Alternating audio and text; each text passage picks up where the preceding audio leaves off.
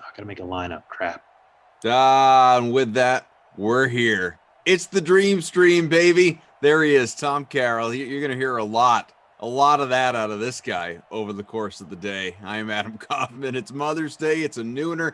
Happy Mother's Day to all the moms out there who may or may not be listening. If you are, obviously, we appreciate you spending some of your day with us. If you're not, we're thinking of you. And for anyone that is out there who is not a mom, and this is really, well, anybody, actually. I was going to direct it towards certain people, like certain demographics of people. None of that applies because everyone's got a mom or at least had one at one point or in time. So we wish your moms a special day from all of us. How are you, TC? You know, this is why Mother's Day is important, because I need a mom to get me getting my lineups in on time. You need some reminders. I clearly just messed up. I didn't even get a lineup in for this one. So we're off to a great start here, folks. I got 4 Sims today. Morning? Getting my Wi-Fi fixed. You know, maybe I need a mom to get my Wi-Fi working too. I just spend all this money on a new router, and I don't even know what's going on. My Wi-Fi has gotten worse since I've gotten a new router that was more expensive. So I don't know what's happening. Well, look. I need my mommy right now. I need Glass to show up just to call me daddy, just to really, complete the whole picture. It's the nooner, it's Mother's Day, and it's the name of the contest here. 128 of you, unlike Freeze Pops, did get your lineups in, and we greatly appreciate it. He probably would have beaten me today because I got to tell you, I just don't like my lineup. I don't like it. I don't like the look of it. I don't trust it. I don't think it's going to perform well. Here's what I have. I guess I was feeling the chalk. I honestly thought that Mitch Trubisky was going to be more popular in the captain spot. So I went with, a guy I also knew was going to be captain, material, but I didn't know that he was going to be even more popular and considerably so than Trubisky. And that is Eric Ebron. Eric Ebron is my captain. 32% of people felt the same way. He is 71% owned. Big numbers out of Ebron. Double E, if you will.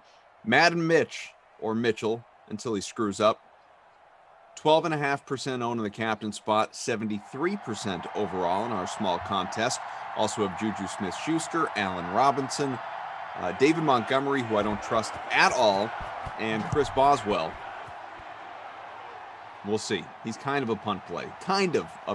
Not in a traditional sense where, you're looking for someone to come in and vulture, but only 13% owned. Your top owned players in a larger contest, though, it's Trubisky, it's Roethlisberger, it's Juju, Ebron, and Robinson in that order. And just as we say it, Ben Roethlisberger completes his first pass for 15 into the hands of Juju Smith-Schuster out to the 42. This right here is sim number 3 in a row for me, but that spans multiple days. I was here for 8 and 10 last night. What Freeze Pops is about to endure, what he has just begun, I'm not sure it's ever happened in Simland, to be perfectly honest with you. In the year plus that we have been doing these, I don't know that anyone has ever done 4 consecutive sims on the same day. 4 in a row? Sure, a bunch of us have been there. Maybe 2 at night, maybe 2 the next day. 4 in the same day? That's happened. Maybe too early, maybe too late, little break in between. But 4 straight Madden Sims. Boy, you guys are going to be tired of this guy come I don't know, 4:30 this afternoon Eastern time. 12:30 Eastern? Yeah, in 25 minutes. It's all downhill from here. Making history, holiday, baby. No less. Respect, baby. Yeah, look, I'm just trying to allow my teammates to hang out with their moms on this special day. I'm out here in St. Louis. My mom is in Rhode Island. My mother-in-law is working. My future mother-in-law, I should say. So, and she's out here in St. Louis. So, you know what? I figured give the team a break. Let them do their thing. I'm here. I can carry the load. I can tote the rock. You're going to do great. Trying to do it, man. And I hope so. You got a variety of partners as well. So it's not like, if you were with the same person for all 4, it would probably get redundant in a hurry for not just for the people, but probably for you guys. There'd be a lot of overlap, For sure. a lot of kind of resetting the conversation. But you got me for one, you got Moose for a couple. He's evidently, I don't know if he has a puppy or he's getting a puppy, but he's looking for name suggestions. I would go with Okay. Moose personally. I don't know if it's going to be a boy or a girl, but I'd still go with Moose. And you got Rossi on the to take you home. So which is really, he's a really good person, I think, to close out 4 straight Sims, because Big time. that even if you're kind of dragging, you're kind of feeling it, the energy on his part is going to be there, and that's going to be enough to lift you right back up. 100%. I had him yesterday in the late slot for 3 in a row for me. Oh wow. And he brought the energy. He's exactly what I needed. And then, I mean, if you have no plans whatsoever tonight for your Mother's Day evening, how about a little Brendan Glasheen, Matt Lamarca, prime time in Madden After Dark? How about that duo? Where's Kyle? Fantastic. And Kyle's mom, Suzanne. You guys can hang out with Glash. A little Madden After Dark tonight. Unbelievable. Happy belated birthday to Kyle's mom, and happy Mother's Day to Kyle's mom. She was in the chat just yesterday, as a matter of fact. Wow. Big sack here by Chicago. Kicking Club says, I did forget to check who was hosting. If I knew Koff was here, I'd have rostered Connor. It's true, and I should really follow some of that same logic. James Conner just tends to perform when I'm doing Steelers Sims. We'll see. We'll see if it happens. You got to love trends like that. I'm a big believer. No correlation, my bottom. Come on. It's just a damn Koff man says, wow, I'm never here for the first game. First day of vacation. Well, here you are. Guess, LOL. Also adds, you'd think with that huge head of yours, Tommy, there'd be a spot for a reminder alarm in the contest. It's a great point. I don't know. I don't know what happened. I don't know what happened. I got caught up. I was talking to the fellas here on Slack, in the Zoom. I was all flustered because of my Wi-Fi. And then you popped in. We were chatting. Yeah. And I just lost track of time. I don't know what happened. How do you feel about this from Darth Gator in the chat? Says Rossi is the glue guy, a Lou Williams, Pat Bev type, if you will, maybe even the Birdman. You look at Rossi as a glue guy? You know what? I do. I think he's a good. I think he's a good locker room guy. I don't know that those are good NBA comps. I think he's more of like a Brian Scalabrine. Oh, I think I'd rather Pat Bev or Lou Will if I were. Yeah, I agree with you, but I'm just telling you, I feel like you're in the 6th man of the year conversation. You're not like last guy off the bench. There's a reason why I made the Brian Scalabrine comp here. I do not think he would appreciate that comp at all. I think you guys I'm just joshing with you. 6 o'clock, whatever it is. No, it works. It works. He's a glue guy, no doubt. I guess it all depends. It depends on I don't know about the NBA comp. I'd have to think about that because I don't view Lou Williams as a glue guy.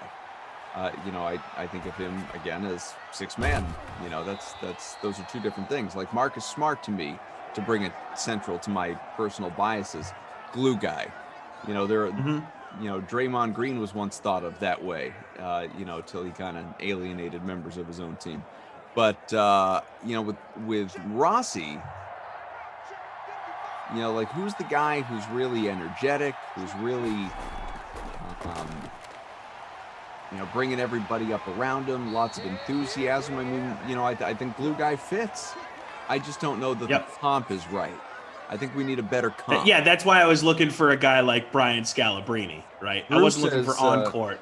Drew, our technical director, says Jared Dudley. That might be a really good pick. That could be a really good one. Yeah. We should think more about that. I'm really trying to think of this one. I wonder what pops up if you Google, and I'm about to do it, best glue guys in NBA. Because someone's written an article.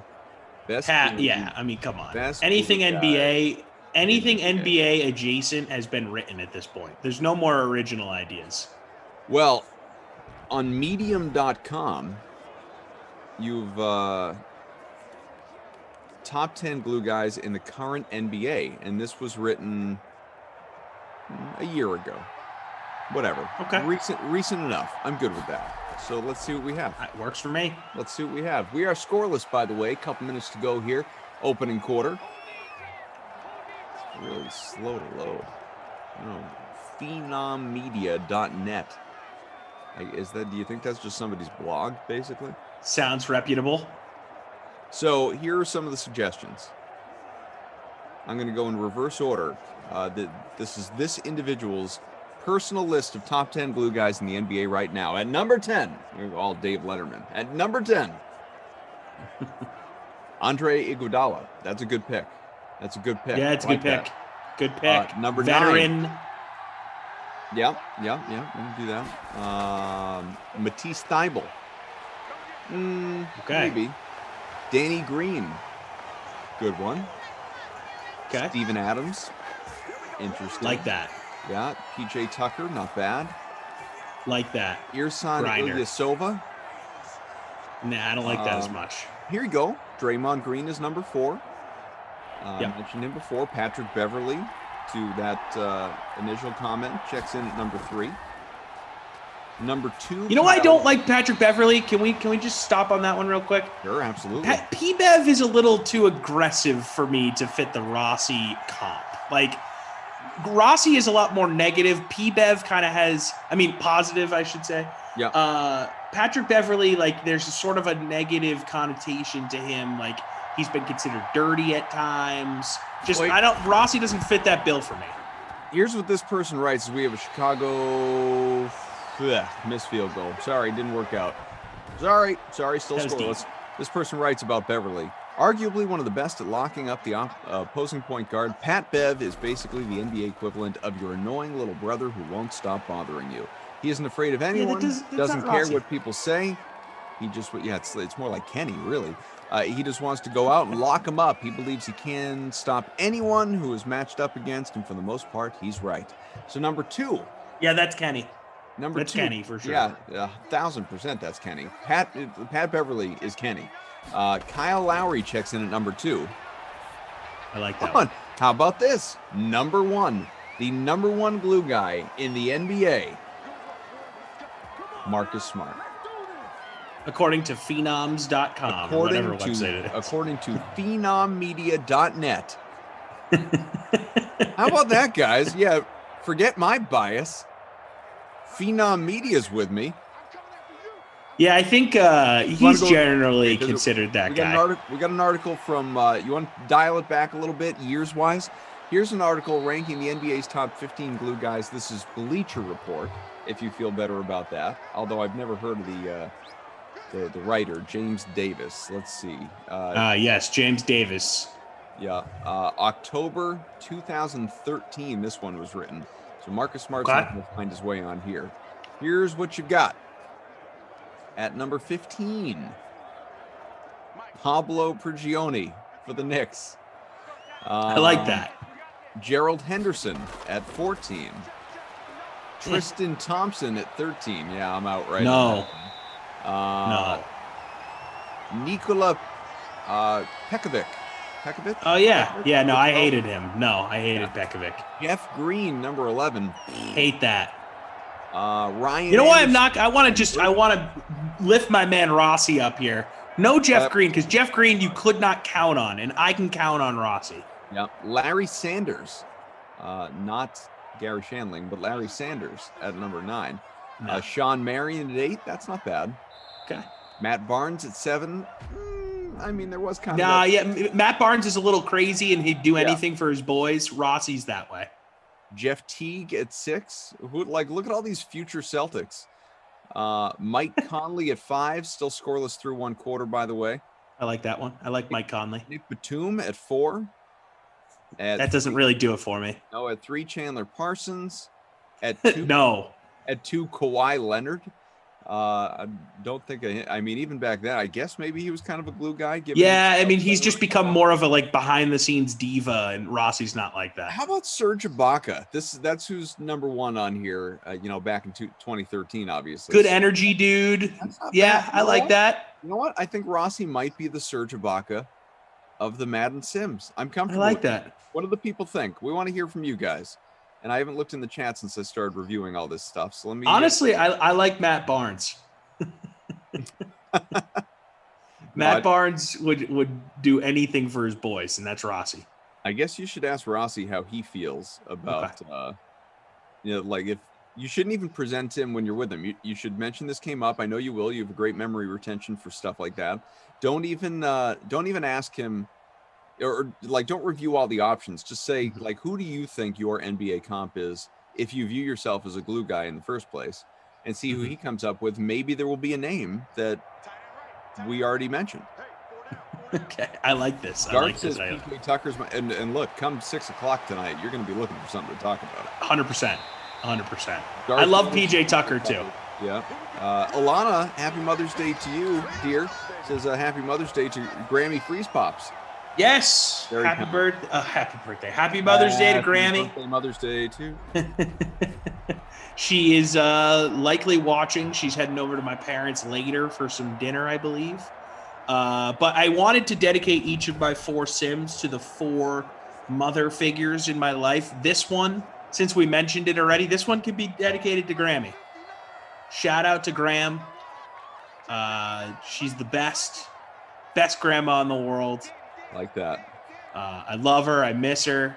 And I can't wait to see her at some point later this summer when I am back east for some weddings. Definitely going to spend some quality time with Graham.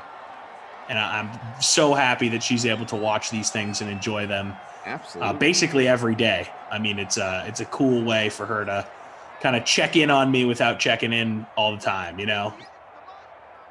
Well, to paraphrase Rob Van Winkle, Vanilla Ice, word to your Grammy. James Conner almost got himself a touchdown right there. She's going to text you and say, what does that mean? Word to me. No, I don't think she is, because I think when she hits the YouTube link for these, I think she just doesn't want to touch her phone because she's going to, like, she's not switching between apps here, Geoff. No, when she's on YouTube until she's done being on YouTube. No, I get it. So she's not checking in until about 8 o'clock tonight. Right. About 8 more hours. She's watching all the between the stream, Sims content and everything. I think I do. I think she just leaves it on. It's another handoff. No, faked Roethlisberger. Oh, nope. You should have, because you lost 9 on the sack, and now we're going to get ourselves a Boswell field goal coming up. Jordan Warren, happy Mother's Day to all the moms and to all of your moms, and thank you for that. What else do we have? Tom Cruise on YouTube saying Rossi is the Bilbo Baggins of the NBA. Brian says Glash is more of a meta world peace guy. Could go AWOL and get suspended at any given moment. Yeah, I like that. Yeah, chaotic energy for sure out of Glash. Whoa, I liken myself to a Glenn Big Baby Davis. Sure. I might even that was always my high school basketball comp. They all said I played like Big Baby. DFS Queenie, Rossi could work with any other talking head and make them better, and I can't say that for the rest of you. Wow. In your eye, bro. Apparently. I don't know. I think Bry Guy and I have something here, guys. I think we had a nice little twofer yesterday. Yeah, it was. We had a good time. I can't say the people were talking. I support it. The people were talking. That's all I'll say. Now, so DFS Queenie, here's where I will take exception to what you said. Maybe it's my narcissism, but I do think that I can thrive with anyone that I work with, and that I can make those around me better. But I will not disagree with your next comment, which is, in a room full of all the DK commentators, no one would not like Rossi, and I can't say that for the rest of you. That's true. I could see people not liking me. I mean, that happens. That definitely happens. Happens in the chat. Not every member of our team probably likes me. It's happening right here on Zoom. I heard Andrew hates cough. Yeah, I mean we're just fighting through it. We're doing our best, trying not to make it awkward. Yeah, it's a secret battle that we don't talk about, but it's there. Yeah, you can cut it with a knife. I mean, Joe and Ops wants no part of this. Hates cough. Ugh, God. Hates him. When is it gonna end? Some people have been asking in the chat. I see you asking about the last-minute NBA contest for tonight, which, of course, that locks in about 7 hours. You know what, guys? It's Mother's Day. I think I'm going to take a night off. So I'll get back at it tomorrow. Maybe I'll make a contest. Is this the first time you haven't played? It's been a while. Is this the first time you haven't played in a long time? It's been a bit. It has been a bit. I did one night off fairly recently. Before that, I think I played every day of the season. I still think I'm going to play. I just don't think I'm going to play Classic. The Celtics play at 1 this afternoon while we're still on here. I'm assuming we'll still be on come 1 anyway, 40 minutes from now. Maybe I'll make a quick little showdown contest for the Celtics game this afternoon. Maybe I'll do something like that. But Classic, I'm taking the night off. So I'm not ducking you, not avoiding you. I'm sure Lamarca's going to send me a text a little later chirping me, what, you don't want the smoke? No, I'm just not playing. Hey, sometimes you got to take the day off. Mother's Day feels like a proper time to do so. Yeah. Shout out to the moms. I mean, I got to think my wife might appreciate it. Maybe. I think she does. We'll see. Executive Session says, I wish I could really sell this in reading it, but I'll do my best. Ever since Glash came off vacation, aka suspension, he'd been hella gangsta. He's had a bug up his behind. Yeah, I don't know what's wrong with that. I don't know what's wrong with that dude. I don't know what's wrong with that dude. Yeah, he's really, he's going out. He's just splurging. He's buying new whips. Yeah, he's got the new whip in hand. Feeling good about himself. Letting it fly. Dreaming of the future in the Fast and Furious movies. Tom Cruise says it's lonely at the top, Cough. I'm in first place on a couple of poop emoji lists. Well said. Happens. Well said. You can't be liked by everybody. It's just true. Oh, you would ask me, I think it was you. You would ask me about Robert Williams the other day and how concerning that was regarding the Celtics and playoff future and all that. Just to spin it back to what we were just talking about, Celtics have announced that Robert Williams is available to play today against the Heat. Okay. And it looked like he was going to miss at least a week, if not longer. So just some little FYI for you guys. That is important. If you're looking at the Eastern Conference playoff picture right now, that is crucial.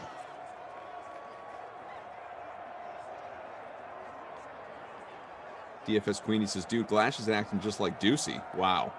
Whoa, that's mean. DFS Queenie's coming in real hot today. She is coming in real hot. She's come at really at all of us, not just me, at all of us. And now, like Mo is saying, now why are you disrespecting Glash like that to DFS Queenie? Specifically at DFS Queenie asking that question. Death Pause says Glash 4.0, better, faster, and stronger. 4.0, huh? Yeah, I mean, I missed the other versions. Yeah, I guess 1 was just the original Glash. Maybe 2 was after he shaved his eyebrows. What was Glash 3.0? Maybe when he started getting into character as opposed to just playing like dress up, it was like really, I'm Matt Patricia, I'm Andy Reid, I'm Bill Belichick, I'm Cam Newton, I'm that guy that Skip Perkins dude. Oh, I hate Skip Perkins. Yeah. Oh, the worst. And now, and like maybe the TikToks and all that could be part of phase 3. Oh yeah, TikTok Glash. Now maybe phase 4 is the I hate everything. I hate anything Koff. Scorched earth. I'm scorched earth. I hate Aaron Rodgers. I hate, Mac Jones. I hate anyone who thinks the Patriots are going to be good. Hates Jason Tatum. Hates Jason Tatum. Thinks the Celtics stink. This is what we got. Rossi, by the way, is in the chat. Rossi, I'm so happy you're here. Rossi, if you're still listening, shout out to Koff for the pickup the other day. Thanks again, dude. Happy Mother's Day to all the moms out there. Rossi, again, it was my pleasure. It was an honor. And honestly, while I wish you could have been there with me, it was kind of fun to do a solo sim after talking so much about it to actually be able to execute it. Yeah. Kind of a good time. I'm glad. Timing was perfect. Timing couldn't have been better. I'm glad you're here, not, just for your kind words, but because if you're not doing anything, might I recommend you go back and listen to the first quarter and a half of this sim, because we talked a lot about you. And just, you could blow through it pretty quickly. Like in real time, it would take you about 25 minutes. Do it at double speed. Do it in a dozen. Do it in about 12 minutes. And I think you'll enjoy it. I think it was entertaining. The chat was very involved, and would love your thoughts later on when you are with Freeze Pops during the 6 o'clock sim. Do it. Do it. So just rewind. Don't even worry about what's happening right now. Just rewind. Yeah, because not a lot's happening. No. In case you were wondering. Oof. PEDs. He's going to the top. Jordan points out, don't forget about Skip's brother Chip. Oh, God. Executive also stinks. Executive sessions, and it's sort of like it's a compliment. Trapped in a I don't know what's that expression is. Oh, is he gonna get there? Yeah, touchdown, corner of the end zone. Anthony Miller, Chicago takes the lead. First touchdown of this game with a buck to go.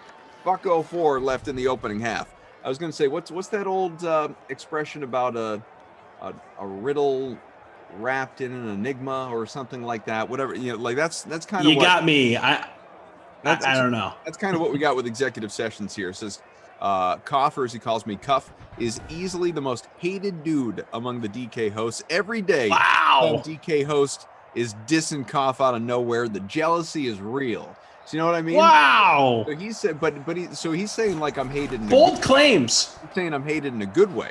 I'm hated in the way that I'd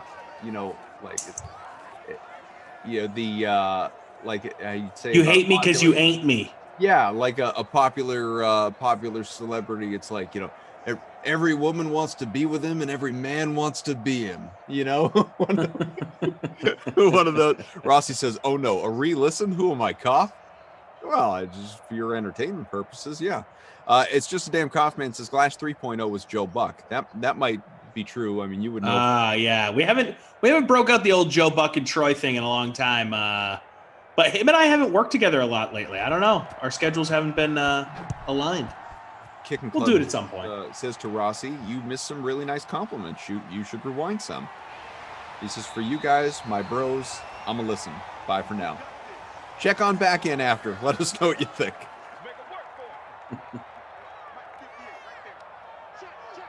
Litzau says, Rossi Sims better than Koff Sims. My favorite is Ducey games, less clock runoff. That I find interesting. Not like prefer who you want to prefer. I don't care about that. That anyone believes that like there's some correlation between the sim and who's calling it. Like the settings are different for games that I do versus like, oh, but you got the accelerated clock, when Ducey's doing the game, but you don't have it when Koff. Like, no, we're all doing the exact same stuff here, guys. You can have your favorite announcers. I don't care about that. The settings are the same across the board. They are universal. Mm-hmm. Yep, there's no correlation there. But I kind of like it. I kind of like that people think there is. Gives it a little spice. A little spice. It's like how there's people out there that think the NBA lottery is rigged. Right. You just got to keep those conspiracy theories alive. But isn't it? The envelope was frozen.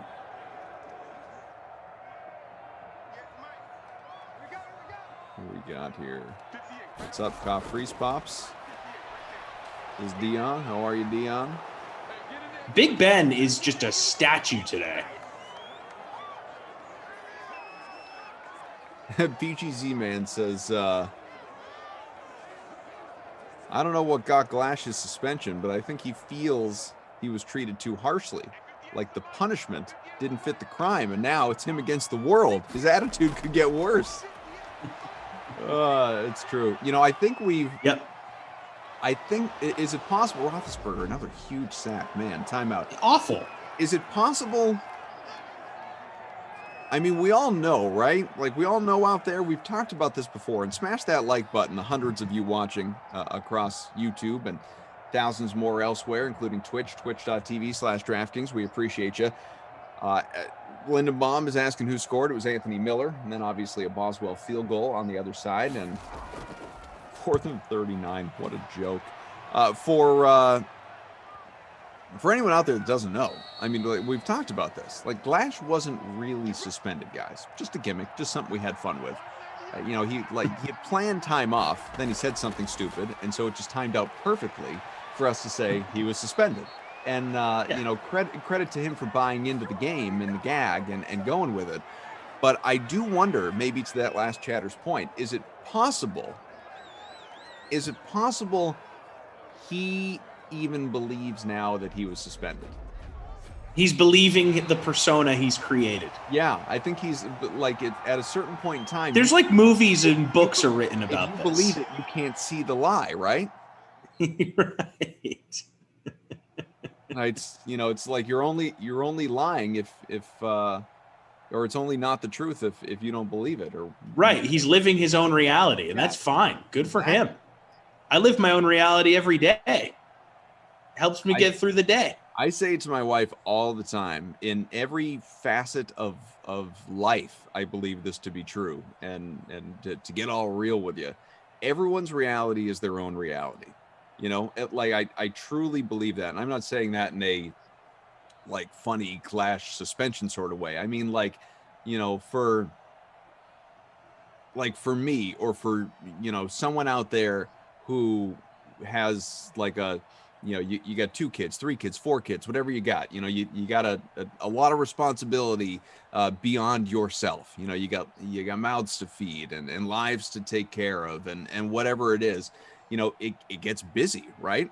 I'm not saying like your world is more important than somebody else's world or anything like that. That's not what I'm getting at. I'm saying you're busy. Your perception changes with whatever your reality is. Like, I am incredibly busy right now, but guess what?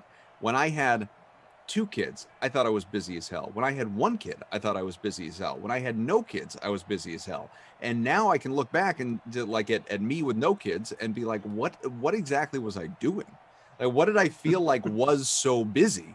You know, where was my time going that I don't have now? What was I doing? Was I just watching more movies and was like, man, I'm slammed today. I gotta watch these 3 movies that I rented, you know, what am I going to get to?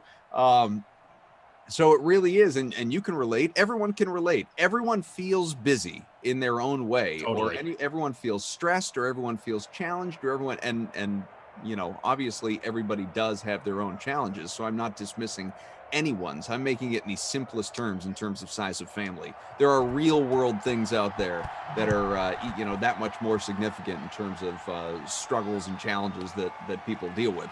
I am boiling it down to something very universal, obviously, in terms of something like family size. We all everyone lives in their own reality. And it's like, when, you know, you can get kind of, I'll get there, like I'll be just whatever. I'll have so much going on, so much on my plate. And then I'll hear from a buddy of mine who's single with no kids and be like, oh, I got X, Y, and Z. It's like, bro, I can't right now. Like, I don't even have time for this conversation, little, you know, but everyone's reality is their own reality. Right. Yeah. Look, there's 3 versions of every story: yours, mine, and the truth. You know, it's like, there you go. That's how it works. Alana says, wanted to give a quick shout out to I wanted to give a quick shout out to George Iron in the chat here. He says, thank you guys so much for doing these games every day.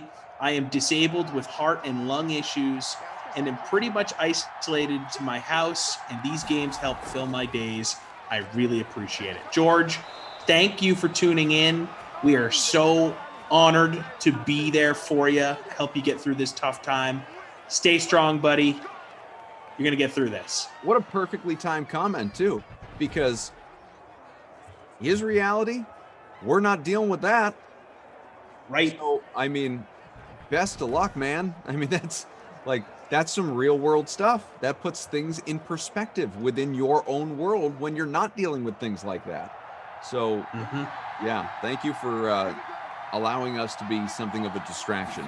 And it's true, you know, for everyone. We've said it I don't know how many times during this pandemic. It's been a weird, strange, in many ways challenging last year plus, and maybe that's challenging for some of you health-wise, maybe it's mentally, you know, anxieties, depression, loneliness, whatever it may be, or, you know, maybe it's just a break from the norm to, you know, when before sports came back months ago, maybe it was just, man, I need something with an athletic feel to it to be part of my day, because I don't have that right now. There's a wide range, obviously, to that spectrum, and we are truly, you know, everything Freeze Pop said, and to add to it, we are just honored to be able to be there and be an outlet and distraction for you.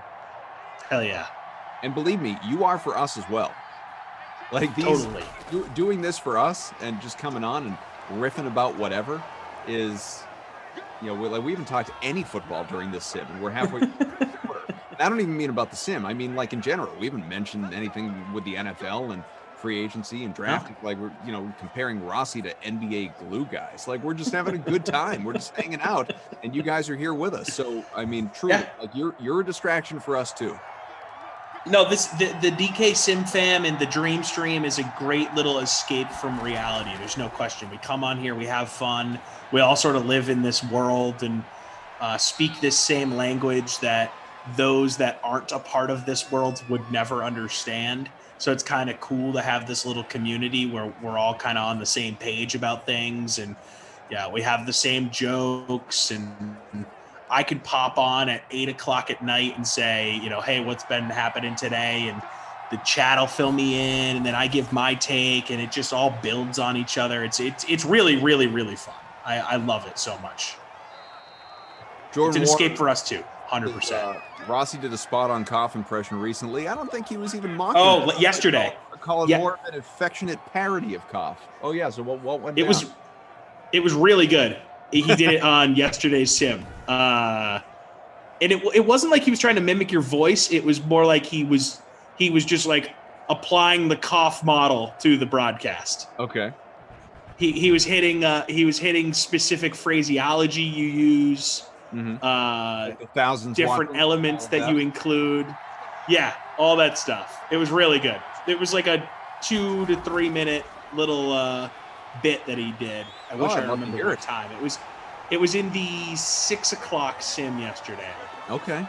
Well, if anyone remembers, so you know, go back and find it. I think it was third quarter. Okay. If anyone remembers ballpark, you know, when during that sim, and third quarter's ballpark enough for me, if that's when it was.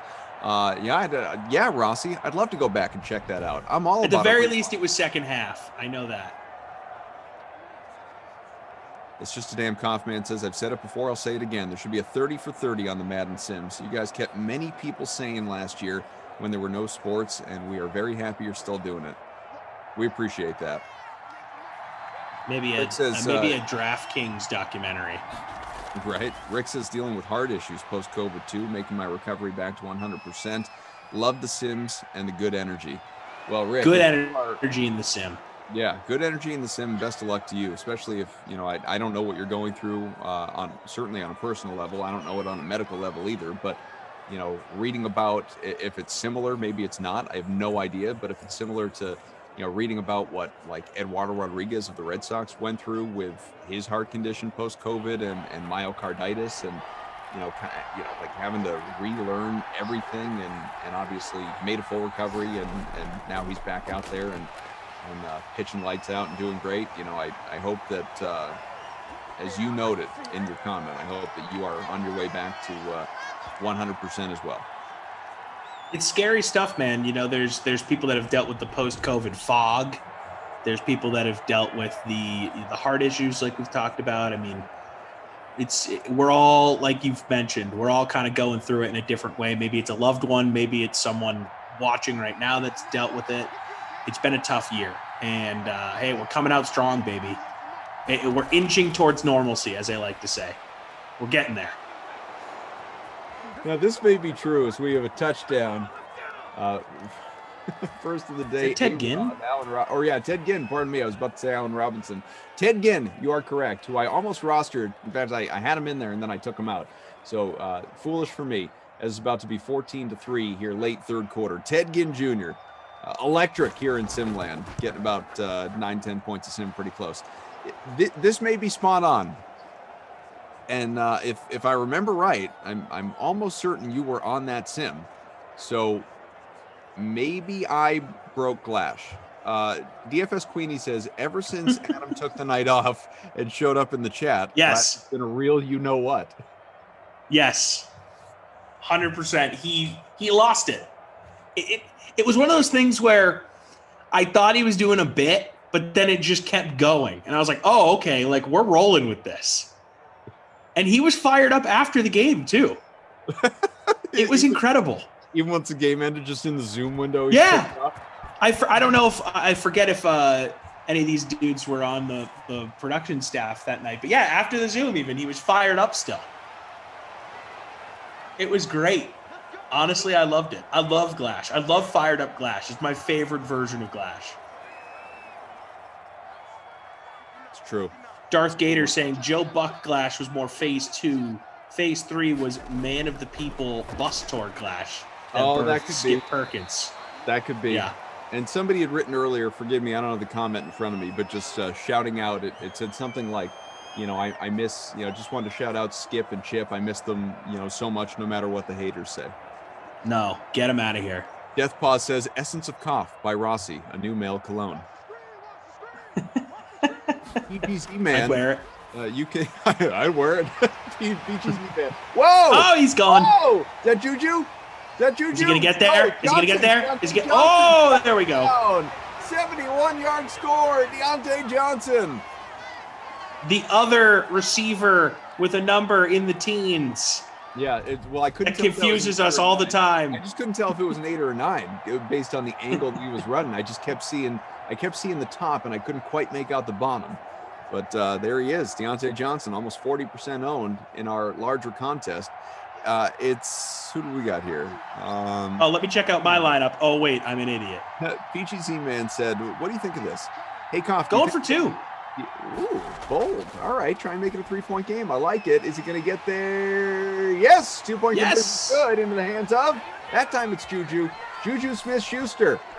2-point conversion. That'll get you some points.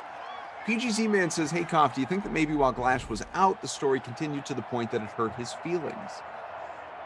Possible. Do you think the suspension started to feel so real for the chat that it felt real for him?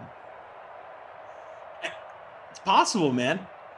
It's also possible that he was legit busy doing other stuff and didn't think about it at all. But hey, I'm just throwing it out there. Maybe we got to get him on for a little third man in or FaceTime therapy sesh. I gotta say, I'm excited to hear about how the third man in stuff with Tara Lynn goes on Monday. Yeah, tomorrow. That'll be a good time. Absolutely. Nooner. Jamal, by the way, says, Koff, love all you guys. Seriously, though, I'm on my annual family vacation with the wife to the kids to Puerto Rico next Thursday. Can't bet on lineups or watch. Well, that's a bummer. But, nevertheless, enjoy the trip. Escape while you can, get away. That'll be a great time for you. Pop on the YouTube and watch us on vacation. Absolutely. Yeah. What the heck are you doing? Just watch, even if you can't make a lineup. I mean, Freeze Pops is here. He didn't have a lineup. He's just hanging out. That's right.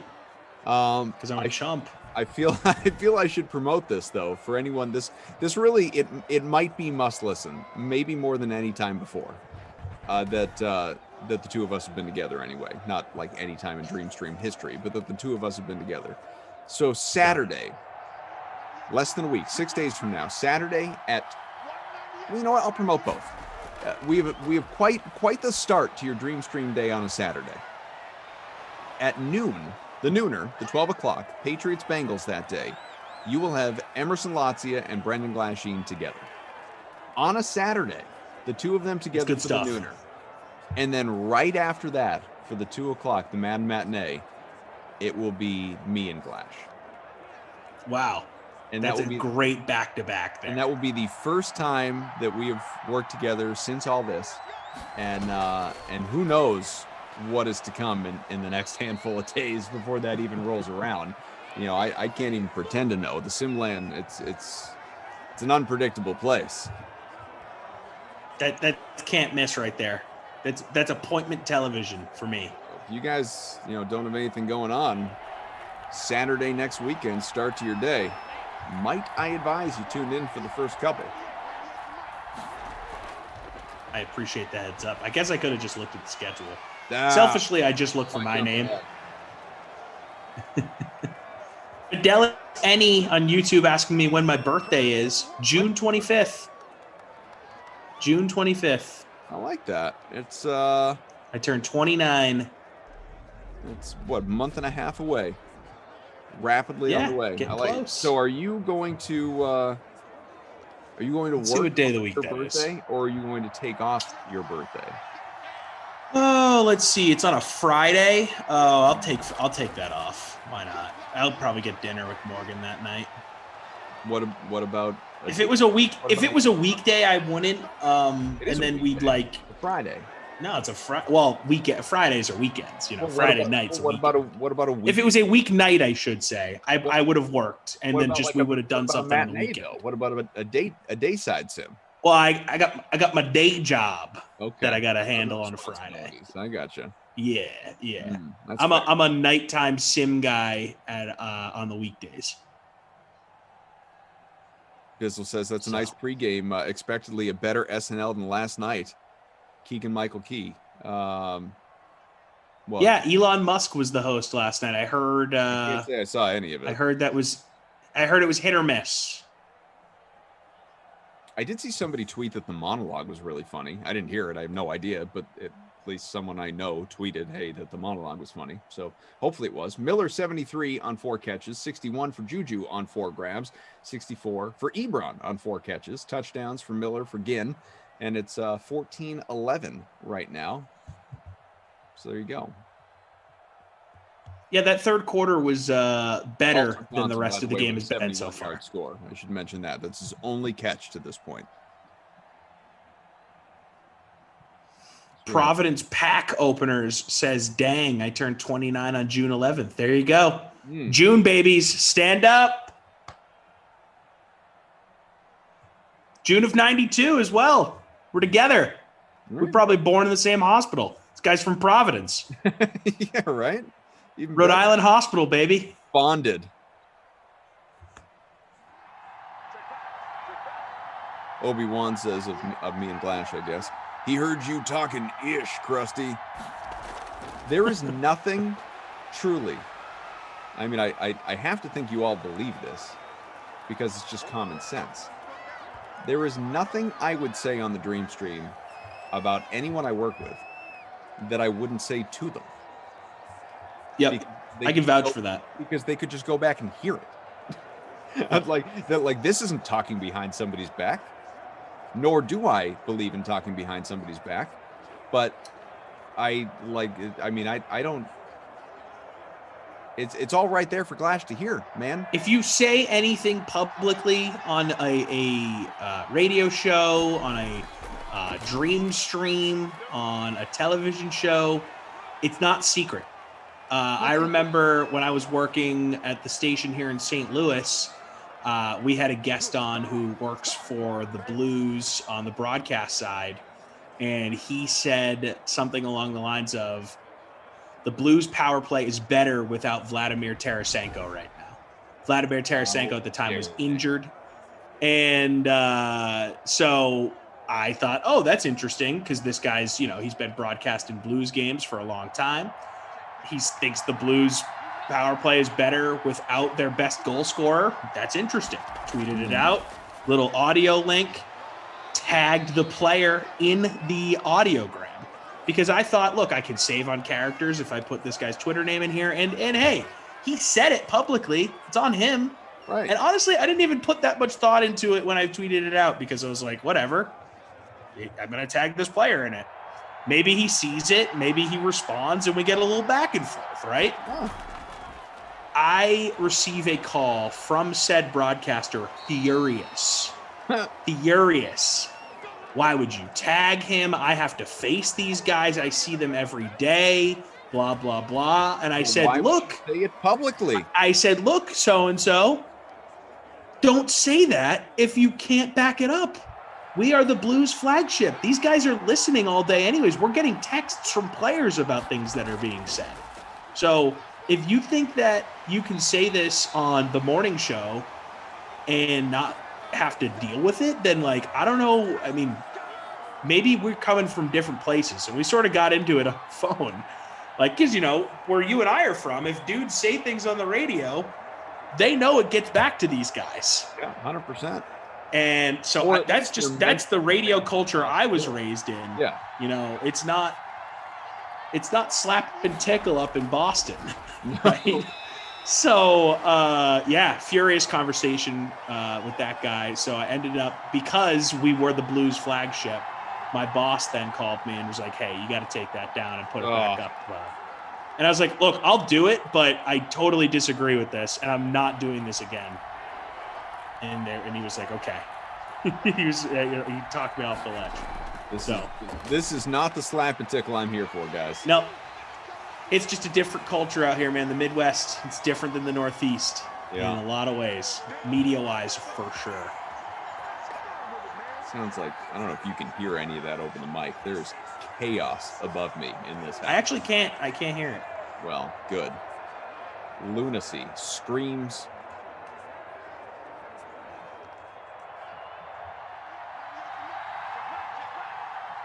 Fourth and inches. Bears are going for it, up by 3. Why not extend your lead to 6? Why not do better? Jimmy Graham, touchdown. Hey, Jimmy Graham. There he is. Sir. Hello. That's a guy that when, he was a star in New Orleans, I was like, man, this guy is going to dominate the league for the next 10 years. Mm-hmm. I'm buying all the Jimmy Graham stock I can get.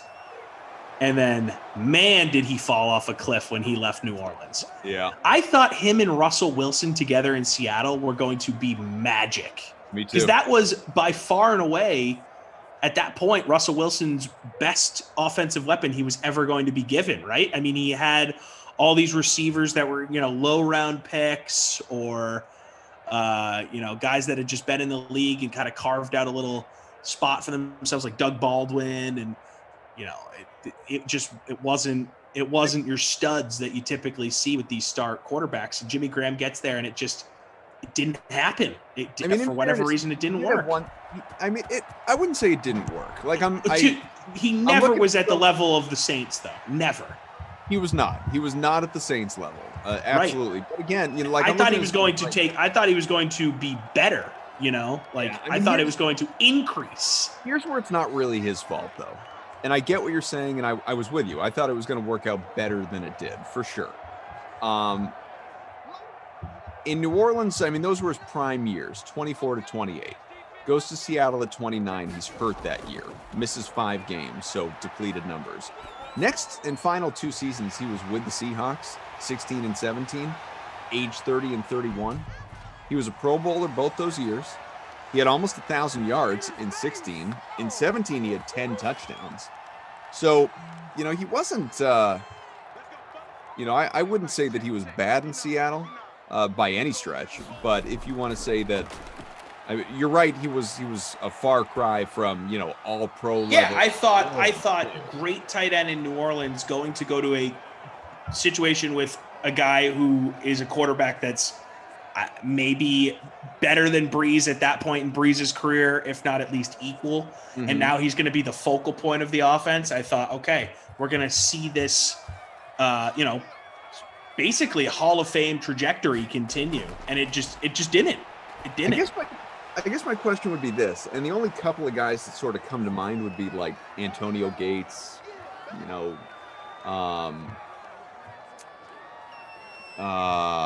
Tony Gonzalez.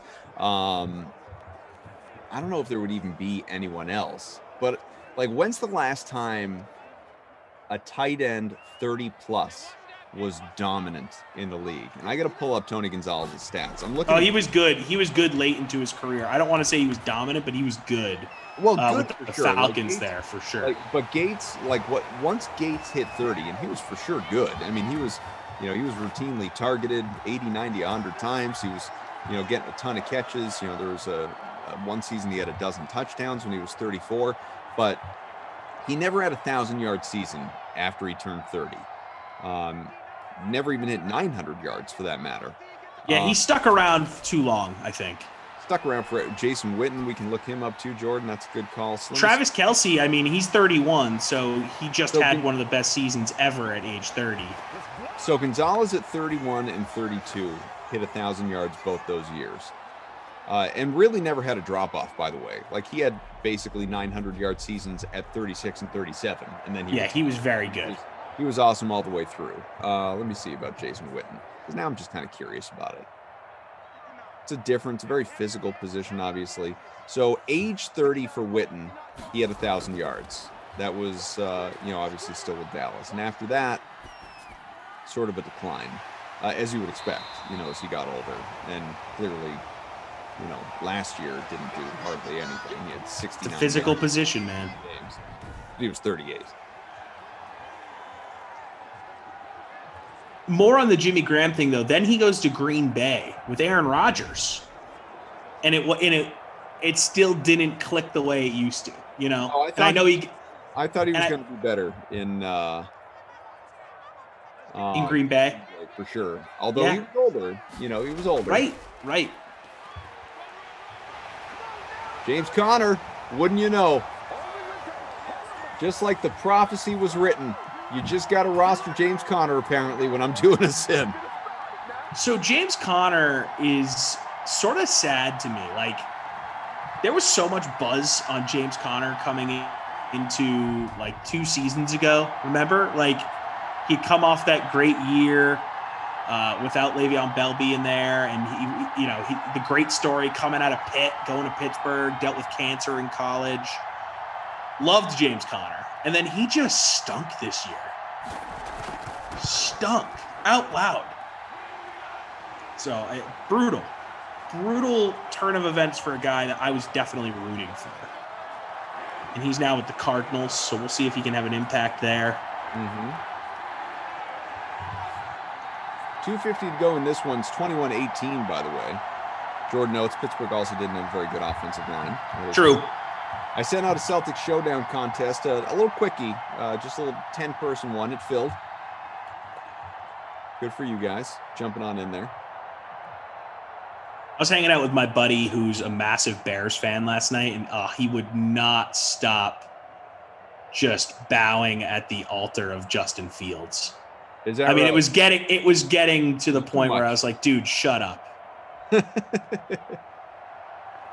I can't. If you're a Bears fan, how could you not just be so excited for Justin Fields? They've never had a guy like this coming in as a rookie, ever. Yeah. Well, I don't know. Like this in terms of his style, his ability, his upside, I agree. Let's not forget, we're only a few years removed from them trading up to get Mitchell Trubisky, though. I mean, there was a lot of Trubisky excitement back when that happened. Okay, well, I'll push back on that a little bit. I remember at the time, I have some Bears fan friends. They were skeptical of the pick at the time because of Deshaun Watson. Mahomes wasn't really the guy that people were focused on that day because Mahomes is has sort of been a surprise, a pleasant revelation from that draft. Watson was the guy that Bears fans were like, I don't know about Trubisky over Watson. Like those questions were already happening draft day. Sure. Remember, Dabo Swinney was saying, can't pass on this guy. It's like passing on Michael Jordan. And then the Chicago team passes on, quote, Michael Jordan. Whoops. That was a bad pick on so many levels. You trade up to get Mitchell Trubisky. Mitchell Trubisky, everybody. it was like, did you watch him at North Carolina? Because I did a couple times, and he wasn't that good. Mitchell Trubisky was supposed to be the starter a year prior and lost the job before the season at North Carolina. We're not talking about Alabama here with Mac Jones losing out, playing time to Tua.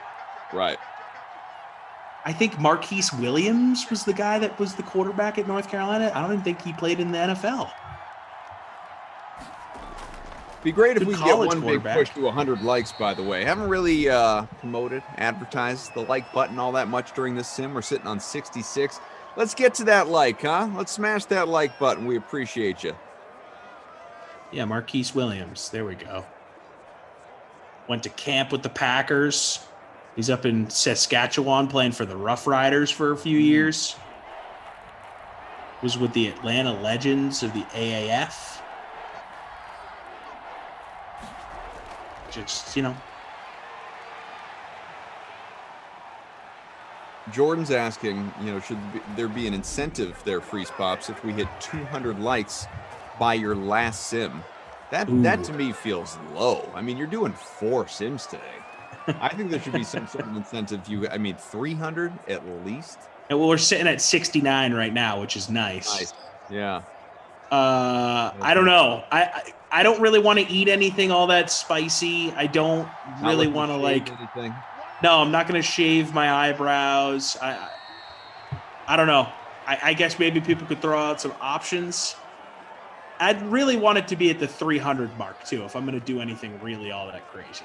I mean, how about you guys get to 300 for Freeze Pops just to thank him for doing 4 straight sims? For the moms, really. And again, let's shout out Grammy. This sim was dedicated to Grammy. Do it for all the moms out there. Hit that like button for your mom. Are you such a terrible individual that you wouldn't hit the like for your own mom? Hit the like for your mom, guys. Oh, that's a guilt trip of another kind. I come by that naturally. Meager 66 saying they're heading back to church for the first time since March of 2020 to sing choir. I get paid to be in it. Happy to be back doing it. Sad to miss the next sim. Have fun singing choir. That sounds like a blast. That sounds like a good time.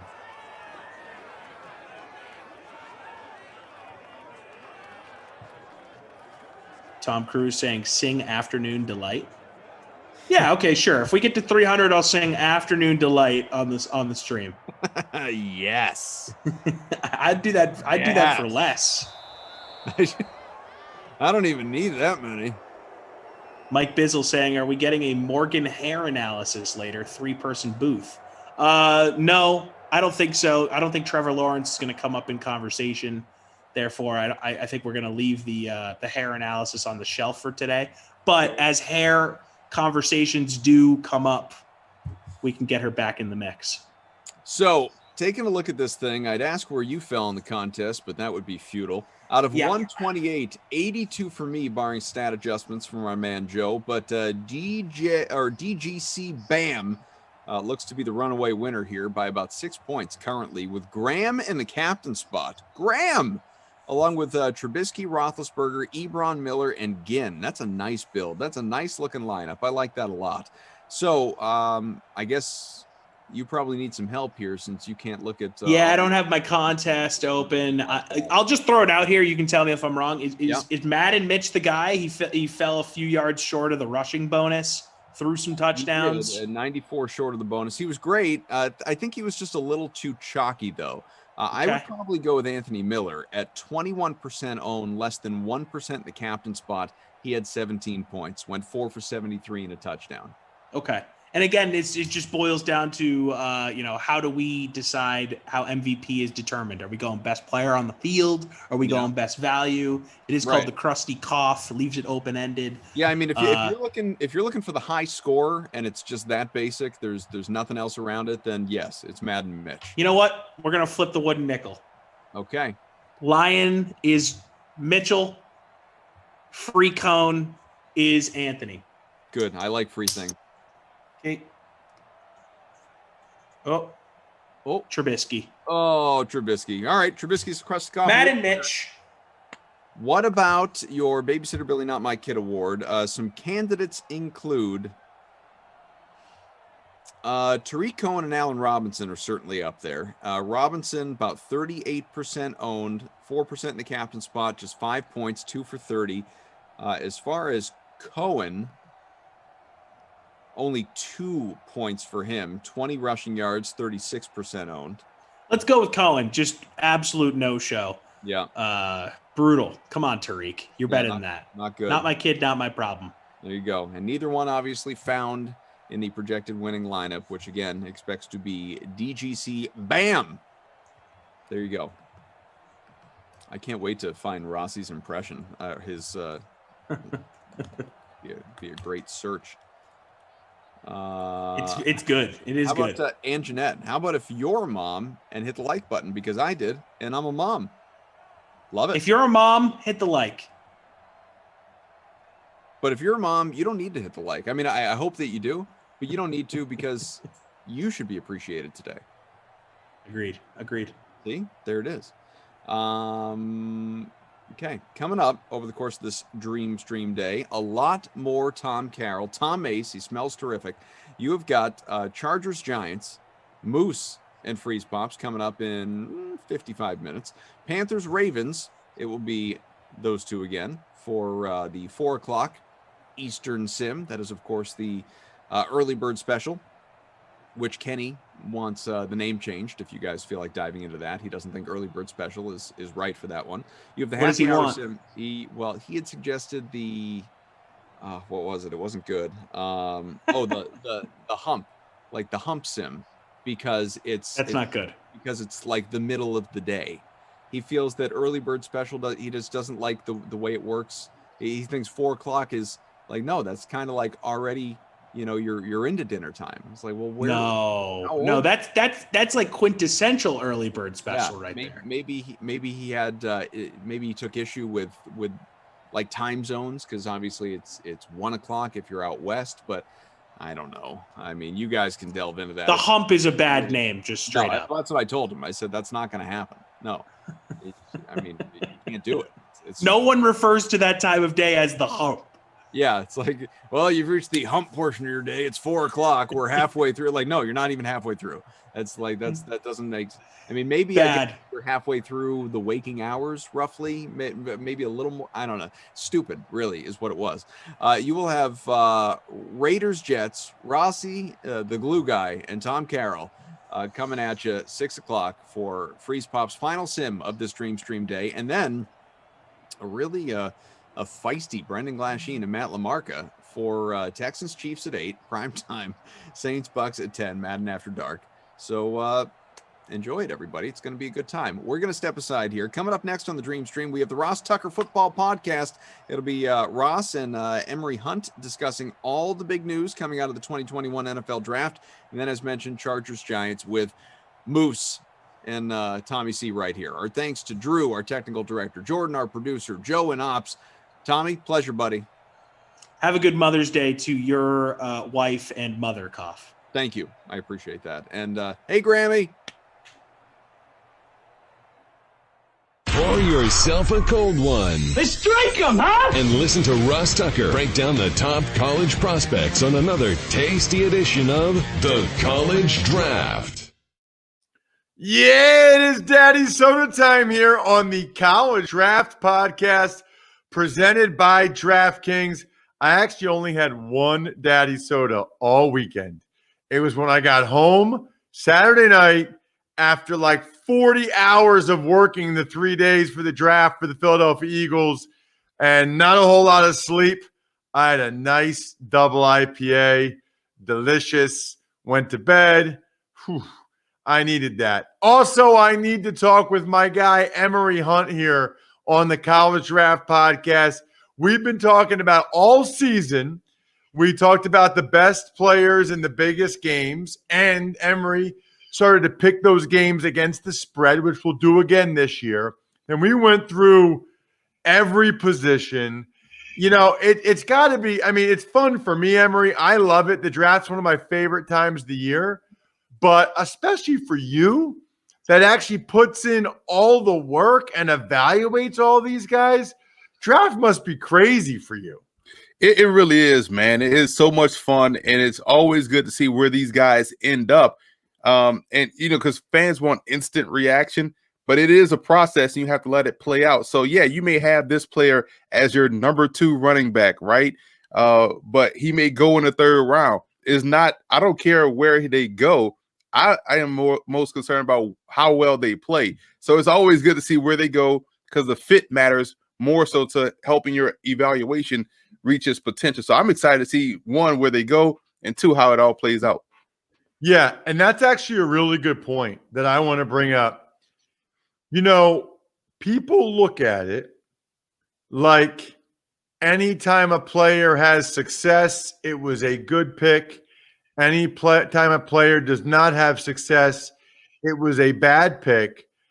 I think that that's unfair to scouts and even draft experts like you. There are so many factors. Like, what team did he go to? How'd they use him? How much patience did they have with him? Who's coaching him? Who's his position coach? Who's ahead of him on the depth chart? And then even stuff we could never possibly know. Like, does he have a bad family life? Did something happen with his girlfriend? There's just so many factors that go into whether or not these guys end up being successful NFL players or not. The one thing that bothers me, I feel like, Emory, is people are so simplistic with it. If the guy ends up, it was a good pick, guy ends up, it was a bad pick, there's other factors there. There could be guys end up having success, and maybe it wasn't a great pick, but it worked out. And there could be guys that end up not working out at all, and it was a great pick, but he got bad coaching, was in a crappy situation. He had something that bad happened on his personal life. He got the money and didn't care anymore. There's just a lot of factors. Way too many factors. And you see it in college football as well. College football is mostly a development issue. And also, it's a college issue, because you get a guy that's 18 coming out of high school, and this is his first time away from home in college, where you are in a whole new world. It's like you're an adult for the first time in a strange new land. So you don't know how this person is going to deal with that aspect of going to class every day and doing a lot of things on their own. In the NFL is like, man, okay, we drafted a guy, and maybe this guy has a developmental plan, and maybe the other guy doesn't have a developmental plan, and they expect him to come in right away, or maybe the coach is on the hot seat, or the GM is on the hot seat, and it kind of stunts the growth of what this guy was picked to do, and therefore it may look like a miss. But no, it's just a situational issue. Rarely it's a talent issue. You never see someone just flame out because they just can't play. It's 9 times out of 10 a developmental issue or a situational issue. By the way, I know I said it, but I'll say it again. That is Emory Hunt at FBall Game Plan on Twitter, Football Game Plan on YouTube. And I will tell you this, I don't think it's the worst idea in the world to get his 2021 draft guide now that you know which of these guys are on your team or your division rivals team, and read about them. I mean, it's worth it for the money. Footballgameplan.com/2021 draft guide. And it's kind of cool to compare Emory's rankings to where the guys went and then see how they end up doing over the years. So encourage you to do that. I do want to mention I had Greg Cosell on today's Ross Tucker Football Podcast because I had to get his thoughts on some of these day 2 quarterback fits, Davis Mills, Kellen Mond, Kyle Trask, and get his thoughts on those guys. So certainly if you're into this stuff, and I know a lot of you are, check out today's Ross Tucker Football Podcast. You can always follow me at Ross Tucker NFL. You can follow all of our shows at Ross Tucker Pod. We are going to go team by team, division by division, starting next week. Because what's the heck the point of putting all this time into the draft and then actually talking about the picks these teams made? So, but we're going to do that next week. Today is just kind of Emory and I just chatting, just shooting the bull with some of our thoughts and takeaways from the NFL draft. Just an open conversation, back and forth. And I guess I'll start with that, Emery. You know, what if I said to you, what'd you think of the draft? By the way, how was it being on set for CBS HQ? It was awesome, man. Like you really have to be on from 11. We were on from 11 to 8 p.m. Every hour on the hour, and just instant reaction. By the last hour, we're doing recaps and grades on, you know, the teams by conference or by division. So it was excellent. You know, and people need to understand about live TV. You understand this, Ross, where, you know, you're dealing with a lot of factors. You're dealing with quick time, concise, you know, analysis, crowd, you know, atmosphere, weather atmosphere. All of that is going on while you're trying to talk normal and give your take. So it was fun. We had a lot of fun. I was able to get rave reviews, so it was kind of cool. I signed some autographs. I don't think those people know who I am, so I just signed something for somebody, and somebody asked me to take pictures with their kids. I was like, hey man, I'm a nobody, but you know, I guess it was the red jacket that they like, you know. You are not a nobody.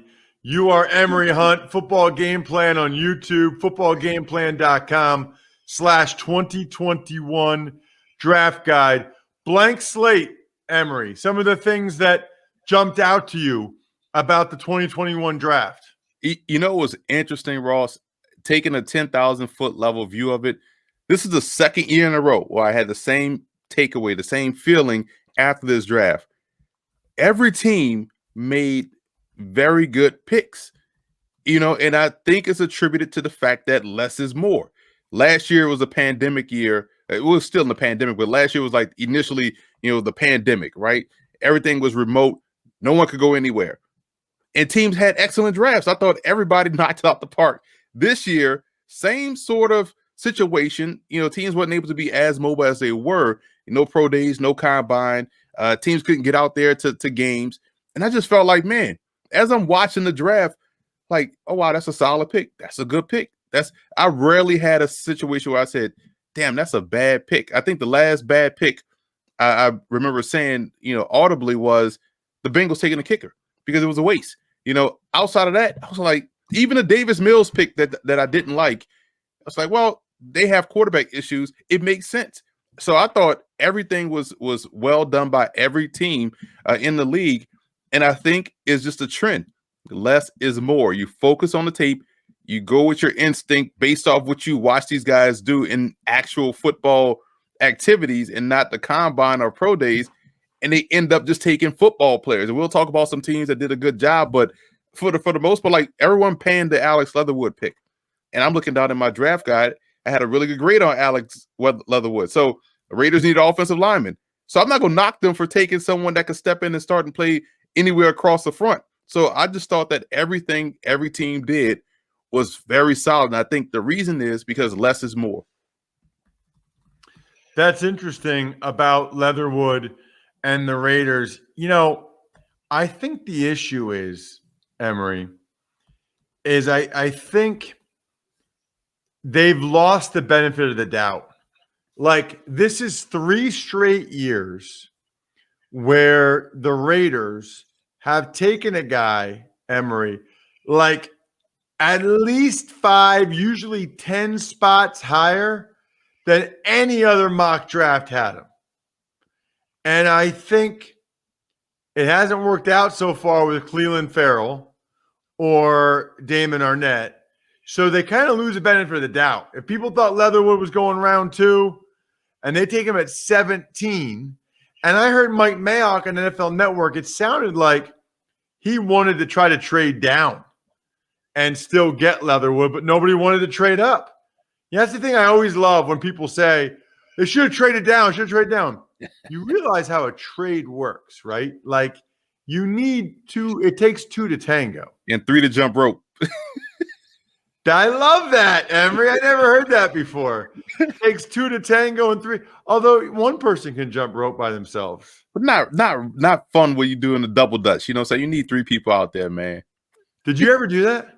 Yeah, growing up in the inner city, you have the girls outside doing double dutch. And how you think we get all this athleticism? No, you jump.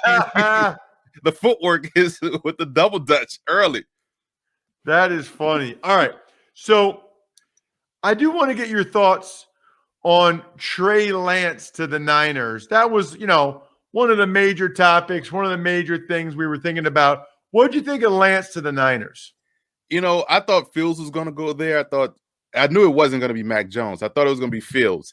But they took Lance.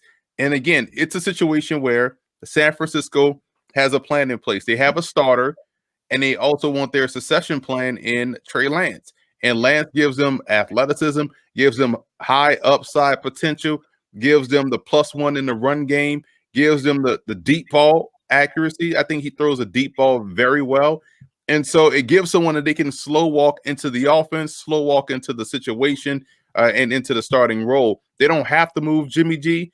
And, that way you throw in a guy that just started 17 games at the FCS level where they didn't throw the football a lot.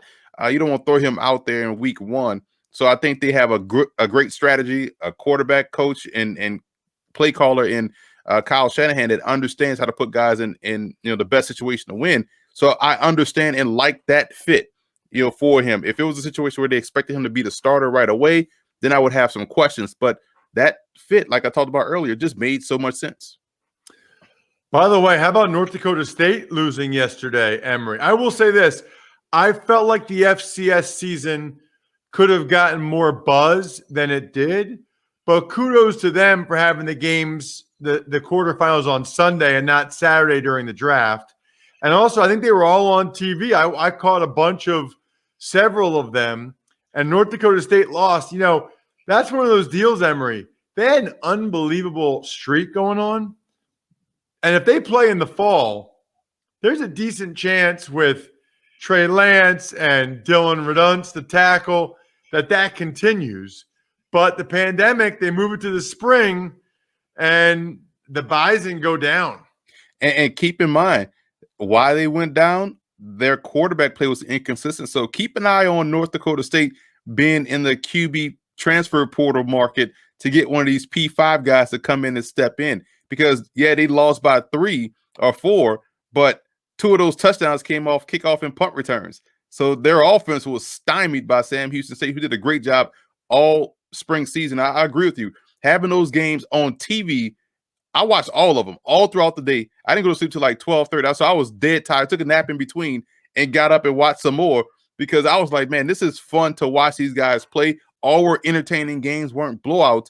So it was just, and again, it gives you a head start on the 2022 draft. Looking at some guys, let's say like Christian Watson, the wide receiver for North Dakota State, tall guy, speedster from Florida, but you got him back there returning punts and kicks, and he's breaking long, plays for touchdowns. Man, that's a guy that's going to be a draft pick. You look at the corner, Zion McCollum for Sam Houston State was locking up wide receivers, making things difficult. He's a long corner with great ball skills and athleticism. He's going to be a draft pick. So it's always about getting that early start of 2022. Yeah, and I'm hoping it's an all-CAA national championship. JMU, Delaware. I know kids on both those teams, both those programs recruited me, so we'll see if they can get it done. Sam Houston and South Dakota State are pretty darn good. You know what's not good? Losing your hair. 2 out of 3 men will experience some form of hair loss by the time they're 35. If you're watching on YouTube, youtube.com/RossTuckerNFL, I'm raising my hand. B, I'll lean forward so you can see my bald spot. But here's the deal. It's been the same way for like 10 years. Ever since I heard about the 2 FDA-approved medications and I've been taking them, it hasn't gotten any worse. It keeps your hair. You can get them both from Keeps, which is the key. Anybody that's already taking the topical solution and the pill in the morning, if you're not using Keeps, like, what are you doing? You don't have to go to the doctor. You don't have to go to the pharmacy. You don't need a prescription. You just do it online. If you're ready to take action and prevent hair loss, go to keeps.com/draft to receive your first month of treatment for free. That's KEEPS.com/draft to get your first month free. Keeps.com/draft. All right. Next question I got for you, Emory. Bengals taking Chase over Sewell. Your thoughts on that one? Here's how or why I had issues with that particular pick, right? All right, let's take it back to last year. They were able to get T. Higgins at the top of the second round. So they kind of played the draft perfectly. You got your quarterback, you got a premier option that fell in T. Higgins. So it worked perfectly. It's almost like you had 2 number 1 picks. This year, they had an opportunity to do the same thing, with the 5th pick and the 36th pick, 37th pick, or whatever they had. So I thought you take, whoever your top offensive lineman was. Well, you had Penei Sewell. I had Christian Darrisaw. Whoever you thought was your number 1 tackle, you take him because right there in the top of the second round, as we saw the draft play out, you can get you a very good receiver. Granted, Jamar Chase is a day 1 plug-and-play stud, but wide receiver wasn't a big need. If anything, you find someone that can, or you trade back into the bottom of the first round and get that receiver that you so coveted if you're worried about someone taking him before you pick in the second round. So I would have played the draft that way. However, in the same breath, taking Jamar Chase was excellent. But where I had issue in the second round, okay, there were some great offensive linemen that was there when they were able to choose, but they traded back a little bit, gamed the draft a little bit, traded back. Some other good offensive linemen went, and then they went ahead and took a guy that, I had as, let's say, a 3rd round type player. That's where I had the issue with the strategy. So if it would have worked out where, let's say, they went ahead and took Chase and took one of the top tier linemen, the Eichenberg or something like that, at the top of round 2, or whoever the top tackle was, the top lineman that went early in the second round, if they did it that way, no issue at all. But the fact that they traded back a little bit and got a guy that, I don't think is going to see the field this year as a starter, that's where I had issues with the strategy, not the player at the top, but more so the strategy that netted them the player in the second round. I agree. My issue, as much as any, was trading down in the second round and getting Jackson Carman. He's a little bit of a project, and they're supposedly going to move him to guard. He's only ever played tackle. I thought they needed to get more of a known commodity along the offensive line. Even if, and I know they like their center, but even if they got like Creed Humphrey to play guard, I didn't love that selection by the Bengals at all. That one, in fact, kind of bothered me. Want to get your thoughts as well, Emery, on, do you think when the Dolphins traded back up from 12 to 6 with the Eagles, and obviously they were at 3, they trade down to 12 with the Niners, then in conjunction with that, they get back up to 6. I don't think they did that with Waddle in mind. I think they did that with Chase or Pitts in mind. I don't believe that. I mean, they gave up next year's first-round pick to get Jalen Waddle, when who knows who could have still been there at 12 for them, or they could have moved up to 10 like the Eagles maybe and taken Devontae Smith. That I didn't love. What's interesting about that, and that's a great point, because it ties into the point I want to make that I've always made when people ask me about the draft, or you can trade back or move down, you can get him at this pick and move. Bro, don't game the draft. The draft never works out how you think it's going to work out. If you have a chance to get a good player, stay pat, get a good player. You know what I'm saying? So if you're at pick 3, you get a chance to pick one of the top 3 of 5,000 players in this draft class. Top 3. You got the 3rd choice of your pick. Stay there, take somebody great. You could have gotten Kyle Pitts. You could have gotten Jamar Chase. You could have gotten even more of a king's ransom had you held on to that 3rd spot until draft night, right? You would have had all sorts of suitors. Desperation is a stinky cologne, and people would have been given all kind of first-round picks to get to pick 3 on draft night, right? So that's why you don't game the draft. You can take who you want, when you want, and live with the consequences. They could have had Chase or Pitts if they wanted to at 3. Could have had one or the other at 6. So that's the thing. You don't game the draft. The draft will always win. It's like the house always wins. in Vegas. So that's why you don't gamble. But you will also put some shekels on our against the spread pick. So don't listen to what I just said, but always trust us when we talk about against the spread. But we were doing that. College football be here before you know it.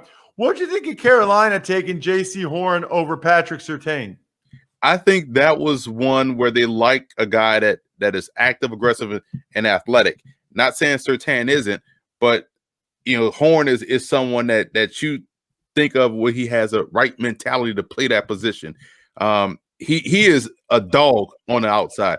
Surtain is solid. He's good. He's steady. He's excellent. But someone like Horn, I think, provides that mindset mentality. That's just one of a bevy of great picks by Carolina. I thought they had a fantastic draft, just getting football players, guys that were good in college, that 9 times 10 will be good in the pros, and they kind of fit in.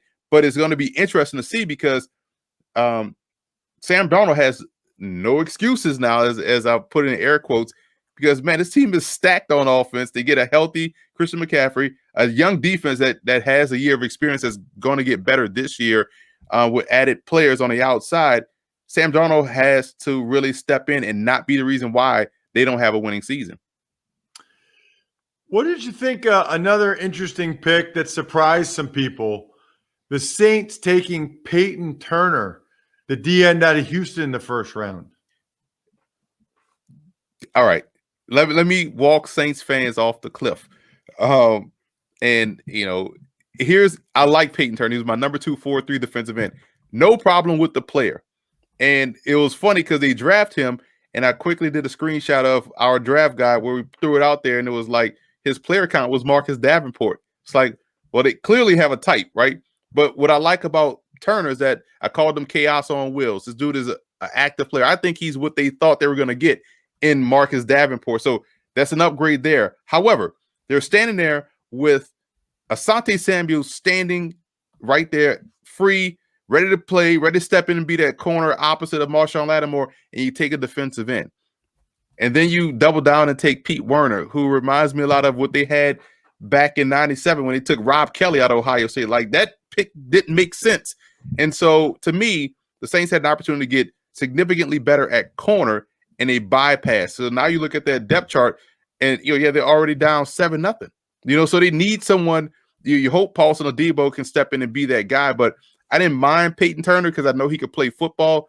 But him over Asante Samuel Jr., I probably would have chosen a corner because that's more of a glaring hole right now in that secondary, more so than someone like Peyton Turner, because you got depth there.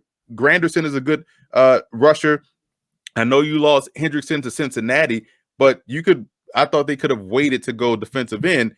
Cornerback in this draft was they had a couple of premier options. Asante Samuel was one of them, and they missed out on him. Peyton Turner kind of reminds me of like a DN that Parcells would like. 6'5", 270, physical, can get bigger. That pick has a lot of Jeff Ireland, 35-inch arms. Just a big dude that moves well. You don't see a lot of 270-pound DNs anymore. Most of them are 250s, maybe 260s. He's 270. He's an easy 270 too, an easy 270. So that was the thing that probably stood out to me about Turner. I got to ask you this too. I asked Greg Cosell on the Ross Tucker podcast, Emery, but I got to ask you as a running back guy. How does Kenny Gainwell go in the 5th round? Like, what's the knock on him? So Gibson 3rd round, Pollard 4th round, Henderson 3rd round. None of them has good of numbers as Gainwell did as a redshirt freshman, his first time playing the position. He was a quarterback in high school, and he was even splitting some time with Antonio Gibson, who, by the way, Gibson and Pollard are good in the NFL. They're not like, oh, we'll see how these guys – no, Pollard and Gibson are legit NFL running backs. And then Gainwell outproduces all 5th round. That one really surprised me. Yeah, and it was shocking that we went all the way to day 3 and before Michael Carter got picked. And so you only had so many backs to get picked and stand in the ACC. Someone like Javian Hawkins goes undrafted. He ends up with the Falcons. But Gainwell, to me, it's funny because everyone talks about you don't take a running back high because you know it's a running back by committee approach. Well, if you live by that credo and you want someone that can play in a committee, how about you just set up shop in Memphis like you just eloquently laid out? All those backs that came out that Memphis Tigers program have played in tandem. They work well with one another. They don't need volume to be successful. And so Gainwell is your ideal fit for today's NFL game and how they handle the running game. And I was shocked that he went down there as well, because you look at someone that has versatile skill set, to me, that guy goes higher. So I was shocked as well. The fact that someone was that productive, coming from a system that has proven to push guys into the league that don't need volume, that end up being solid pros, to have him wait. I thought that was like almost one of the big shockers in the draft, as opposed to some of these guys that didn't get drafted. I thought him going that low, considering his whole situation and makeup, kind of yielded it to go in a third round. So land to the fifth was a value pick, in my opinion. I'm surprised some of you still haven't gotten anything for the moms in your life for Mother's Day. Look, it's Sunday, dudes. Like, there's no time to wait around anymore. 1-800-Flowers.com is where it's at. Those of you that listen or watch the Ross Tucker podcast know I get it every Valentine's Day and definitely every Mother's Day. I get them from my wife, my mom, my mother-in-law, sometimes my sister, sometimes my sister-in-law, and always my wife's grandmother, her Oma. You know why? Because they love it and because they deserve it. To order last-minute Mother's Day bouquets, arrangements, and gifts, go to 1-800-Flowers.com, click the radio icon, and enter code football. That's 1-800-Flowers.com, code football. I promise they will love it. Even if you do something else, in conjunction with this, they still want flowers, especially this time of year. All right, Emery, give me something else that really stood out to you about the draft. I know we'll go pick by pick with the different teams starting next week, but give me something else that jumped out to you. How conferences did as a whole. I thought the NFC East knocked it out the park. I thought the AFC West knocked it out the park. So I thought those two conferences did a really good job. And also how Pittsburgh and Baltimore just continue to win at the draft. You know, Pittsburgh, I feel like the Steelers just filled out their card already and turned it in. It was like, here, these are our picks. And the draft always falls to where they get those players. You let the Steelers get Najee Harris, and Pat Freiermuth. How do you allow that to happen? You let them get Le'Veon Bell and Heath Miller all over again. You let Baltimore get two solid receivers in Tylan Wallace and also Rashad Bateman, and also some work-withable guys that are edge rushers that have upside. Those two teams, I always feel like, fill out their card pre-draft, hand it to the commissioner, and just wait, because they know those guys will be there for them, and they go always get their guy. So I always love what the Ravens and Steelers do in the draft. Ben Cleveland, too, is your central casting Baltimore Raven interior lineman. Like, how do you let the Ravens and Steelers consistently get good players? Well, it really is crazy that you say it like that, because the Ravens have a great draft every year. Every year, the Ravens, first of all, they get a ton of picks every year because they get the comp picks. Secondly, they get so many good players. But the Steelers, Emery, there were a lot of like those 3-round mock drafts that people do, whatever, 2 or 3-round mock drafts. There were a lot of them that had Najee Harris round 1, Freiermuth round 2. Like, and you think that, oh, that'll never happen because something else, somebody will jump in front of them. No, they just sat there. A lot of people thought they were going to take Najee Harris, like everybody. And a lot of people thought they were going to take Freiermuth. They don't care. How does that happen? And again, and so I tweeted out the joke that, Mike Tomlin, is probably in the office playing Gallagher on mute. Ain't even paying attention to the draft, just enjoying himself, because he already turned the card in and is like, yeah, Najee Harris is our pick. And Freiermuth is someone that is almost like when you watch these guys in college, you're watching them already in the Pittsburgh Steelers uniform. And it's like, man, these dudes consistently find ways to do things. And then you let the Steelers get Quincy Roche, a talented pass rusher. You get him in what, the 5th or 6th round?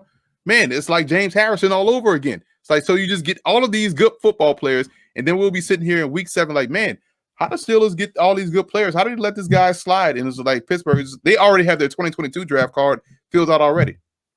Yeah, I like Kendrick Green, the center guard from Illinois. I even like Isaiah McCoy, the receiver from Kent State that they got Oh my God. as an undrafted guy. Yes. You know, they clean up on those MAC receivers. You know, Deontay Johnson, Antonio Brown. People are never going to learn. If the Steelers like a MAC receiver, you should like the MAC receiver. I mean, gosh. Anyway, awesome stuff. I cannot wait. Starting next week, really for the next 8 weeks, it'll be May and June. Emery and I are going to go division by division, and we're going to talk about what these teams did. We're talking about what your team did. We might as well, right? Then we got after that, we got July and August to get you ready for college football. Then we'll start to talk about the biggest games, the best players, and pick them against the spread. Check out Emery Football Game Plan on YouTube, and of course, at F-Ball Game Plan on Twitter. I'm at Ross Tucker NFL. We're at Ross Tucker Pod. And we're done. The keg is kicked. We're all tapped out. Thanks for listening to the College Draft Podcast. Make sure to also subscribe to the Ross Tucker Football Podcast, Fantasy Feast, Even Money, and The Business of Sports. All available at Apple Podcasts, rosstucker.com, or wherever podcasts can be found. A lot of times on the show, I mentioned DraftKings. Here's what you need to know. You got to be 21 or older, New Jersey, Indiana, or Pennsylvania only. New customers only. Restrictions apply. See DraftKings.com/sportsbook for details. Gambling problem, call 1-800-GAMBLER, or in Indiana, 1-800-9-WITH-IT. By the way, if what I was talking about included a deposit bonus, doesn't always, sometimes it does. Deposit bonus requires 25 times playthrough, and deposit bonuses are paid out in site credit.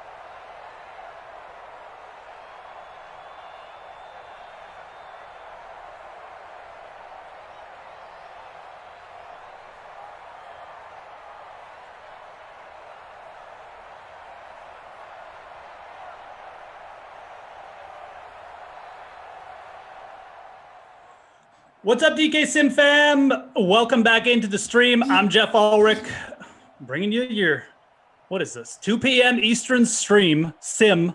Giants, Chargers, we're back for it with Tommy. 2 of 4 for Tommy Freeze Pops today. The guy is just a man on a mission, obviously wants to overcome Kaufman in the DK Ironman Sim streak, which I'm all for. How did the first one go, man? It went really well. We talked moms. We talked NBA comps for Rossi. What else did we talk about? All sorts of stuff. It was a good time. It was a good nooner. Eased me into the day here. But I'm glad to be here with you for the next 2 Sims. And we got Chargers go here. So always fun when you can do the Arnold Schwarzenegger voice for any reason. I'll probably do that a few more times during this Sim. Is he a Chargers fan? No, but, well, he might be. I don't know who he roots for, but there's a famous clip of him when he was the governor before a Chargers, I think it was a playoff game. They had him out on the field, and they gave him the mic, and he goes, "Go, Chargers, go." Oh, okay. I don't know if I've seen that. I'll have to look it up. Come on, dude. That's classic. I mean, he's definitely a Chargers fan now. Anyways. For sure.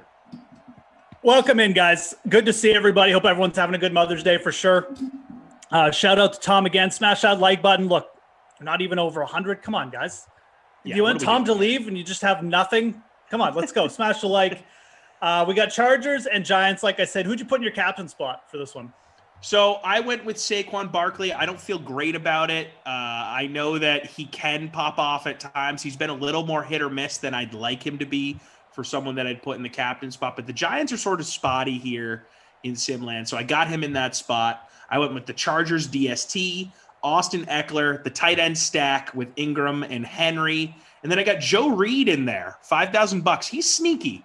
Joe Reed's a sneaky play. Smoking Joe Reed for sure. Joe Reed is sneaky. I put Mike Williams in my captain spot. He is 5.8% owned in the free roll up there in the captain. What is Saquon? I faded Saquon. Saquon's 21.8% in the captain spot. So the 2 running backs, almost equal ownership, both around 21% for the captain. Get a couple ownerships like that out of the way. Daniel Jones, only 35% owned. It's pretty low for a QB. Herbert, Justin Herbert, as we call him in Canada, 49% owned in the flex, 9.5% in the captain spot. Alrighty.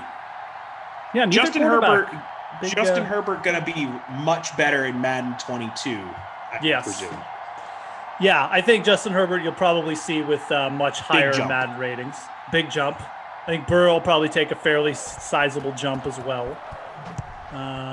Who else could take a jump next year from Madden? It's a good topic off the bat. Jalen Hurts should have pretty good. Jalen Hurts could be a beast.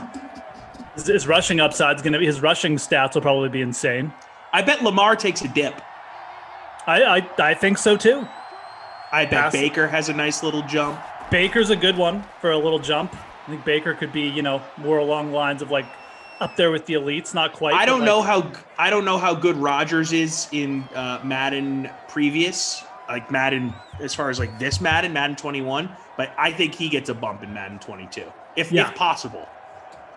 He's already pretty good, but he could be like, he's probably going to be like, close to Mahomes.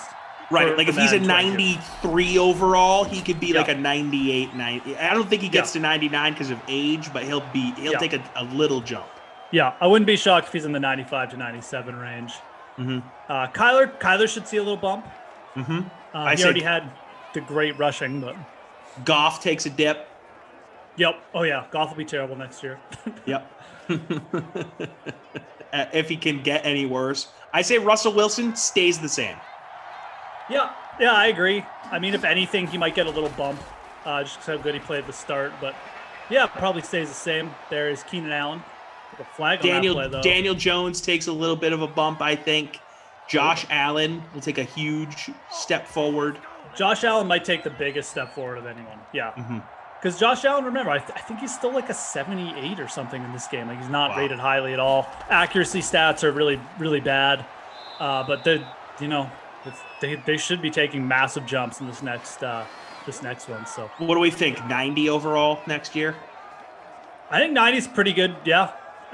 They should bump him to 90. I mean, the guy was almost the MVP last year. So I think anything under that, they might go and say like 88 or 89, but Yeah, we'll see. I think 88 is like the floor for Josh Allen next year. So That makes sense. what's up, Trying to think who Blitzo? else. Hockey on the mind. Yeah, only a couple games winding down. Obi-Wan spanking Krusty's NBA showdown. Good, I like that. Good for you. Yeah, Daniel Jones probably a little step back for sure. Although he doesn't have like super highly ratings. See, I don't know. I think he takes a small step forward. He looked a little bit better down the stretch than I think people expected him to. Yeah, I don't think they'd give him like a big dip because, like I said, it's not like he got a big dip, a big jump after his rookie season either. So Yeah. he'll probably be more like just stay the same, you know. I think Burrow takes a step forward Yeah, in Madden 22. yeah.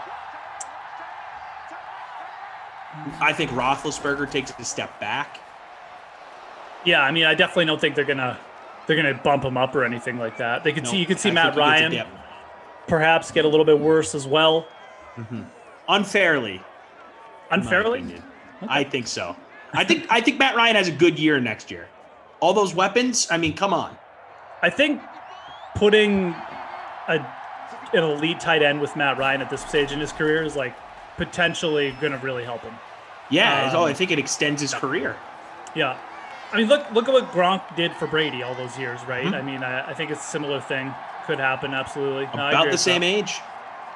Look at what Jimmy Graham did with Drew Brees, too. I mean, Drew Brees never had Yeah. like the rocket arm, but always worked well with his precision passing with a big target. You put it where guys, only big guys can go get it, man. Chargers driving here. Eckler first.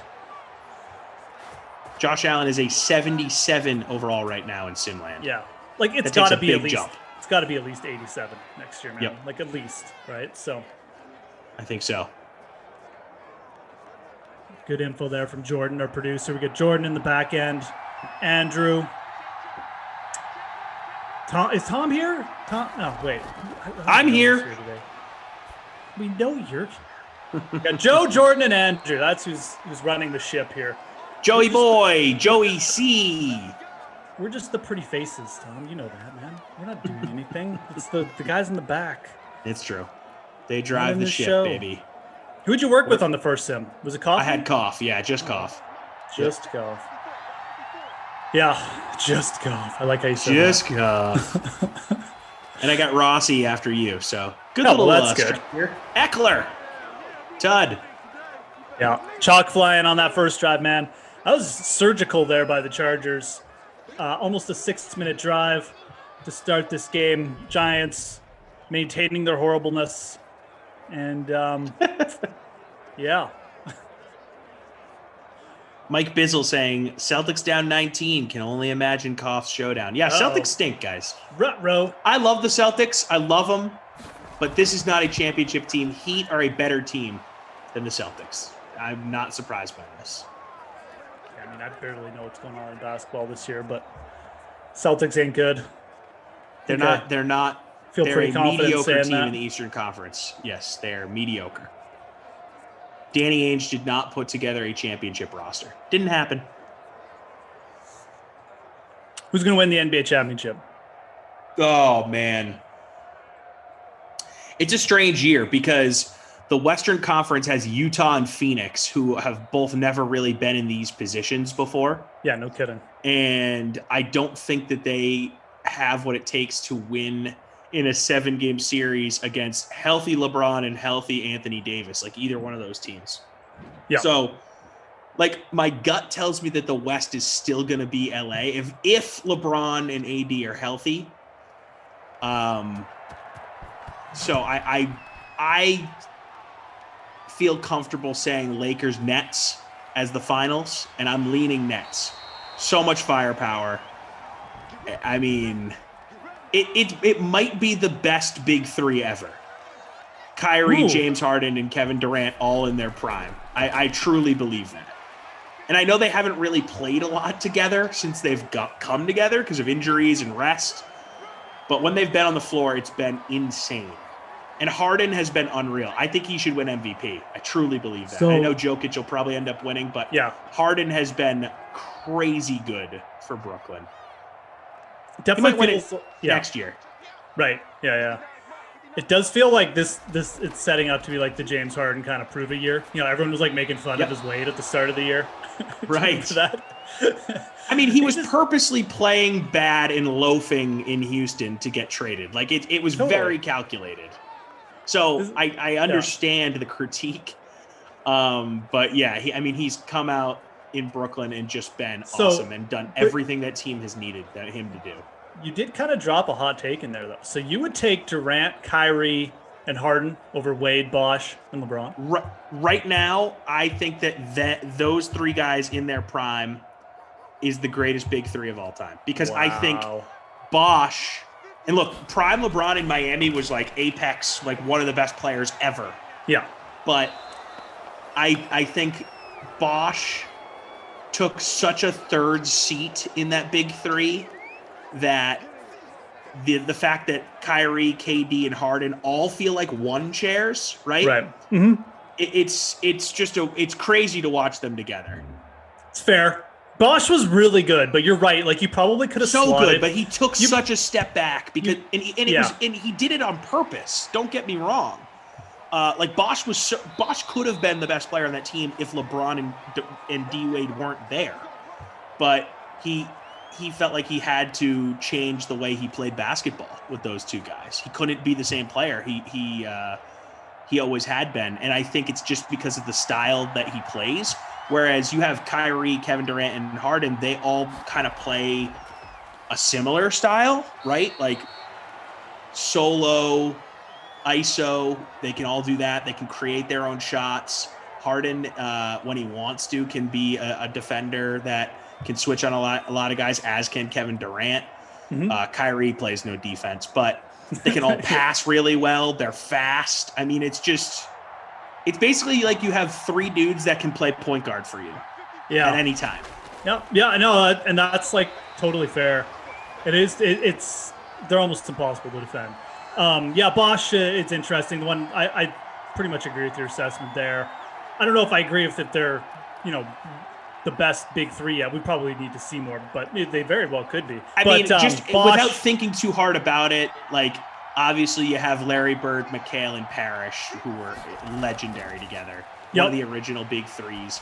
You have Magic, Kareem, and then whoever you want to say is their third for the Showtime Lakers. A lot of people say Michael Cooper. Some people say James Worthy. Like the Lakers in the 80s. Like both those teams have great big threes. Then you have Jordan, Pippen, Rodman, obviously legendary big three. Mm-hmm. But it feels like in all of those, each guy has their own specific role, where Durant and Harden are probably two of, and again, not thinking too much, not looking at any numbers, two of the 15 best scorers in league history, right? And then you have Kyrie, who's maybe the best creator of his own shot point guard ever, maybe, for the way he can ball handle and get to the rim. Yep. So, and his range is crazy. I mean, the guy can shoot threes like no one's business. So, I hate him. I hate Kyrie so much. He completely sunk the Celtics' chances of winning when they had that little core together. He didn't want to be there. He was a pouty baby. But I can't knock the dude, man. He's from a gameplay standpoint, he's a beast. Had a couple punts there. There's a nice completion over the middle. Daniel Jones. Yeah, I mean, Lekbug saying, how about West, Wilt, and Baylor? They only won one title together. Interesting. But that's incredibly good was big three. On the tour. Yeah. That's good points, dude. I mean, the other big threes, you're right. I think they all had kind of their roles defined. Like, I think guys like Rodman and Bosh, a little bit interchangeable. Like, you could have put different players in there, probably had the same results, I think talent-wise, you're probably right. Those three guys, Durant, Harden, Kyrie, just in terms of pure upside with all three of them, you're probably right, man. We'll see if they get the results, though. Should be interesting. It's kind of like a foregone conclusion. Feels like a foregone conclusion, like you said. Like maybe Utah gets up there. I think if there was going to, I like Utah like Phoenix is the team I'd like most to win. They're so fun to me. I like all the pieces there. Like Chris Paul, I'm always rooting for Chris Paul to win a championship. I think it'll be a travesty if he Paul's really good, retires dude. without having won one. He's so good. Yeah. And then you have the two young guys there. I mean, Ayton has looked like he was the right pick. I love any team that has Jay Crowder. I just love Jay Crowder. The dude has attitude. I like Phoenix a lot. Yeah, they're fun, obviously. I really thought Phoenix would be like one of those teams that was just like in perpetual rebuild for a bit too. So cool to see them doing stuff again. They got fun players. Basically had that one drive, guys, and then a bunch of punts. Eckler with the touchdown. So yeah, I think the West could be way more interesting than the East, which it usually is, to be honest. Ingram, 2 catches, 32 yards. Oh yeah. Joe Reed, your boy, 2 catches. Smoking Joe Reed. That's right. I love Devin Booker. I think the guy has a ton of swag. Yeah, no doubt. I like that big 3 in Phoenix, and I would like for them to get to the title. I mean, they went undefeated in the bubble last year. Remember, everyone was hyped about Phoenix, but it wasn't enough for them to get in. Yep. But that's the team I would love to win the West. But if LeBron and AD are healthy, I just don't see anyone in that conference beating those dudes in 7 games. I don't. LeBron is still a monster, man. 7. That's the thing. In 7 games, right? Yeah. 7 games is tough. I think if AD is, I think I'd give Utah the best chance of doing it, but they might need some help. Like they might need AD to get hurt, which is definitely a real possibility. So, guy's been hurt his entire career. Oh at yeah, different for sure. points, you know. So he's fragile. Robbie Noble saying Garnett, Allen, Pierce. Now, if you're asking my favorite big 3 ever, obviously that's it. The 08 Celtics are my favorite single-season team ever. It was they're not the best big 3 ever. Yeah, not in terms of talent, absolutely. It was a good big 3, though. Really good for chemistry purposes. There's a wide open dude on the side. Oh, absolutely. If they had come together earlier in their career, you would have been able to make a stronger case. Yeah, and they probably would have won more titles, right? Oh my God! I think just as a trio too, those 3 go together really well, right? If they had come together in their primes, they would have won multiple titles. Yeah, because you got that was all post prime. Garnett, the guy who does everything. You got Allen, just the pure scorer, and then Pierce, who was Pierce did it. Again, Pierce really was the guy who did everything. Garnett was really kind of more of just the defensive inside defensive, and Pierce, you're right. He's more the guy who's the ball handle. He could ball handle. He could score. He could a lot of people have forgotten how good Paul Pierce was because he's been kind of a doofus in his media world. Just throwing out hot takes, getting teams wrong during post-game shows. Just not putting a lot of effort into his media job, and that culminating in him getting fired a few weeks ago. But he was incredible, man. Great hard-nosed defender, had range, clutch as hell, had size, could switch on pretty much anybody. He also played behind, like in an era where, he was always behind LeBron. Kobe. Yeah, that was the other name that was really escaping me for a sec. I'm like, who did he play there? Kobe though, Melo even, like those guys. Mm-hmm. He was always just a step behind, but it's not like he was, like you said, he really did deserve to be in the conversation with those guys. Obviously not better than them, but when you're taking the top 10 players from his era, he's definitely in it. So how great would it be for the league if you had LeBron versus KD in a final? Yeah, no, I hope it does happen. Absolutely, it'll be fun. Some guys dropping some other good trios in here: Tony Parker, Ginobili, Duncan. Great big 3. Drexler, Clyde Porter, Robinson. Not so much. No, they were pretty good though. They just played against the Bulls. Yeah, it's just they're in that second tier, I'd say. But Parker, Ginobili, and Duncan was a very fun big 3. There's no question. I mean, Tim Duncan, one of the 10 best players ever. I think the cool thing about Ginobili is that he was basically a 6th man, like most of his career, and he was dominant when he was on the floor. Yep. And Tony Parker in his prime was extremely fun. And his prime lasted a long time. All 3 of those guys just sort of underrated just from a basketball perspective, because they didn't They didn't have like the big flashy seasons for the most part, but right. Now Duncan won some MVPs, but they were always very boring MVPs. Good. Like every time Duncan won MVP, people were like, "Why wasn't it Kobe? Why wasn't it Kevin Garnett?" Yeah. Everyone was always mad when Tim Duncan won MVP. And he basically won it because his team was like unstoppable. Right. Like it's like, well, we got to give it to someone from the Spurs. So right. Obviously it's going to be Duncan. Obi-Wan saying Horry, Shaq, and Kobe. Robert Horry gets looked at as like a big three member, but he was really more of a role guy that just hit big shots. Shaq and Kobe, that was not a big three. It was Shaq and Kobe. Unless you want to count each of those guys as 1.5 players, which you could. You can't really. I'm not going to stick Robert Horry in a big three. No, unless Derek Fisher. No, you're not going to do it. It's that's Shaq like putting Ron Harper. That's like putting Ron Harper in the big three for the Bulls or something. Yeah, and not really going to do it. And I saw someone say Jordan, Pippen, and Grant. That for the first three of those 6 titles, yes, that was their big three, no doubt. It's true. Horace Grant was awesome. He was really good. Yeah. But people like to look at the Rodman big three more so because Rodman, while Horace Grant was a great player, fringe Hall of Fame guy, and the way the Basketball Hall of Fame lets people in, he'll probably get in one day. Right. Dennis Rodman is legitimately one of the best rebounders in the history of the game. Maybe the best. Him and Barkley. Rebounding and defending, like... incredible defensive player. Yeah.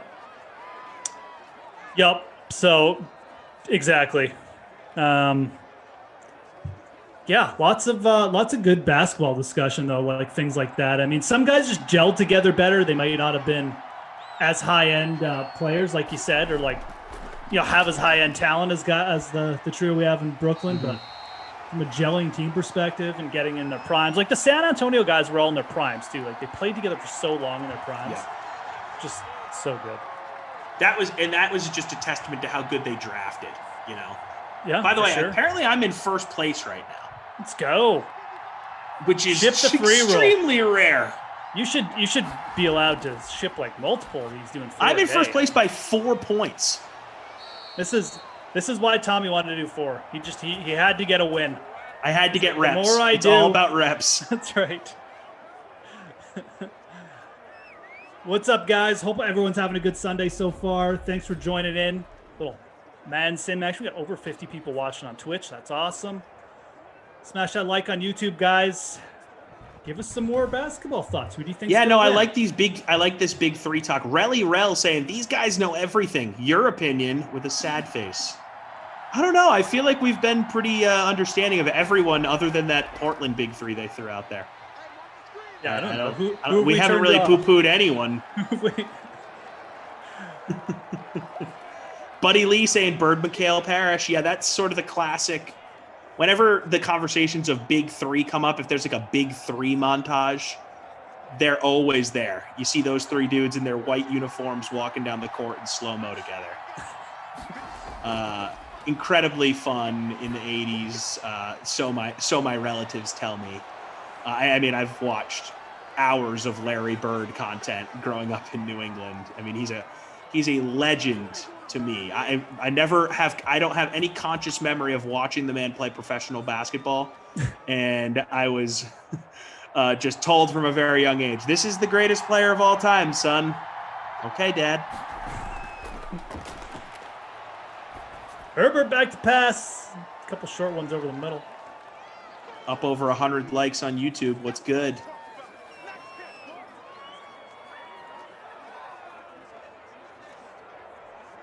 Abby Rizzle talking about the Golden State big three.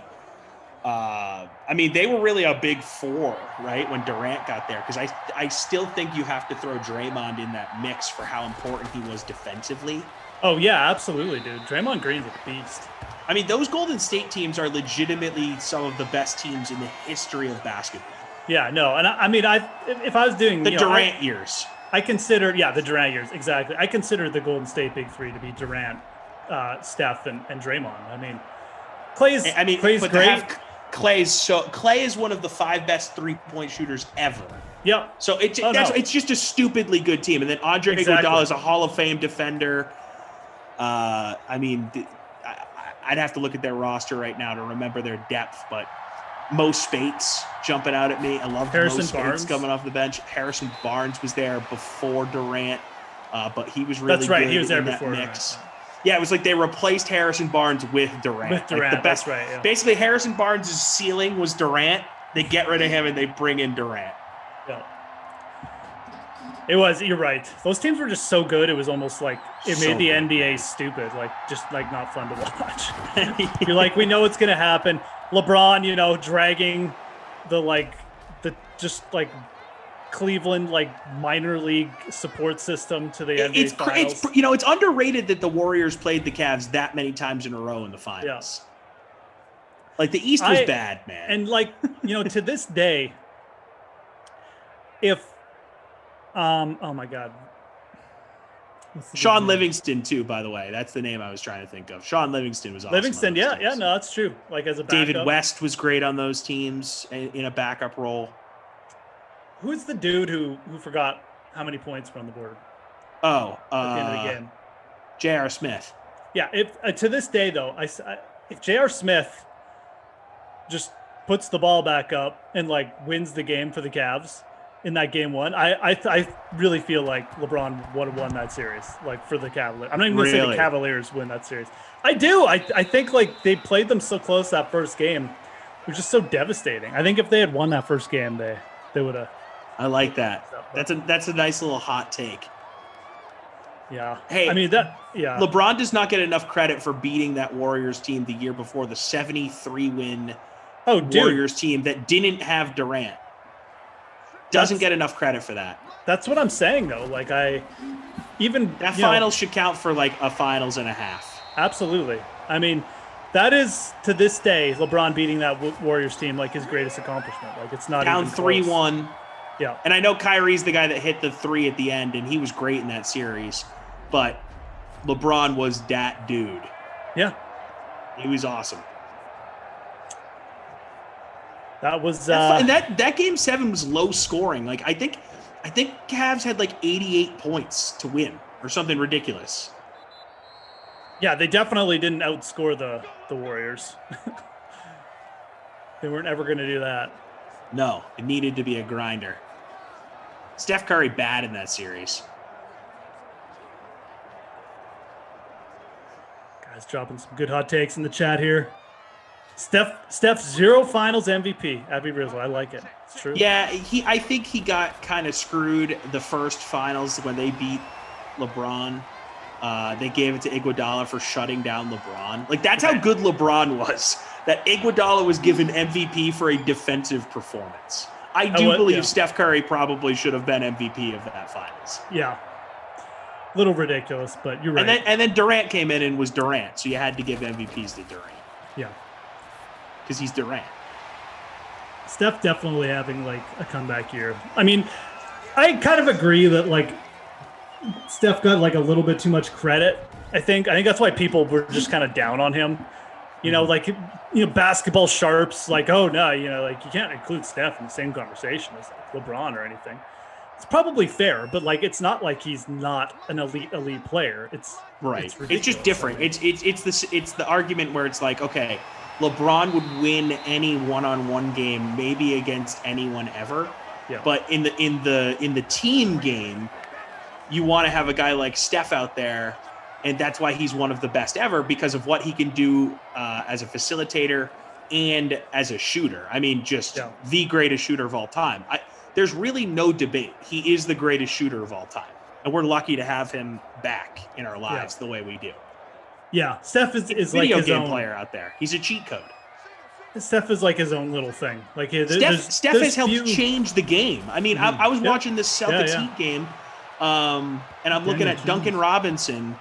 Duncan Robinson is now the fastest player in the history of the NBA to 500 made threes in his career. Duncan Robinson. Yeah. Think about how many amazing players that are so much better than Duncan Robinson in the history of the game that are better three-point shooters. Reggie Miller, Ray Allen, Steph Curry, Klay Thompson. Duncan Robinson is the guy that has that. That's because of Steph Curry. Yeah. No, it's a good point, man. He, like I said, he's his own crazy little player, and you're right. I think a lot of what he does like change the game a little bit, just from how he's how he gets it going. So Mo says they lost that series 4-1. Moose, don't think the Cavs were winning. Well, my whole point, Mo, is that they wouldn't have been down 1-0 with like the most gut-wrenching way to lose possible. Yeah, and the game 2 was close, wasn't it? I can't remember.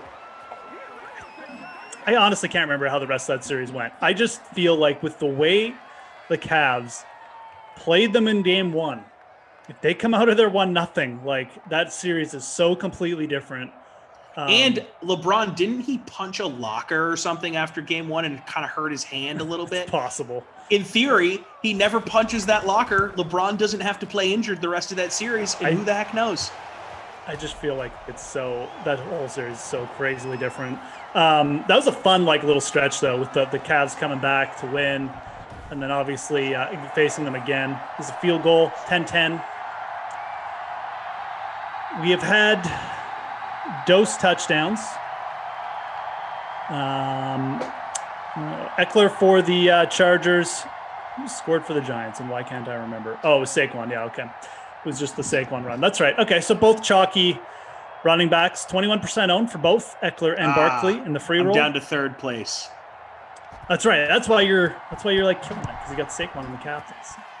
You rostered Eckler too, I assume, right? I did, yes. I need the Chargers to pick off Daniel Jones at some point. That would help me out.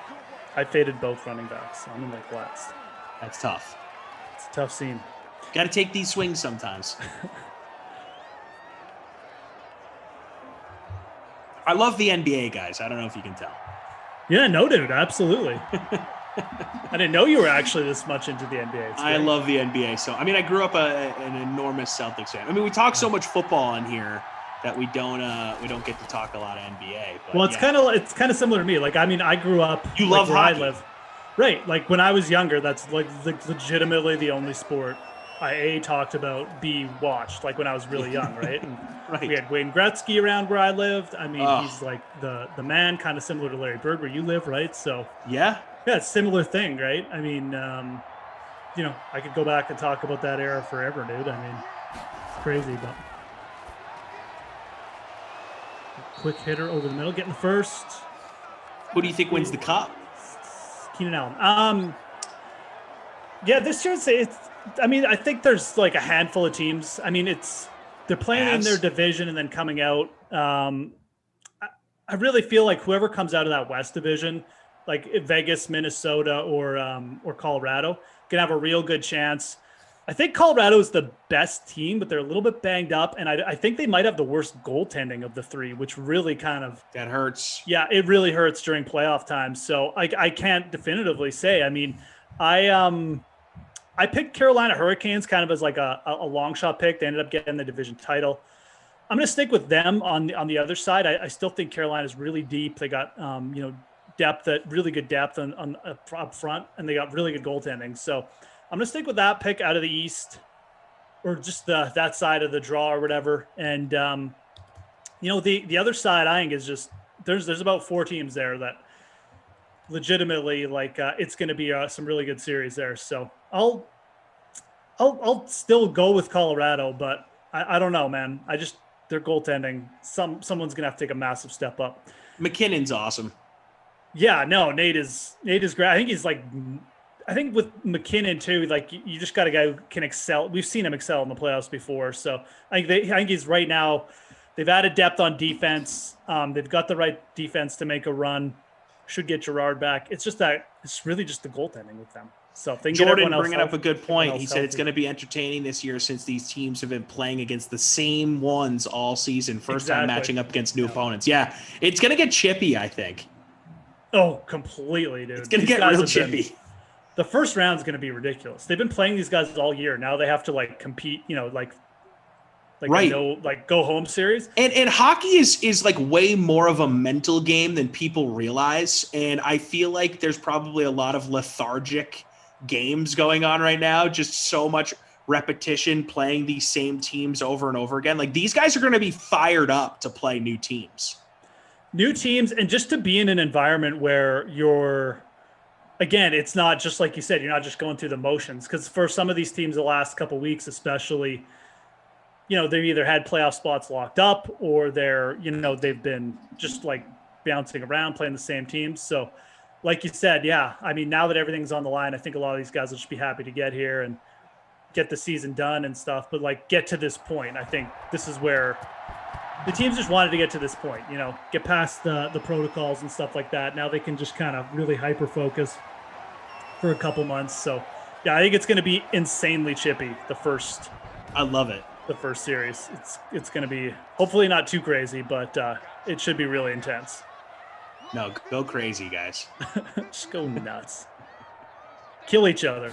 What do you think about this Tom Wilson stuff? Thinking about kill each other. Yeah. Well, like, should we ban Tom Wilson? Have we gotten to that point?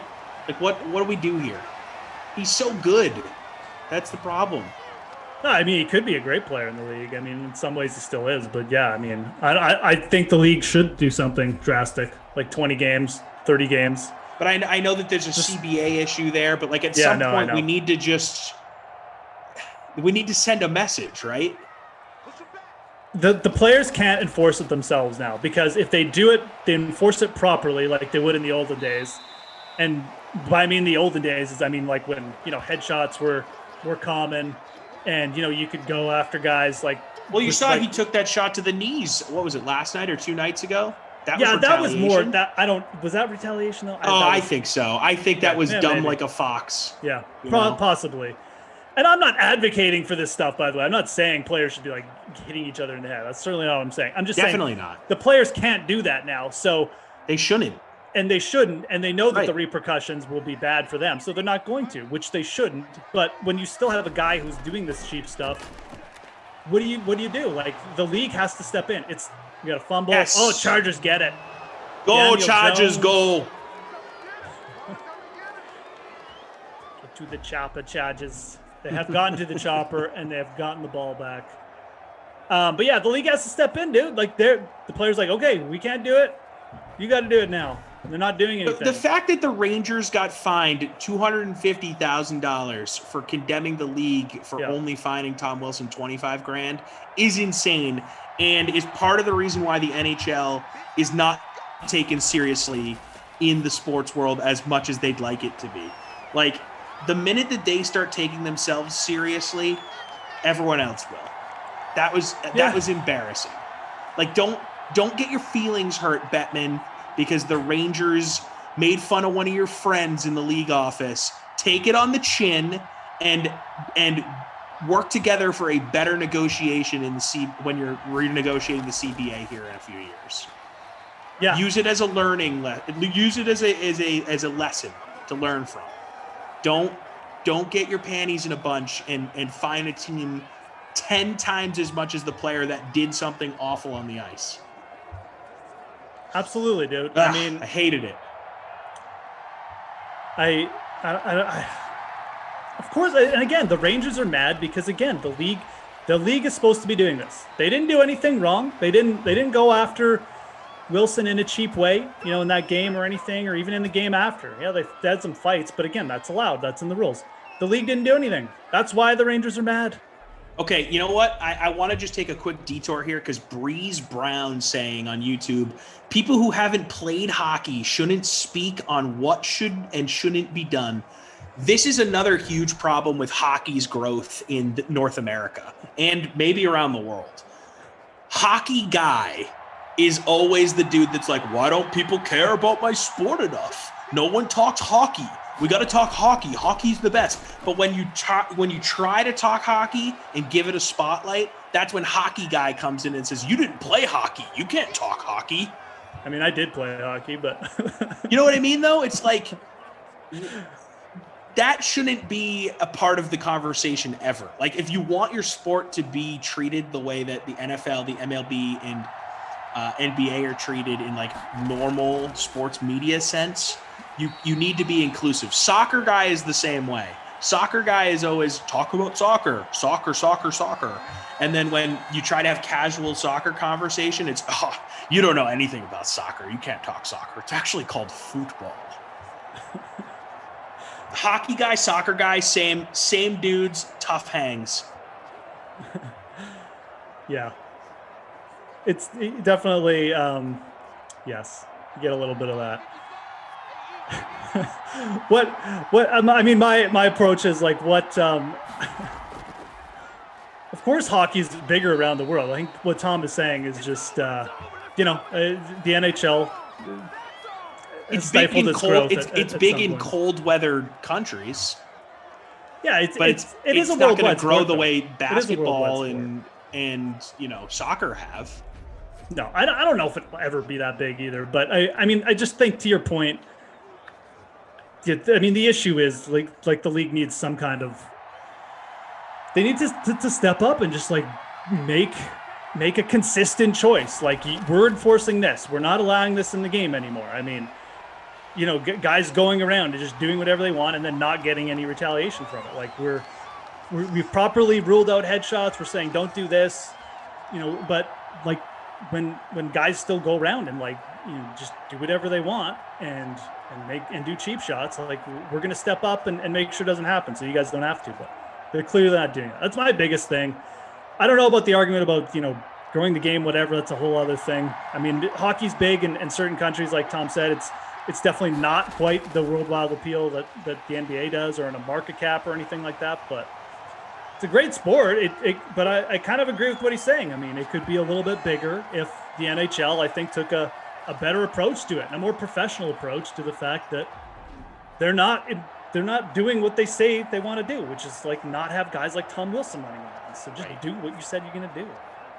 And the league has grown since it's gotten rid of the goons over the last 20 years. Like, it has grown. There has been growth, but it can do more.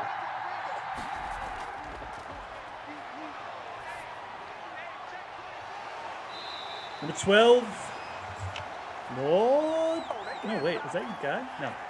He's 12. Yeah, it is me and Joe Reed. I was about to say, I thought we were getting like a wide receiver 5 appearance, but no. Joe Reed, wide receiver 3. Third catch, charges. Love that. 4th and 5. Oh, is that correct? Check out the old contest here. I'm in first still, baby. Let's go. Yeah, you need that Joe I will Reed. no longer talk about the contests because I don't want to. You don't want to jinx yourself. This will be the last time I mention it. We'll have to get a field goal attempt. Maybe we'll go for fake. Fake it up. It's Mother's Day. Let's go. Oh, too bad. Nope. No Mother's Day fake here. Guys, Morgan is leaving. Everyone say bye to Morgan. Bye, guys. Happy Mother's Day. Bye, Morgan. Have a good one. She's going to hang out with the family dog. Going to hang out with Boomer. Oh, yeah. Got to see your kid on Family Day. Or Mother's Day, I mean. Exactly. Dad's barbecuing. Her dad's barbecuing.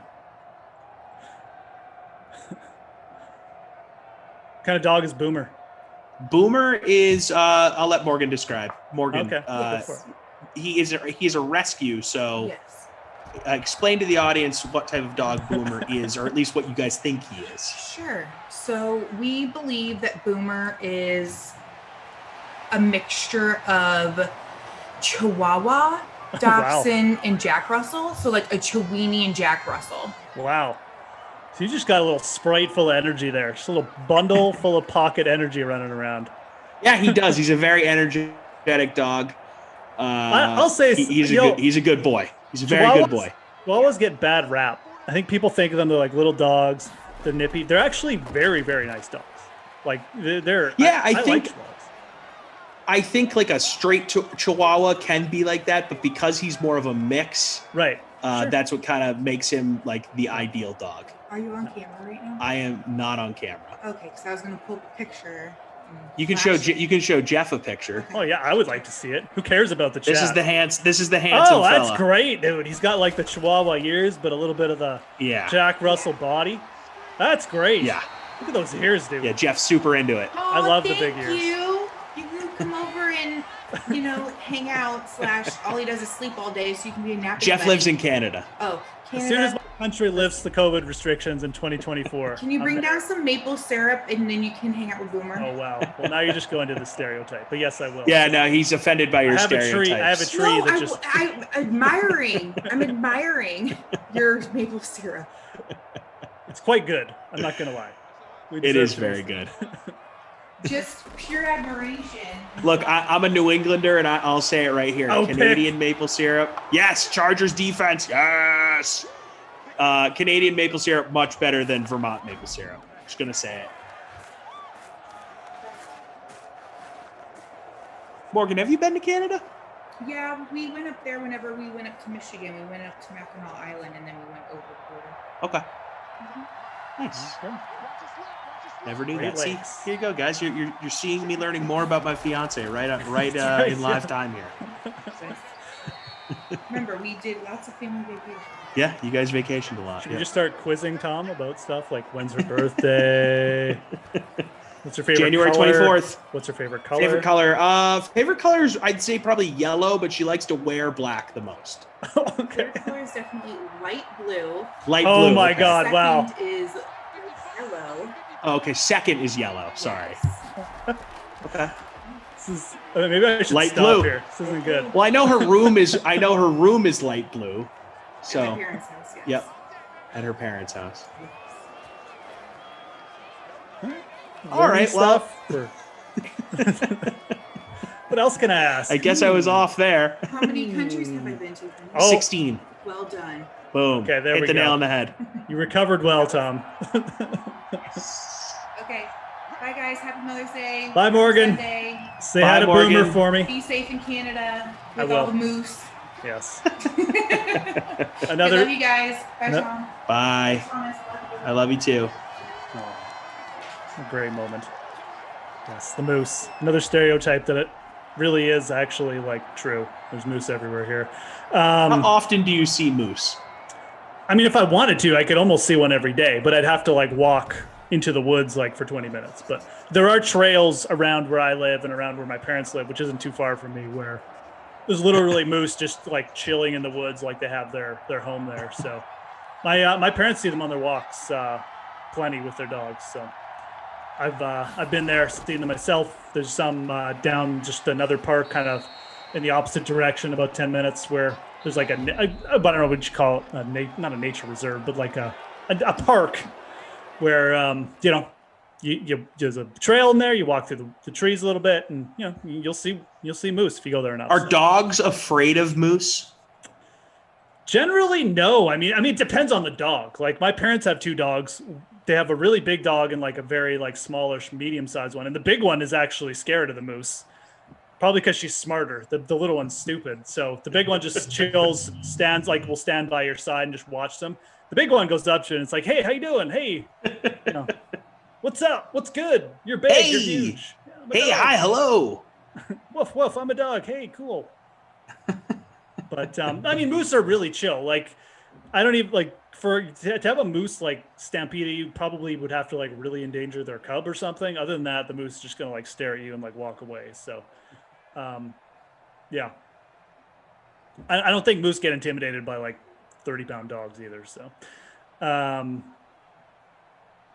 Mike Williams 5 for 51. I missed most of the stats. Who cares? We'll do it. We'll do it as we go here. But yeah. Anyways, cool to talk to Morgan. She sounds like she's having a good day. She's having a nice Sunday. Yeah, that's awesome.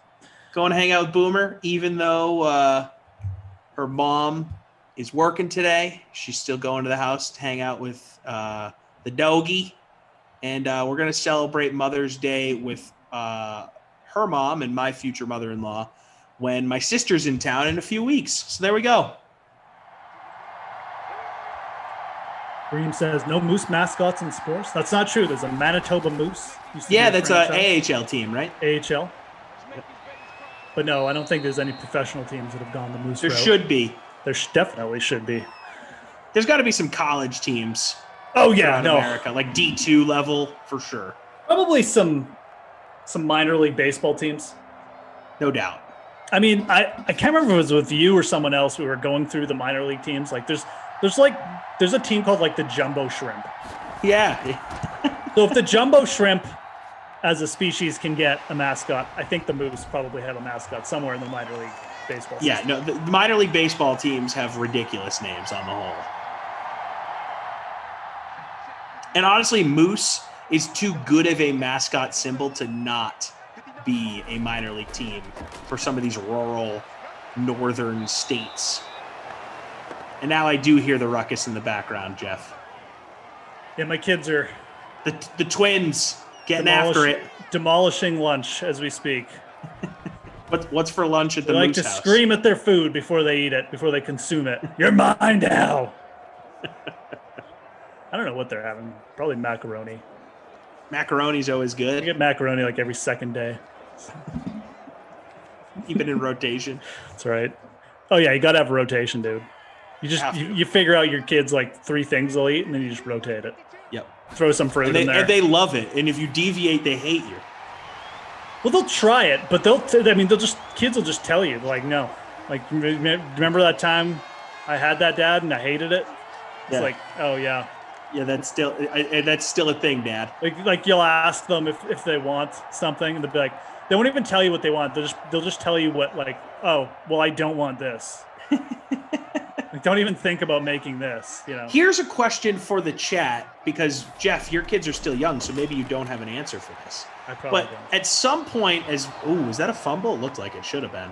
Almost. At what point does the parent stop catering to the kids' picky eating? Like, at a certain point, you have to say, no, you do need to eat X, Y, and Z. Like, you can't just eat chicken fingers for every meal. Like, at what point in their lives does that have to happen? Because I have a cousin, love him to death.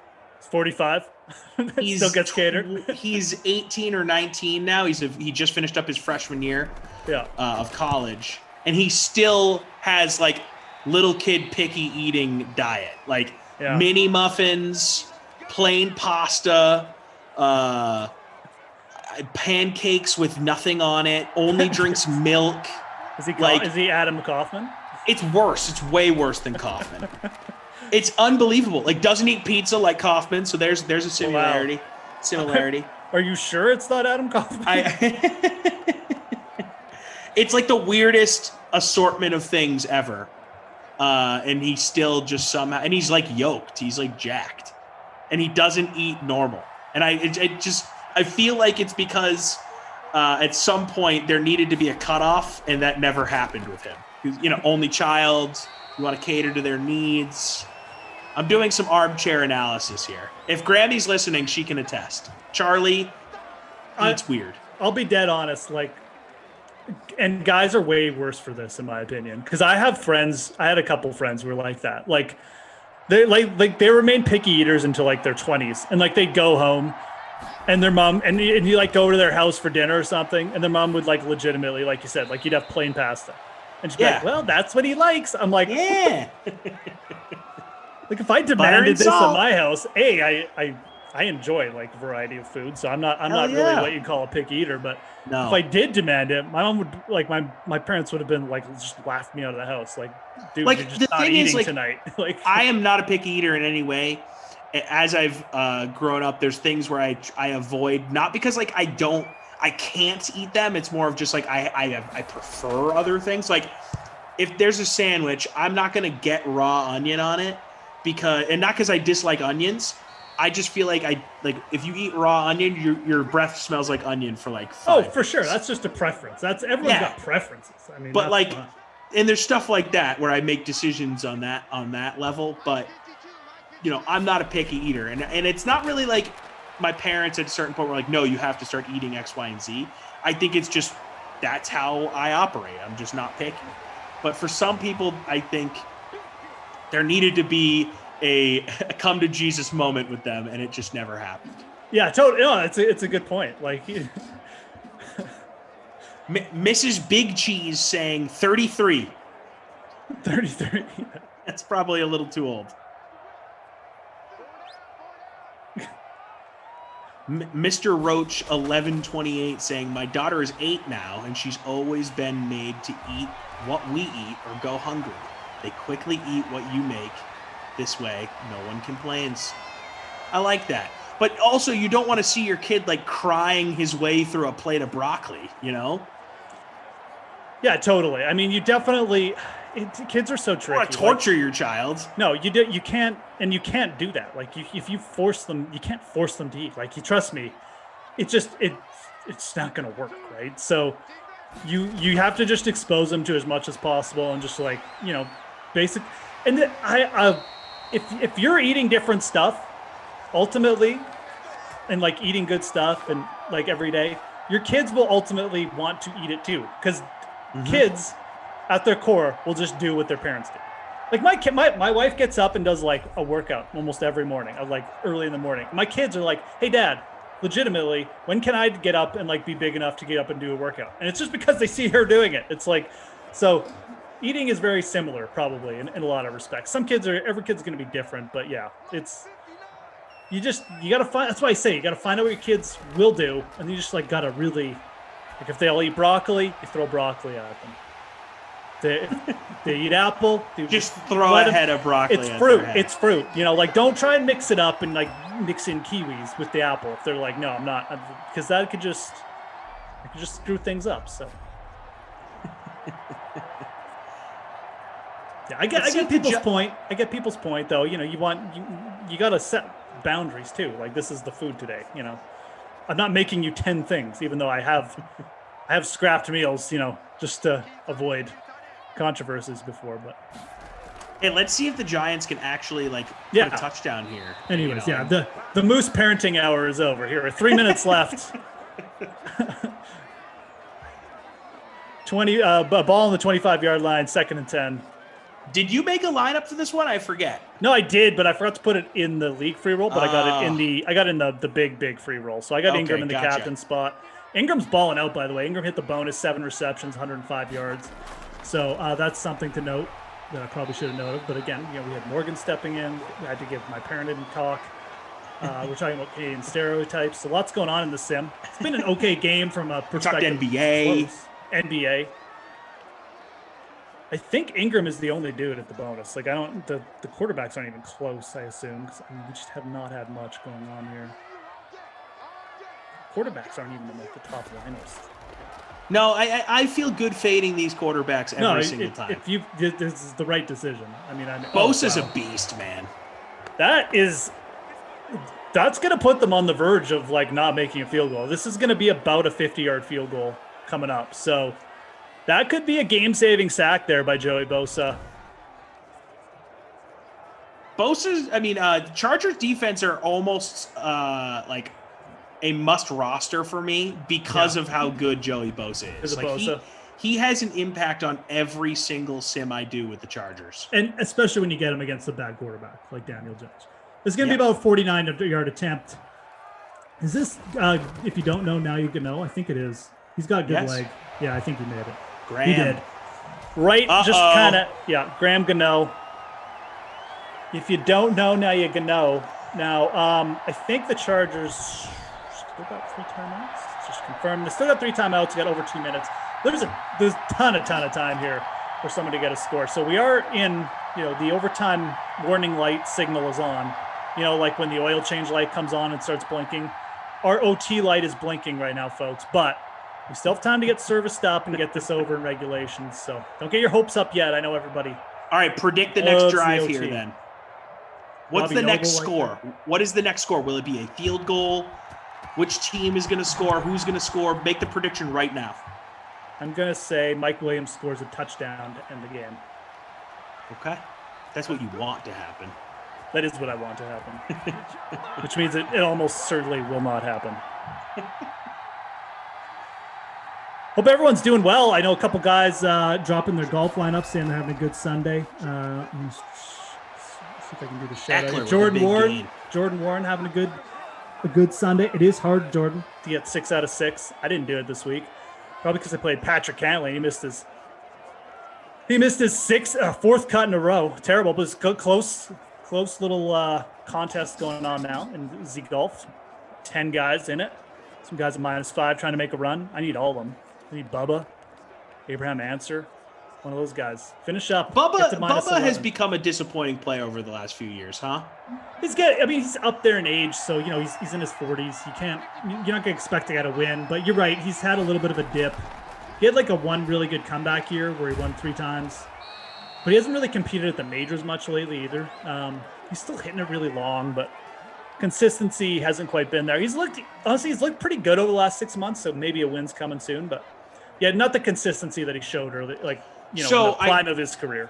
I know early in this tournament, Phil was the leader after day one? Yep. What happened there? I was not, I did not follow this tournament closely, but I did see that Phil was in the number one position after the first day, which is a story today, no doubt.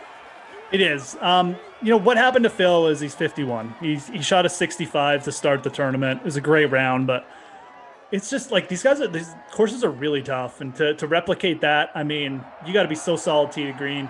Phil's still capable of those good scoring rounds, but yeah. He's like the Madden guy who, it's like Philip Dorsett shows up for like one long touchdown every 10 games. And then Phil can still compete though, dude. I mean, to shoot a 65 on the PGA at 50 years old, it's crazy, dude. Especially on a course like Quail Hollow, it's really tough.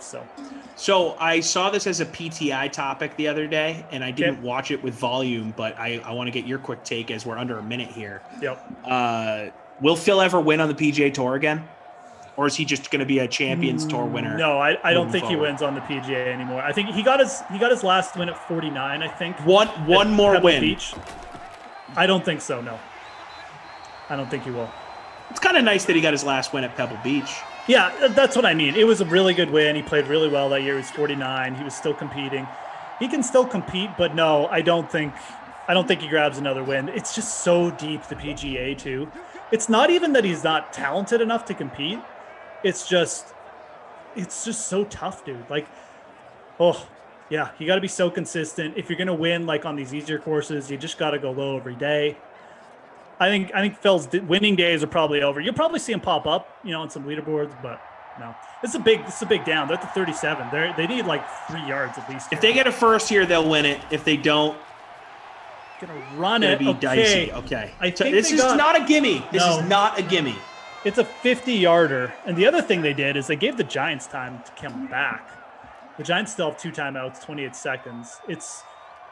This is basically a 50-yard field goal. It's 2 yards. And you and I have seen crazy finishes recently. Yeah, completely, dude. I mean, we've been seeing a lot of just long touchdowns at the end of games. Yeah, which I like. We need more of that. Badgley's got a good leg too. It's the Honey Badgley come through. I think he nailed it. Yes. 16-3. Chargers take the lead. For a field goal fest, this game has been okay, but yeah, not much going on. Really has. Yeah, it's been because they've been long drives that end in field goals. That's the difference. Well, we've had, some defensive plays. The RBs are doing okay. Speaking of which, I am going to take a look at something, and I am not going to discuss it out loud. Okay, I'm in third. I'll discuss it because it's not what I wanted. I'm in third place. Come on! Give the ball to Saquon. Long Saquon touchdown would be amazing. Or just keep feeding Evan Ingram. Who else do you have? So you have Ingram. Do you have Daniel Jones? I don't. Okay. I got Saquon and I have Ingram. The rest of my roster is Eckler. I got Joe Reed. I got Chargers D. Well, we could get OT too. I mean, they really just need one long pass and then a timeout. So. All right, here we go. Here we go. Good protection. Oh my goodness gracious. That's okay. Well, that's one timeout burned. It's one chance done. Good 1 yard gain, Giants. It was Ingram. Ingram caught it. Okay. That still helps. It doesn't hurt, we should say. Unless, actually, I should look at the people in front of me here. Yeah, that's really what it comes down to. They probably have Saquon, just like you. Auntie Social's in first place. They got 3 points. They're 3 points ahead. That's tough. That's tough to overcome right now. Here we go. Oh, my God, another quick out. What are you doing?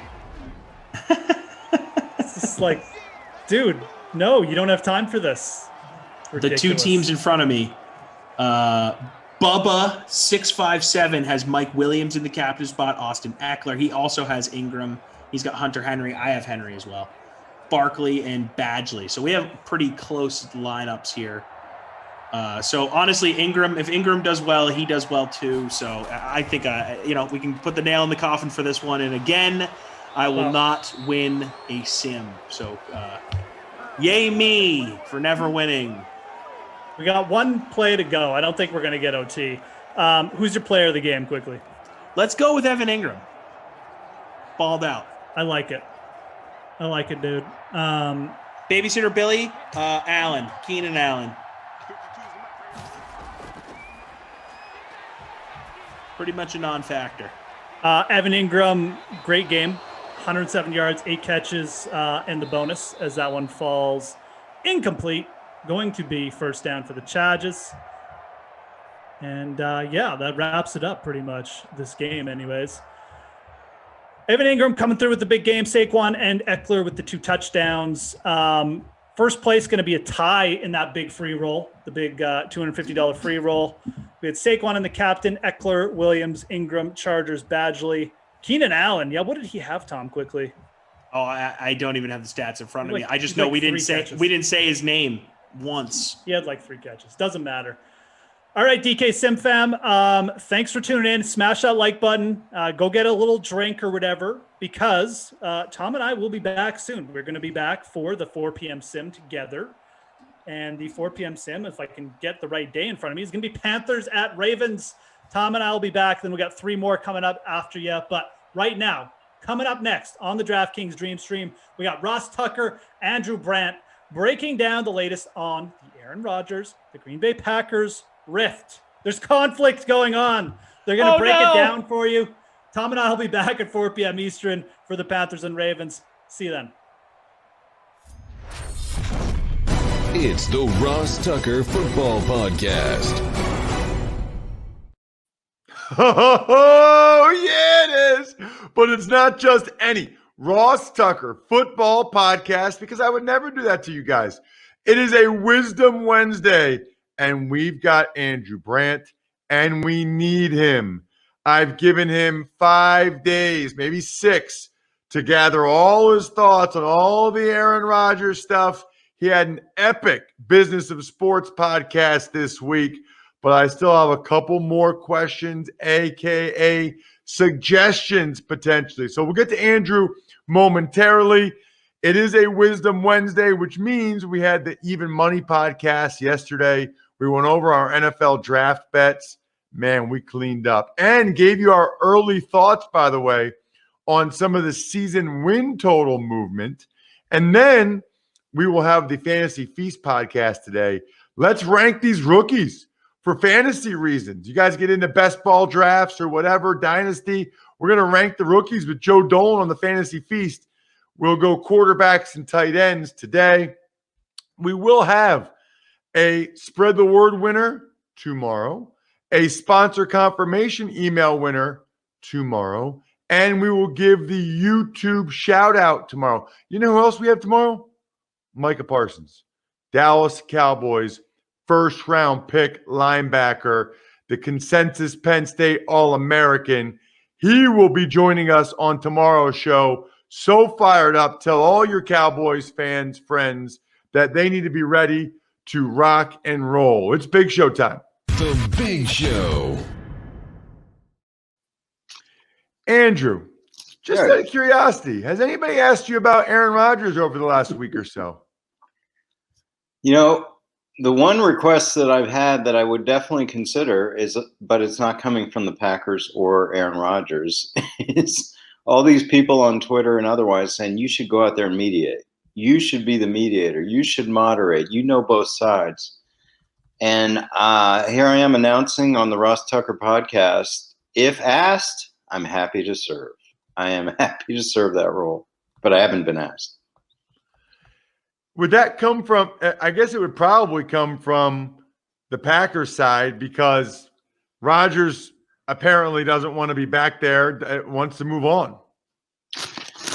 Yeah, I mean, there's so much to go here, and I know everyone should be listening to my podcast because I dive deep for a half hour into this. But the one thing that has surprised me, Ross, of all the reports I've heard, and everybody seems to have little nuggets of information about this rift, the one thing that really gets me is the information from whoever, ESPN or NFL Network, that they've been out there. That Mark Murphy, Brian Gutekunst, and Matt LaFleur, whether together or separate, multiple trips, have sat down with Aaron and or his agents, and they've not worked it out. Because everyone would ask, what would I do right away? Well, right away, I would get in a room and close the doors and lock the bathrooms and say, what's going on? What's the problem? Is it financial? Is it personal? What can we get past this? How can we get past this? And it sounds like some of that has been done, or at least they've tried to do it, and they've been rebuffed. But to me, Ross, this is all about control of the timeline. I said a year ago, I think the timeline is 2 years of Aaron and move on to Jordan Love. And I just feel like after playing as an MVP level, Aaron probably felt like, I'm not down with that.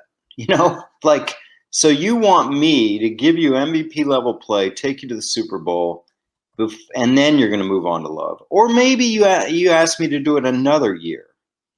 But why? I get the feeling Aaron's like, why am I doing that? I've offered personnel thoughts. I mean, why am I doing this? And if you're going to move on to Love, do it now. Just do it now.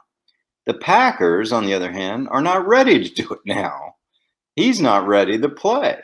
They had him as a inactive quarterback all year last year, and this year he was going to be active.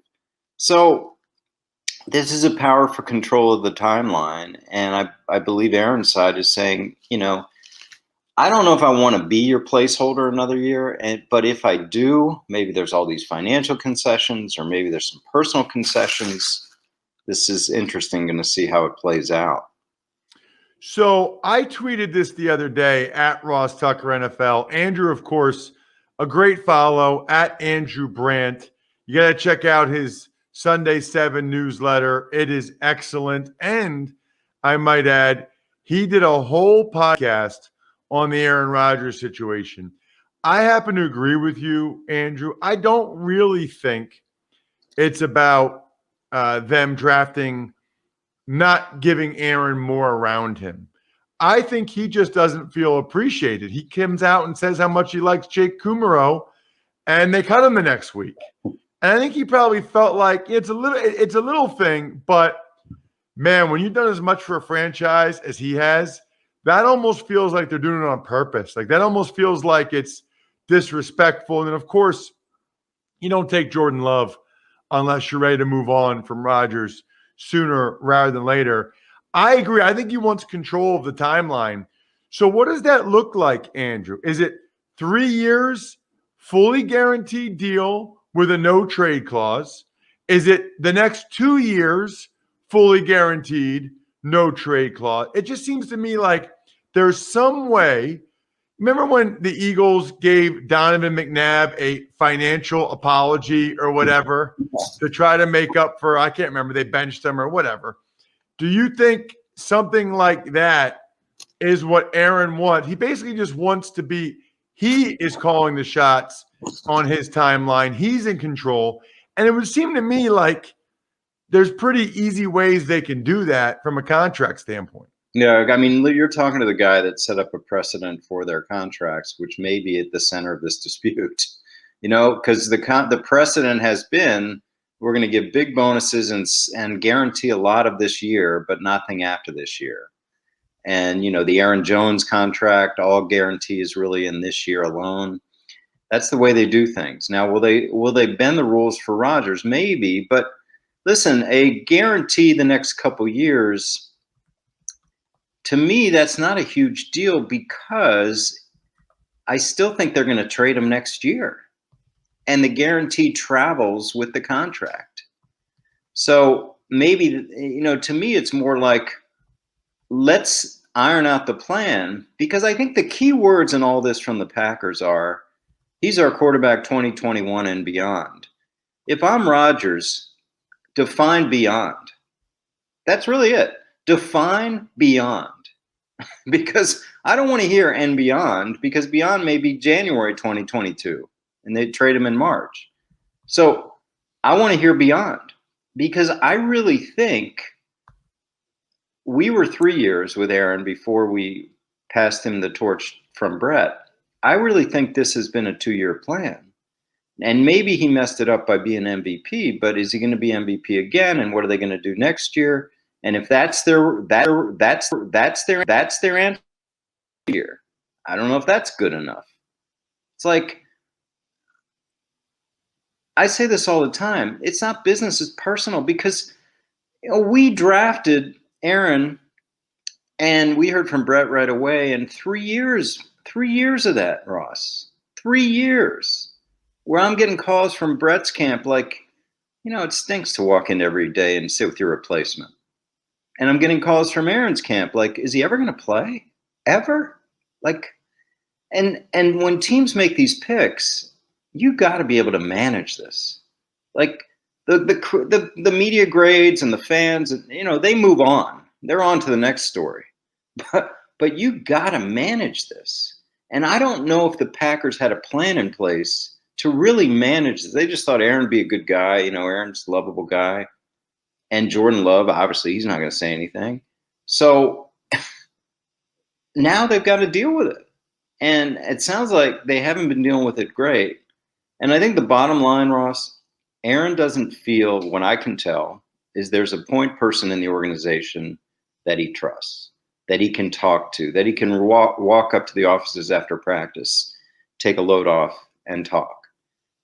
And it's sad. It's sad it's gotten to that point. But what about the no trade clause, Andrew? I mean, whether it's 2 years guaranteed or 3 years guaranteed, if there's a no trade clause, then that does solve that part of the problem. Yeah, but he wants to be traded now. I mean, I guess no trade, a lot of guarantee. I mean, I always thought, since they're not really interested in extending past 3 years and they're not really interested in pushing cap out, just give him a ton of money this year. Just like you said, that financial apology that, if he's making 30, give him 40. If he's making 35, give him 45. And I don't want to hear about cap problems. That's not an issue. They have the money. So that may not be enough. That's why I think it's bigger. I mean, I think about Carson Wentz. Like, I underestimated the organizational problem with Carson Wentz, how deep that was. And maybe we've all underestimated this with the Packers and Rodgers. I got kind of a broad-based question. And by the way, Andrew did 30 minutes on the Aaron Rodgers situation again. So please check out the Business of Sports podcast. Sort of a blank canvas, Andrew. What were your biggest thoughts, biggest takeaway from the NFL draft? Did anything really stand out to you from a Business of Sports standpoint? I think I know you've talked about it, the Trey Lance pick. I am on the camp, and I know there's differing opinions out there, and we talked about this, that no way, no how in God's green earth did the 49ers make that trade not knowing who they were going to pick. And I know people say, well, they get to 3, they can pick any of these quarterbacks, if Mac Jones or whatever. But no, the amount of capital they gave up to get to the 3rd spot, and it's all for this guy, who obviously hasn't played much. That just struck me, that they have staked their future to this player from North Dakota State that hasn't played much. And they had 2 number 1 draft picks and switching draft picks, the kind of compensation you give up, like I said, for Khalil Mack or Jalen Ramsey or Laramie Tunsil. And wow. And, Kyle Shanahan was interviewed. It was him all along since January. They've been just in love with this guy. He will be the most interesting follow in the future for me. And I guess I feel that, and I say this every year, Ross, whether it's Andy Dalton with Chicago or Jimmy Garoppolo with San Francisco, why are they there? To me, I know you have to do something before the draft, but why start them? And people can talk about let the guy get ready. Well, no, if you take a guy in the top 10, to me, I don't know what your thoughts, just play him, just go. Just go. I mean, why are we doing this with Dalton and Garoppolo? And maybe we won't. Maybe it's just talk. But Andrew, you took a guy in the 1st round, sat him for 3 full years. He was 24 and we had Brett Favre. We picked 24. Now, I'm just saying we're in a different era now. Do we think Lawrence or Zach Wilson is going to not start week 1? What's the difference? What's the difference? So that's my thought. A couple other things I want to hit you on. 5th-year option. It's interesting now, Andrew, because it's immediately guaranteed. And it's actually kind of awkward. Before it was only guaranteed for injury, and so it usually got picked up. Sometimes it didn't. Now it's fully guaranteed, and it's a weird deal where the guy's still on the team, but the team's kind of making it clear that they don't love him that much. The guy's still there for his 4th year, but they don't pick up the 5th-year option like, yeah, you're on our team this year, but we don't need to make sure we have you for a year from now. It's actually the way they structured, Andrew, it's a little awkward. Yeah, I mean, I've been critical of the NFLPA for the CBA, but this is a good thing for players. They get that full guarantee in year 4 and 5 rather than waiting for year 5 and seeing if they like them. You're right. It creates this awkward situation. I've heard teams sort of say, we're not exercising the option, but maybe we'll do an extension next year. Well, if you wanted to do an extension next year, you'd have the option, so you have contract control for that 5th year. So it has given players more power. It has given players the power to have leverage over the team because of guarantees. But you're seeing less guys get exercised. It's obvious. It has created this careful what you wish for, because less guys will get exercised when you have a guarantee. And now we're seeing the value of guarantees and the low value or non-value of an injury guarantee only in the 5th year. As I said for years, that doesn't mean anything. And now we're seeing that. Andrew, last thing I want to ask you about is the off-season programs, which have all started up now. And the NFLPA, they even had a meeting with the rookies and the agents on Monday telling them not to show up. I am befuddled by this. I mean, number one, it appears, Andrew, they're fighting for something they already have. Everything except for the one minicamp is voluntary. So they're like fighting and making a big issue of something they already have the right to do, which is not show up. And not only that, to me, on some level, they're just giving money back to the owners. I mean, it's $275 per workout per guy. If I'm an owner, I'm like, great, boycott it all you want. I'll take the money that I don't have to give you. That's on top of everything. It's one of the weirdest fights that I've seen the NFLPA do, to the point where I get text messages from former and even some current players that aren't exactly sure why they're even doing this. Am I missing something? Do you know why this is such a priority for the NFLPA? I don't. I mean, the one thing I heard from someone there was like, hey, basketball, baseball, hockey, they just show up a month before the season. There's no thought of bringing them in the middle of the offseason. But this is the hill that the NFLPA is going to die on, this issue? Because the argument that you didn't even mention is they're going to work out anyway. And in terms of COVID protocols, in terms of quality of workout, is that better somewhere else? Is that better somewhere else? Like James and the Broncos, $10 million salary, working out away from the facility. Let's be clear, they have the right not to pay him, whether they do or don't. But my initial reaction is they're going to pay him, but they're not going to pay him $10 million. So he just lost a lot of money. I wouldn't pay him a dime. So he opted out last year, and now he tears his Achilles away from the team. Who knows if he comes back from that? Maybe this is harsh of me, Andrew. Maybe this is cutthroat. Or I wouldn't give him a dime. Well, why even give him a dime? I mean, the only reason why you'd pay him is if you think you want him as your starting tackle in 2022. Yeah.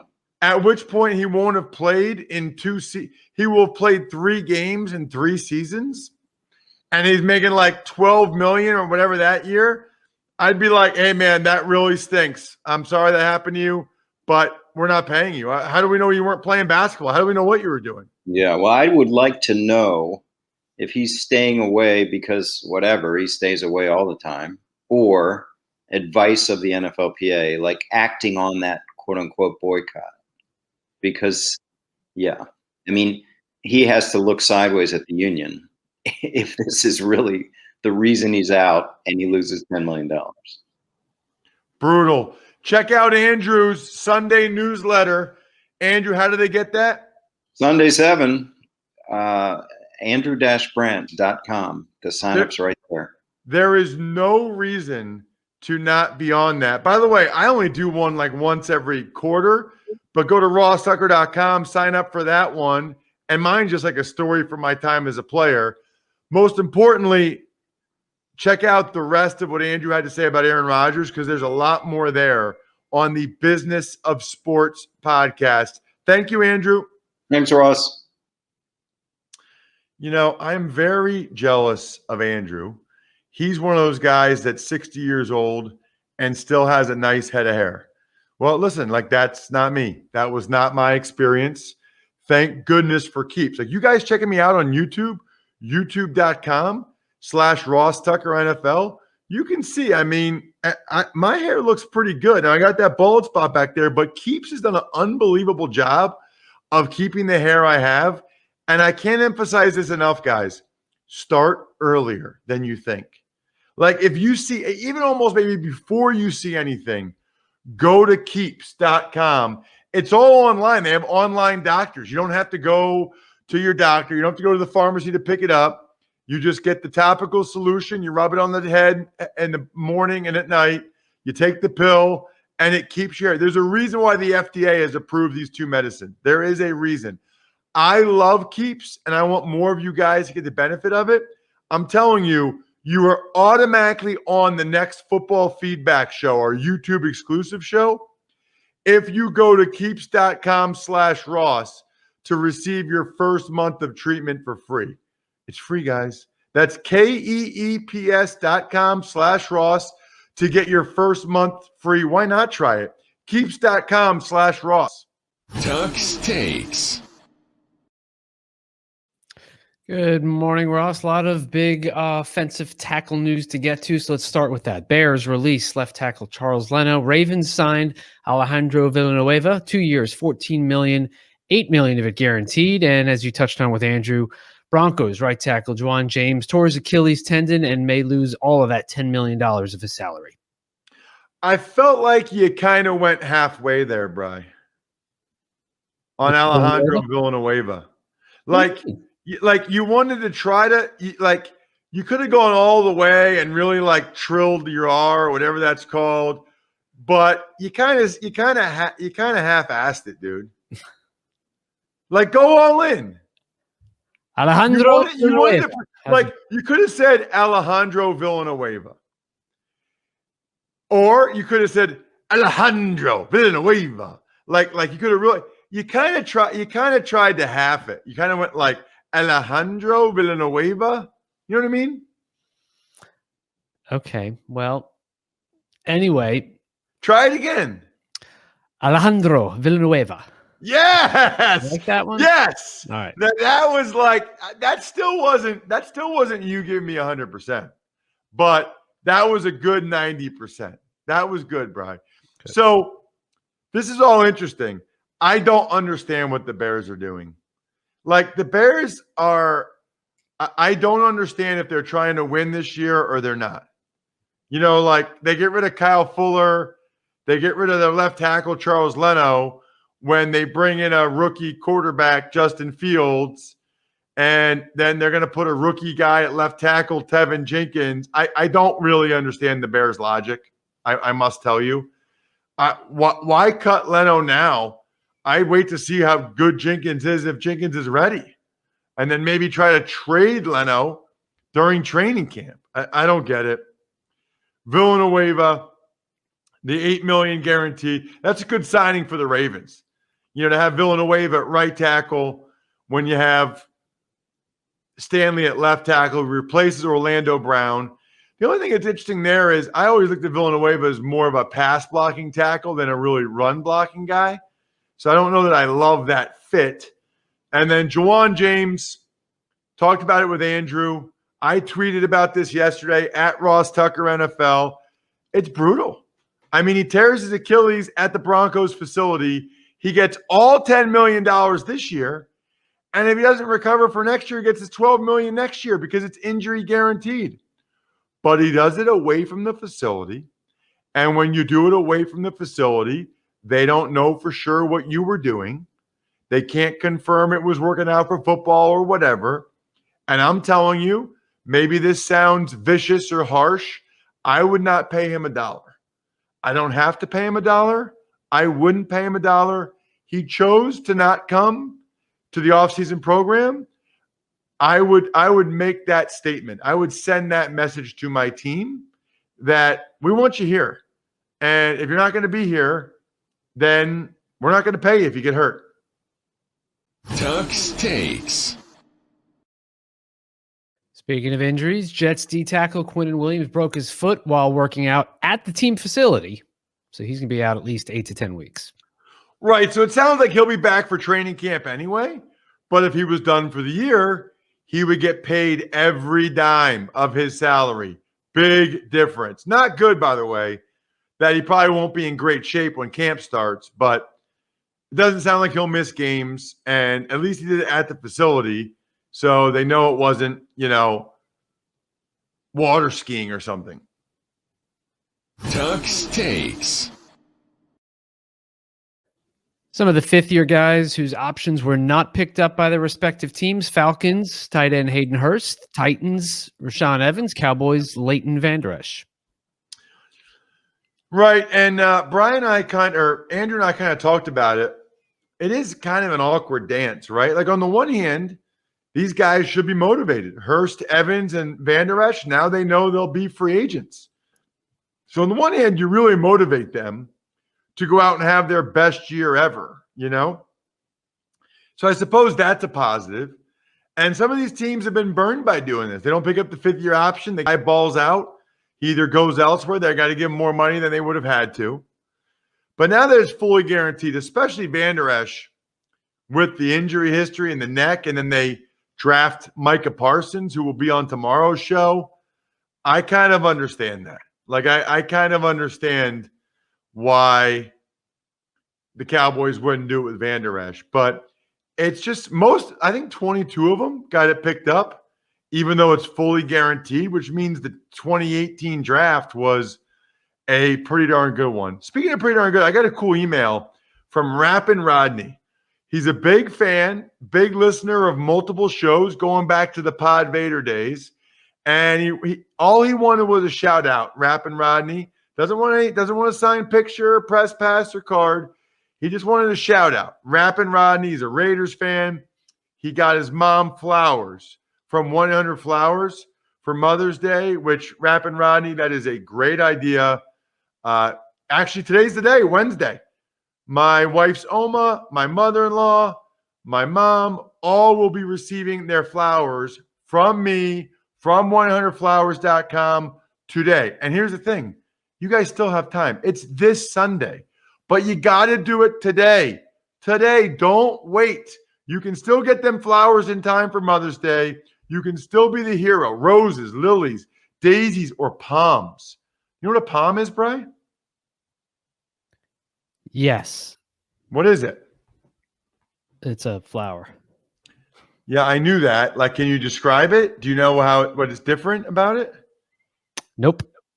Like, I know a rose, I know a lily, I know a daisy. I don't know a palm. You know what a palm would be? It'd be cool. It'd be a good thing to get a girl for the prom. Get her a palm for the prom. You should tell your boys that, Brian.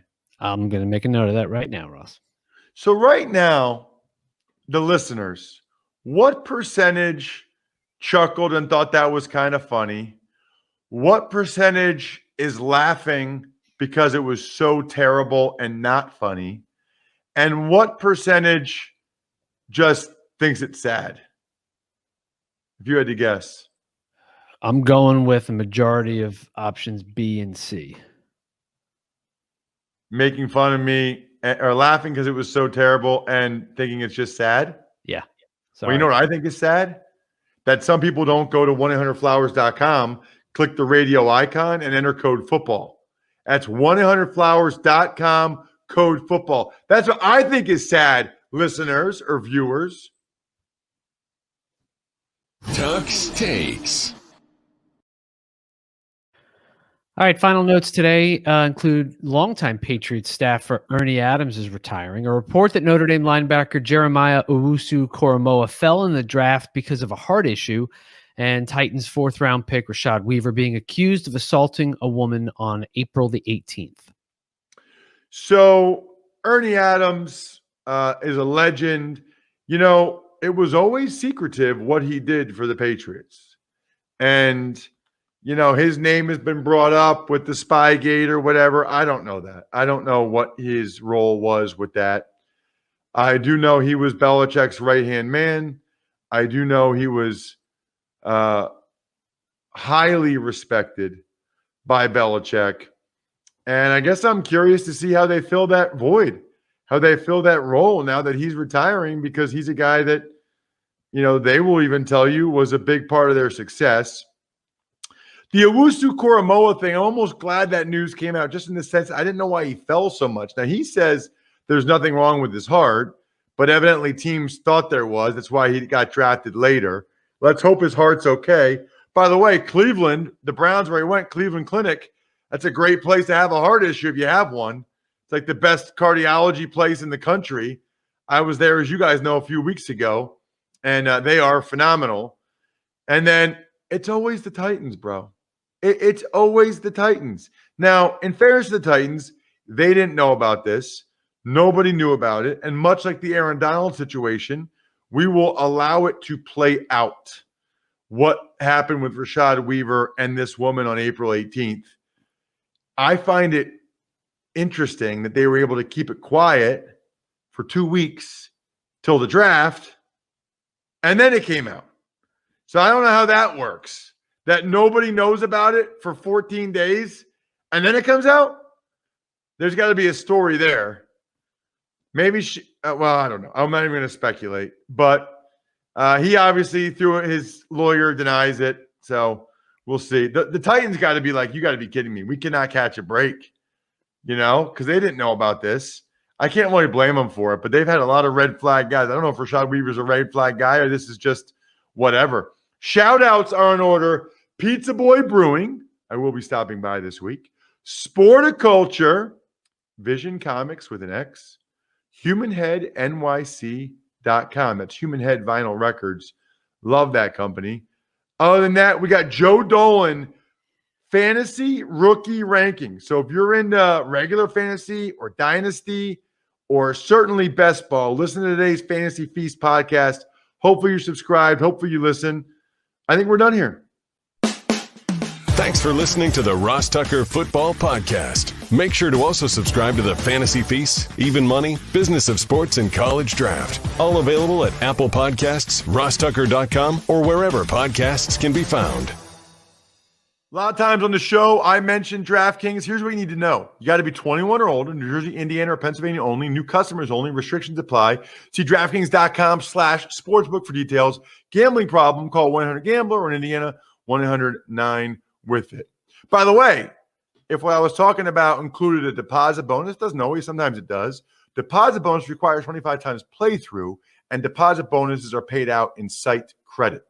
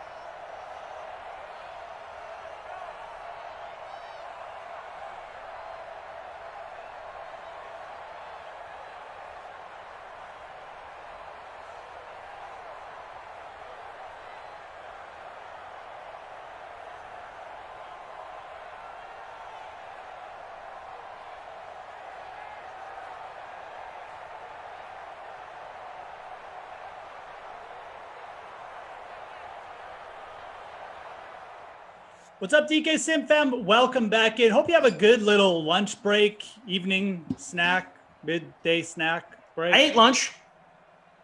Me too. 4 p.m. Eastern, Sim coming at you. It's me and Tommy back. Tom is on the third leg of his quadfecta Sunday. Wow, man, that's a lot of Sim action. I've done 3. I've never gone for the fourfecta. We got the Panthers. We got the Ravens. We got Lamar Jackson. We got Christian McCaffrey, Teddy Bridgewater. Whole cast of characters here. Set those lineups, guys. We got 1 minute till lock.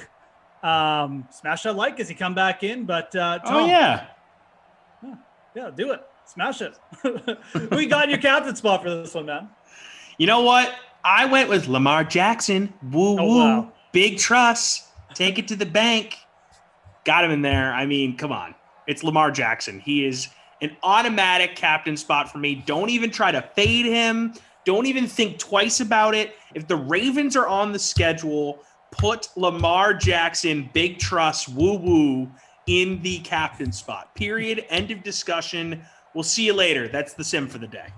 Okay. I took the exact opposite approach. I faded Lamar Jackson. I put DJ Moore in the captain spot. I actually went with a very heavy Are you serious? Carolina Wait a second. Time out. You have Lamar Jackson in your lineup, though, correct? No Lamar Jackson. Faded him completely today. Geoff! So it's Sunday, bro. I mean, come on. I can do whatever I want. Sunday is the day where you just sit on the couch. It's the Lord's Day. You watch whatever you want. You do whatever it's you want. It's Mother's Day. Exactly. Shout out to the moms. Lamar Jackson gave a touching speech about his mother when he won the Heisman Trophy, if you want to go back and give that a listen. Oh, well, this narrative is not good back in the day. So, yeah, I mean, he's going to put on for his mom today. You are not going to do well in this contest, Geoff. I'm bunting it out there right now. My prediction, Geoff finishes in last place. It is extremely possible that I finish in last place without Lamar Jackson. But, you know, I just kind of wanted to do it once. I don't think I've ever actually, faded Lamar Jackson. Okay, it's more of a science experiment. It really is. It's a science experiment. It's a good way to put it. But I seriously doubt many people took that approach. I did. Baby Yoda talk going on in the Twitch chat. I don't know if that was from last sim or this sim, but that's cool. Mr. Hawk faded Lamar. All right. Fantasy Hawk. So I'm he going to will call him finish by in his real second to name. last. I'm going to call him by his given name of Fantasy Hawk, not Mr. Hawk. None of this Mr. Hawk action. But yeah, that's the way I've rolled here. That is the way I've rolled. We got some high-end fantasy dudes, though. This one could go either way. I feel like this sim could be boring as heck, and we just get we just grind it out with some rush yards from Lamar and Christian McCaffrey, or we get some big plays, and Lamar goes for a ton of yards. Maybe we get a Marquise Brown long touchdown, a Christian McCaffrey long touchdown. So I don't know. I'm not out on this sim, but I'm I recognize that it could go either way. So I think you're setting the bar slightly lower than you should, but you're doing that so then we're excited when it's an awesome sim. Okay, fair enough.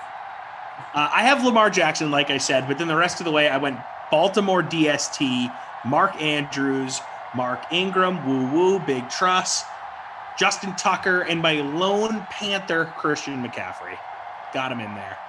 $10,000 in the flex. Panthers are so hit or miss, man. The Panthers are very hit or miss. It definitely feels like either you get a big game from Christian McCaffrey, maybe you get a long touchdown, or it's just Teddy Bridgewater stinks and McCaffrey does, just runs for 20 yards on 20 touches. They are such a peak and valley guy. As Bridgewater not doing great there. New Patriot, Matthew Judon. Yes. I'm excited for him.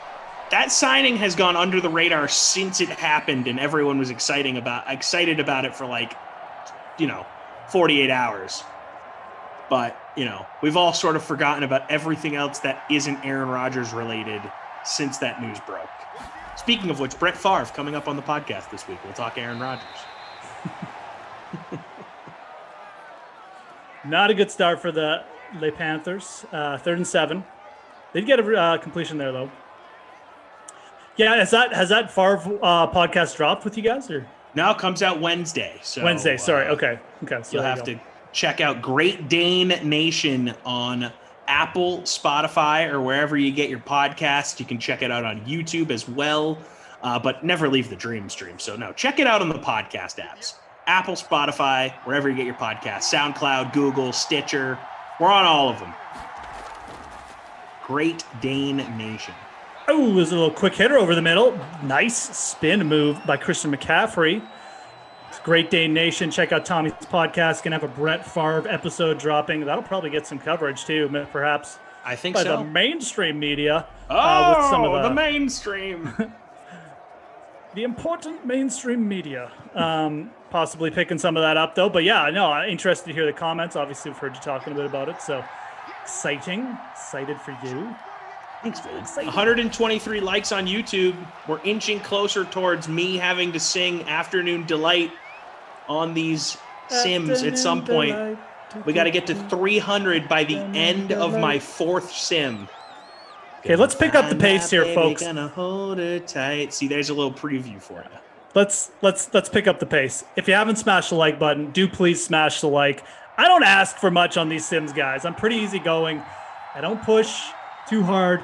I'm going to ask today. Let's get over 200 likes for this Sim, guys. Let's do it. Don't. I know you're sitting there. You're all watching. You've got YouTube up in front of you. Just take the time. I'll even go through the steps for you. Like, I haven't done this in a while, but take your right or your left if you're a lefty. I don't care. You put it on top of your mouse. You scroll over to the middle of the screen. That little white pointer, you move it down under the YouTube video. You'll see 2 gray, dull thumbs buttons. One of them has a thumb down. We don't like that one. Nobody likes that one.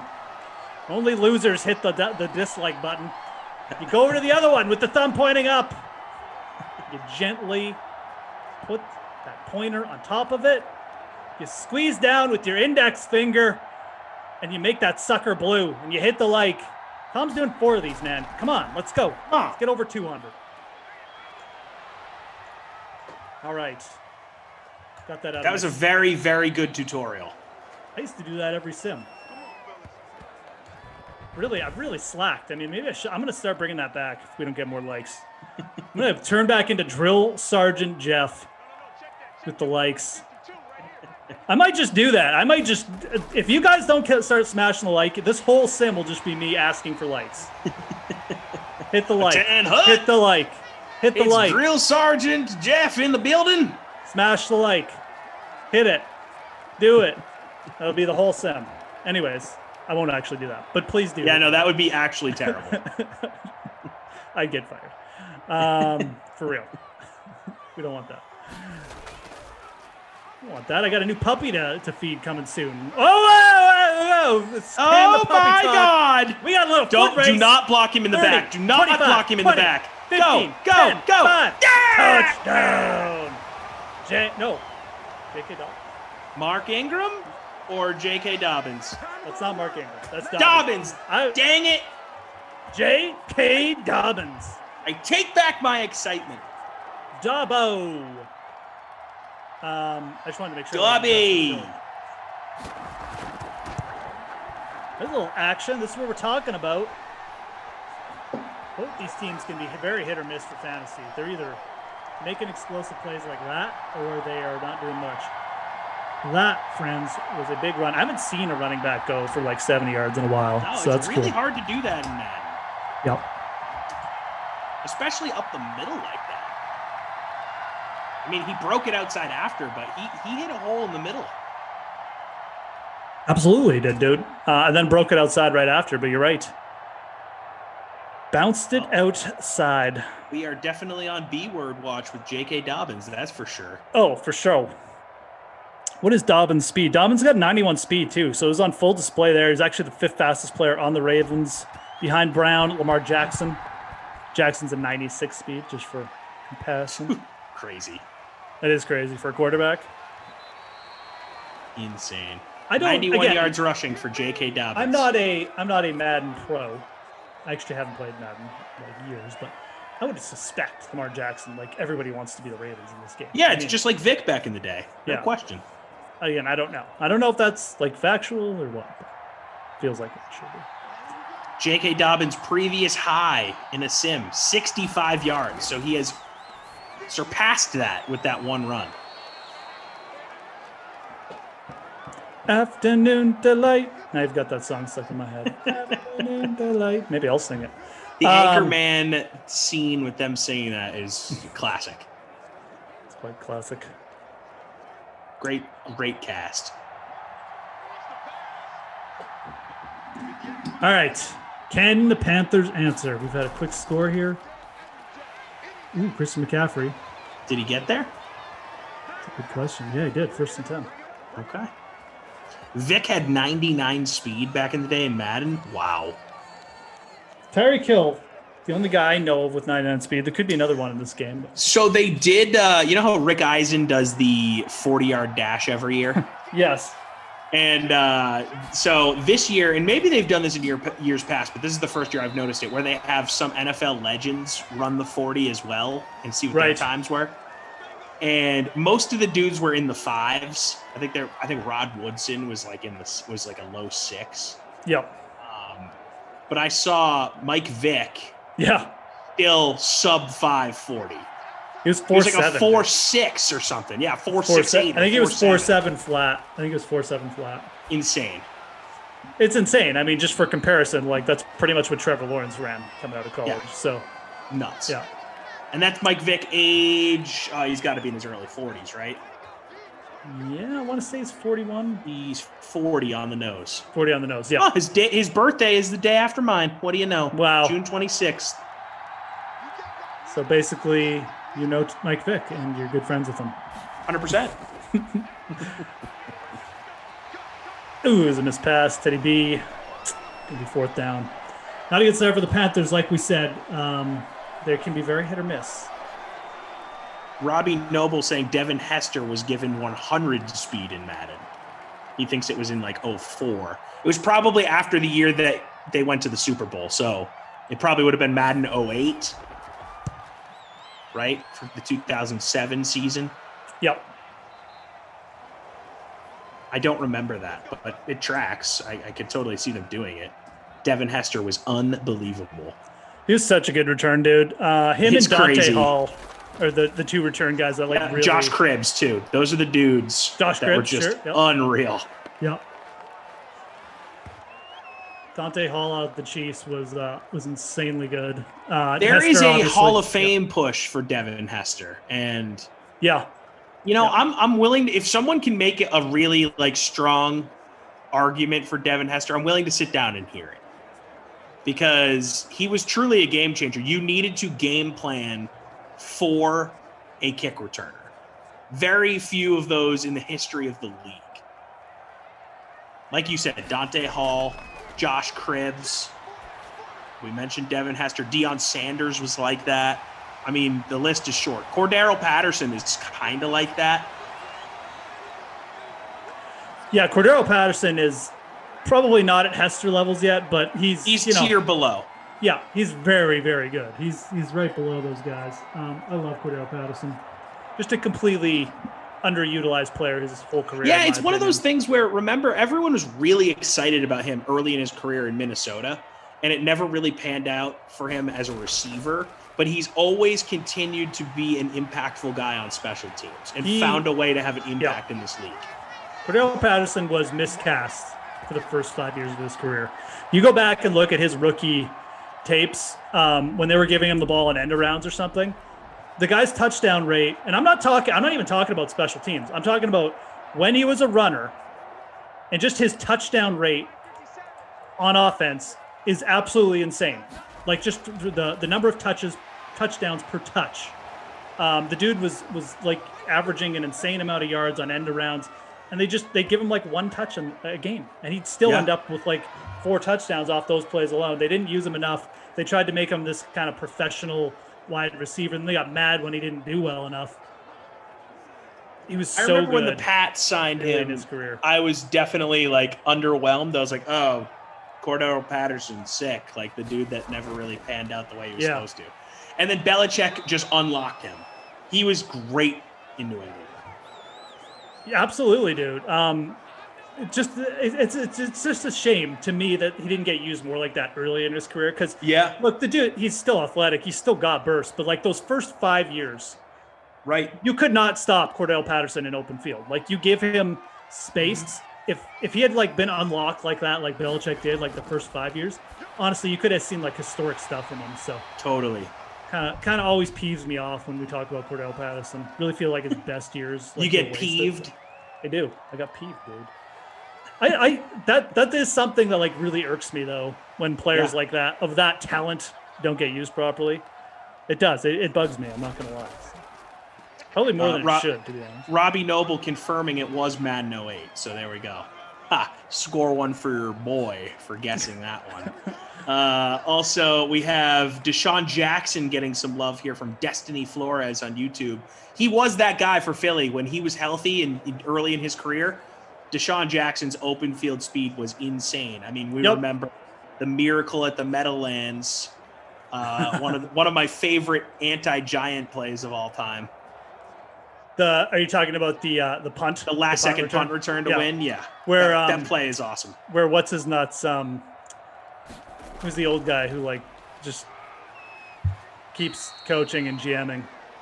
Tom Coughlin. Tom Coughlin. I cannot remember any names these days. Tom Coughlin basically on the sideline told the punter to kick it out of bounds before the punt. Right. And then obviously the punt. I'm going to defend that punter, and I cannot remember his name because he played 1 year.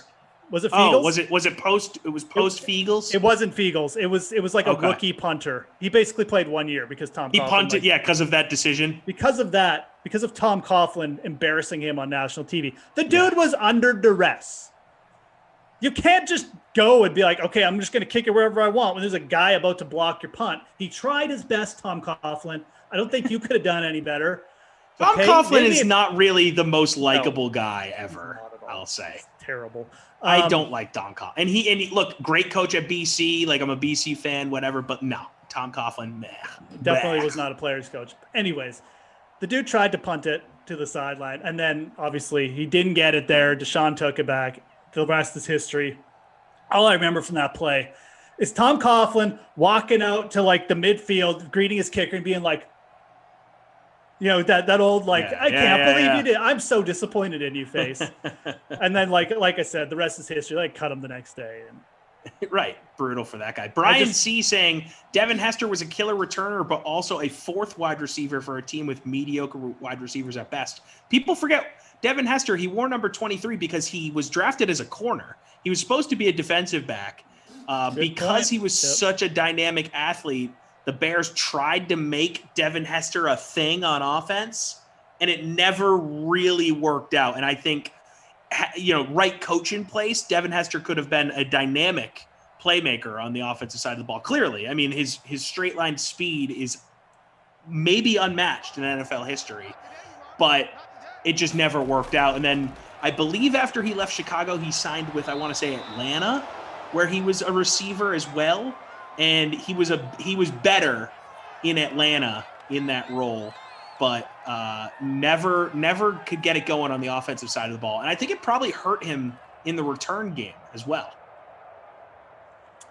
Yeah, definitely. Because he lost confidence. Another player who was a little bit underutilized for sure. This is going to be a long field goal attempt. Probably going to make it because it's Tucker, and he did. Yep. So we had 10-0. Dobbins has hit the bonus. I think on 3 carries too. So Dobbins is going to be in the driver's seat for the wooden nickel here. I mean, come on. He is. He's not only in the driver's seat. Like he almost has it locked. Again, I mean, with the way this game is going and Carolina just being terrible and potentially the Ravens just running the ball, Lamar having a slow start, you're going to need some Dabo in your life. He's 30% owned in our little free roll, the 4 p.m., 1.8% in the captain's spot. So right now we got BBR Craig leading. He's leading by a landslide because not many people use Dabo in the captain, but he did. Because why would you, right? You got to follow the numbers here. This is an anomaly. Well, I mean, if you're playing Dobbins, you're legitimately hoping he goes for a 90-yard touchdown. Yes. So when he's never done until literally today. Yeah. which is fine. I mean, you're playing a low event, obviously, a low happening event, but hey, look, it's Sunday, man. Sometimes you just got to fade Lamar and see what happens, right, Geoff? Right. He is definitely taking the Moose approach to the lineup. Like, let's go. He's not playing Sunday. well. I'm gonna play who I want. I'm gonna put him in the captain. Lamar is the leading candidate for the Babysitter Billy Award as we speak.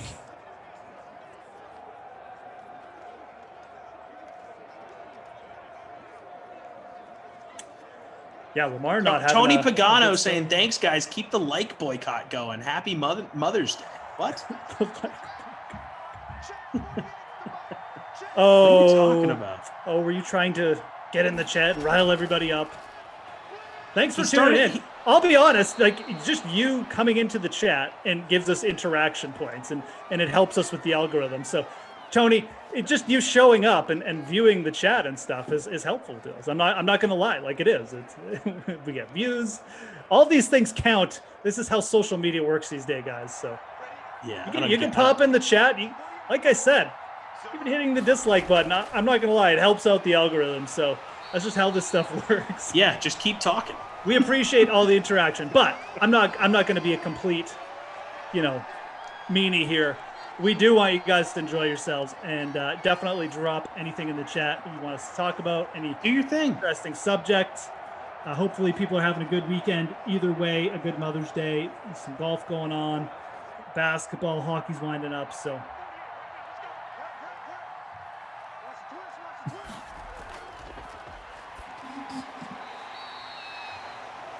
Did you watch Saturday Night Live last night, Tom? I did not. I heard it was interesting, though. I heard having Elon Musk on there is something that people were interested in. I saw the ratings were super high. I've also seen people that are like, we should not be supporting these billionaires. Get these billionaires off my screen. And I'm sort of like, you know what? Like, Saturday Night Live has always been the place that sort of gets the person that's hot in the moment. Yeah. They don't really look at the morality thing. They're just like, let's go. Yeah. It's typically worked out for them. They've been on TV for almost 50 years. Yeah, you're right. It has worked out for them. I'm like, it's like you said, they can take on who they want. I mean, I don't think they should necessarily be limited in like their selection pool. Like, if they're going to bring on an athlete, what is really the difference between like LeBron James and Elon Musk or Musk? Like, they're not actors. They're from different ways of life. But like, are you just going to exclude like business people and only include athletes? Like, I look, I'm not an Elon Musk fan. Like, I'm really not. I could care less. I have no interest in watching that show last night, and I didn't watch it, but I'm not like mad at SNL for being like having him on either. I completely understand it. Also, it's ratings thing. Obviously, if he's getting ratings, it was a pretty good decision. So there's a lot of things going on. The crypto thing with Dogecoin was Dogecoin. That probably brought in an extra 500,000 viewers. I mean, honestly, people buying Dogecoin just to have the little spike, and it did spike, and then it dipped down 30%. So, which is basically what everyone thought it was going to do. Actually, one of those rare market, little tip ball drill, one of those rare market events where everything actually went as people thought it was going to go. You had like a big kind of spike event for people trying to get the Elon Musk hype, and then it just dipped right at basically when the show starts. So, but I don't know. Anyways, there's a lot of reasons for people to be tuning in, so it did make sense for them to have him on. 100%. You know what? 100%. I'll be sure honest. Dogecoin's price went up. Well, it did. I mean, it went down 30% after the show. But what was I going to say? I'll be honest. I dislike the shows where they don't have true actors on. The material, like, it's generally terrible. Yeah. Like, I remember when Barkley was on, it was funny to have him, but he was really bad. But then you start watching and you're like, this sucks. Like, these guys can't act. And that's what it's like with Elon Musk. Like, it's not a good show. It's like a cultural event. It's like right now, Elon Musk is like one of the richest guys in the world, if not the richest guy. Everyone's interested in him. He's doing the electric car thing, the spaceship thing. He makes funny tweets sometimes. So everyone's interested in him. I get having him on as a cultural appearance, but the shows, when you get those guys on, are terrible. Like, I'd rather have I'd rather have like an actor. I don't even know off the top of my head. Viggo Mortensen. I'd rather have him on. Like, terrific actor. Brilliant. All by you. My favorite people that they have come in are the former cast members. Those are great too. Yes. I mean, those are always the best because obviously they know you how can't it rolls. overdo those, but yeah. Honestly, I wouldn't mind if they just did a full season of former cast members the whole way. Talking Adam Sandler all the way down to someone like, I don't know, Kristen Wiig. You know, just the full range of it. Get Tina Fey in there, Amy Poehler, hell, Bill Murray if he'll do it, Eddie Murphy if he'll do it. Yep. Just all of them. Will Ferrell. Just go to the well. I mean, I would be fine if they just like did 50%. I bet ratings go way up if they do that. Yeah, if they just did old cast members for like 50%. Yeah. Absolutely. Just completely yeah. Commit to it and like market it as such. Like this year, it's going to be the year of the former cast member coming back. Like when's the 50th anniversary of SNL coming up? It's got to be soon because I remember the 40th was a few years ago. That's when they should do that. I mean, I'd be all in. Like, I love those shows. I think those are the best shows. I mean, just from a pure watchability standpoint, like the skits are funny. It's creative. You can bring back old skits. Yeah, for sure. 100%. This game's terrible. 6-9 for Lamar, 53 yards, 3rd and 9. Just a little update there. Lamar hasn't done much. Basically, either you have Dobbins or you're eating ramen noodles tonight. Not gonna lie. Is that me? No, that's me. Oh no, that's both of us because neither of us has Dobbins. Dobbins should be a pretty interesting fantasy pick next year. Still in a run first offense. 50th anniversary coming in 2025 for SNL. So we got a few years to go. That 40th one was cool. I remember that. Who'd they have? Do you remember? I don't know. No, it was like a special show where they had just a bunch of people come in. I think it was on a Sunday night. You're right. It was. I remember they had Jerry Seinfeld come out at one point, who was never even on the SNL cast, and they had Larry David sitting in the crowd, who again was. I think he may have written for SNL for a brief period of time. And they were just kind of going back and forth about it. They're like, you know, doing kind of the Larry David, Jerry Seinfeld thing, going back and forth. That was my favorite part of that special. So just bring them back. I'm all in on Larry David. That's my guy. Yeah, Larry David's pretty darn funny. I still like Seinfeld. I've always been a big Seinfeld fan. I know some people think his comedy is just like not that great, but I think he's hilarious. Oh, he's the best. I think Seinfeld's too. If you saw a few of his stand-up acts, you kind of appreciate him a little bit more because he does like he's one of those guys. He refuses to kind of like, I don't want to say delve into like the easy stuff. Like he doesn't swear. He doesn't like outwardly attack people or anything. He just like makes observations. And when you're just making like observations, you have to be really sharp about it. So I always appreciate that because it's a lot harder, but I think what he does for comedy. I love observational comedy. Yeah. Because you got to be sharp. Like if your observations are like not that sharp, I mean, you are going to not be funny very fast. Whereas a guy who's just going off the cuff and swearing is always going to be a little bit funny because of just how crazy he's sounding, right? But you know, you still have to. I mean, every style is a little bit different. I mean, I love Bill Burr too. I think he's absolutely hilarious. Right, but he's the opposite way. You know? But he's the opposite. And totally. I admit, like some of Bill Burr's stuff, like it can get a little old too. But I agree, and I'm a Boston guy. I love Bill Burr. Yeah. So I'm taking a look at Jordan passing along the info from the 40th anniversary. He said, this special assembled together a large list of current and former cast members, hosts, and musical acts from throughout the show's 40 seasons. Show creator and executive producer Lorne Michaels stated that every host and most musical guests were invited, plus any cast member or writer who had ever been on the show more than a year. Ultimately, over 100 in all were confirmed to appear. In the opening sequence, 81 performers were credited. That's crazy. And I'm not going to list out everyone because it was insane. The list is nuts. Go look it up on YouTube. So, I mean, for the 50th, it's going to just be insane. Absolutely. So we'll see that in a couple of years. Ooh, 11 is, Robbie Anderson. 12 is DJ Moore. So there's a little Robbie Anderson action. Carolina trying to get the ball moving. But yeah, I do kind of remember that show vaguely now. Yeah, it was fun. Hey, we got a question here for you, Geoff, from Twitch.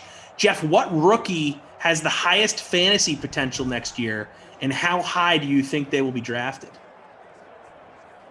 Yeah. Probably the quarterbacks. Okay. Everyone obviously will be interested in the quarterbacks, but quarterback is obviously a deep position. There's not that much spread in the scoring. You know, still got guys like Kyler Murray, Lamar Jackson out there, Patrick Mahomes, even Rodgers. So I think I think there'll be very playable quarterbacks in the rookie class, but I think the guys with the most potential are probably going to come at other positions. Najee Harris is going to be like a solo running back in a very good spot at Pittsburgh. He could get a really massive workload. I think that you're going to want to watch his draft position. I mean, you could be talking about Najee Harris at the end of the year like as a top 4 back just from pure volume. So I would definitely put him in my top 2. And Jamar Chase. That's the guy. Yeah. Look, like T. Higgins and Tyler Boyd are nice, but like Jamar Chase is the guy. I mean, there's 100 targets up for grabs with Green out. They don't really have a big tight end. I think Jamar Chase could easily, even if he doesn't see the big targets the other guys go for. I mean, I think I'd put him up there. I think Kyle Pitts, it all depends on what Julio Jones does. If he gets traded, if they trade Julio Jones, I think Pitts could really be in for a monster year. And there's a touchdown. Christian McCaffrey. Sliding out of the backfield for a little reception. If Julio Jones is there and healthy, it hurts him. Obviously, Ridley's still there, getting a lot of red zone targets. So Pitts is tough. I do think Jamar Chase is the answer because I think he immediately becomes the focal point of the offense, regardless if Burrow is healthy at the beginning of the season. And you just look at the rest of the weapons there. He's the best guy. So I think Jamar Chase is the leader in the clubhouse. Harris scares me a little bit because I just don't trust Pittsburgh's offensive line. Yeah. You know, it's a fair point. All the problems we saw with James Conner this past year, it's not like the Steelers are coming back with a revamped, awesome offensive line. I mean, they just lost their potentially future Hall of Fame center to retirement. I don't know. Harris scares me a little bit. He feels James Connery to me.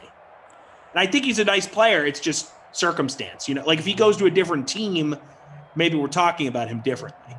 Oh, absolutely. No, I can't disagree with that. There's certainly like a fairly decent element of risk there. But the other thing about Pittsburgh, and which the reason I find him attractive, there's not much talent behind him. Benny Snell is not good. They just never use Jalen Samuels. And Pittsburgh will commit to a guy. Like if Najee Harris comes out and he gets a little bit going, Mike Tomlin will give his lead running back like 30 touches a game, and he won't even think twice about it. So I think Najee Harris, if he's like not getting drafted that high, I will have a lot of interest. Now, if the hype starts getting up, I completely also agree with what Tom said. I mean, he's a bit of a boomer bust candidate, but I think the upside with him is going to be legit. He's in the right place to potentially get a big volume, which is what you should care about the most with running backs. But that other stuff is definitely in there. So I think Chase is going to be like the highest end kind of automatic floor guy. He's just in a good spot. And then Najee Harris would be another upside guy, though I'd be really interested in. And like I said, Pitts is going to be good, but it's going to come down to is Julio there or not. 100%. I kind of want him to be there. I like the idea of having all of these weapons in the same spot and just seeing what happens. I don't want to see Julio Jones in another uniform. I have a feeling Atlanta, like they probably should move. Oh, wow. We're getting smoked there right up the middle. I have a feeling that Atlanta probably feels the same way. They probably should move on from Julio Jones. Like, just if the price is right, I get contract it. and an age perspective, but yeah, you're right. They're probably just going to hold on to him. I think they figure like they have a little bit of a shot here. They're bringing back Matt Ryan. It's probably going to be like, well, let's just go for it one more year. And, new coach. New coach and new regime. Let's let these guys have another shot at it. So I think that's probably what'll happen. Certainly will. He's also be a good offense. He's also maybe one of the. I mean, he was on the Mount Rushmore that Rossi and I did of the Falcons, and I think he's without question one of the 5 best players in the history of their franchise. So moving on from Julio Jones is like a truly like franchise decision. It's true. Like it's true. That's going to rattle your fan base. It would. I mean, it would. People would notice. They'd be like, okay, we're moving on from Julio here. So it wouldn't be it's not an easy decision to do, obviously. No. So. He's still great. He's just not healthy all the time. Yeah, and obviously as he gets older, the soft tissue injuries add up. But if you're really serious about making a run, and like I said, I think Atlanta with no Breeze in the division probably looks at this as maybe we got a couple-year opening here until the New Orleans gets their quarterback situation figured out, because I don't think they're scared much of Sam Darnold. So I would I think it makes financial sense for the Falcons to move on from Julio, but I also don't think it's actually going to happen. I think they're also probably looking at Tampa and saying, look, like they got it together to end the season, but you have to kind of look at things with rose-colored glasses in the offseason, right? And say, okay, Tampa didn't figure it out until halfway through the year, and then they went on their run.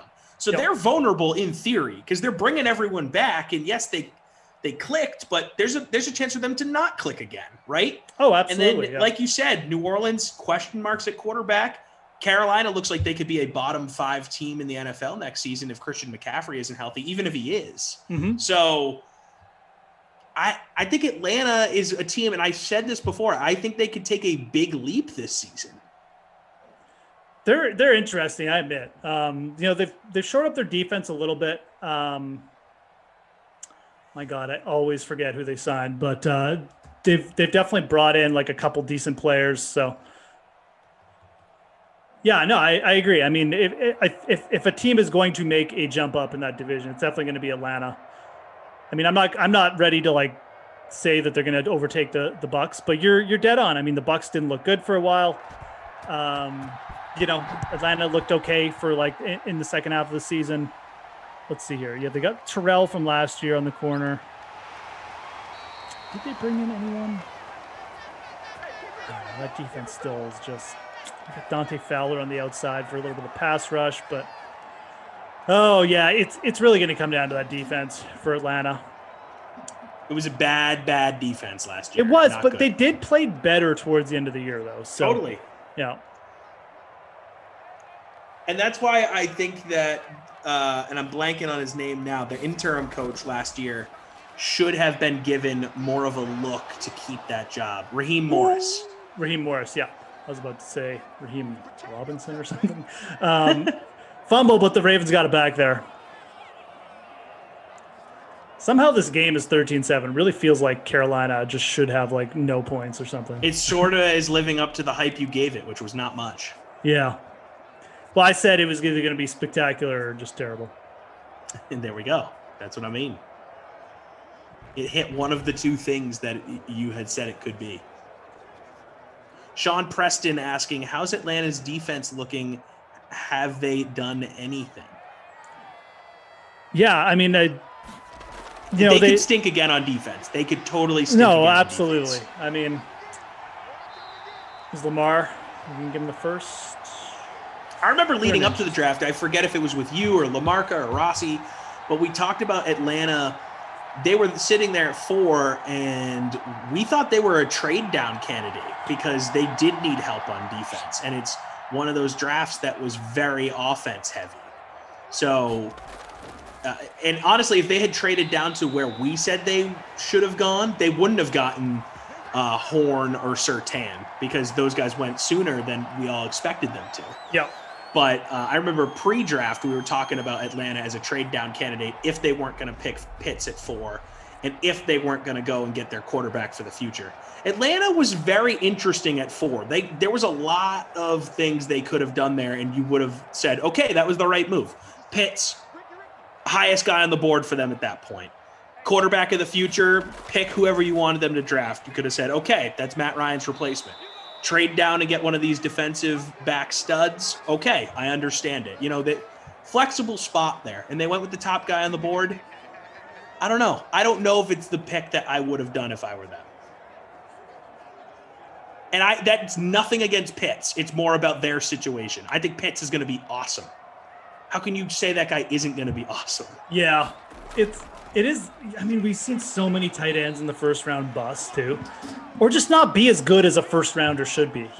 Hawkinson, Ebron is like the obvious one, especially the draft year for Ebron. My God, like the Lions missed out on so many good players by taking him. The Lions love drafting tight ends. Even OJ Howard. Probably a couple other dudes I can throw out there. I just can't remember off the top of my head. But I would say most first-round tight ends don't turn out to be those studs that we've seen. So I know Kyle Pitts is like the difference. He's different. He very well could be, but man, like it's a pick. Lamar. Wow, Lamar. My captain. Give this one away. He heard what I said about him and it inflated his ego. Yeah, I'll tell you something.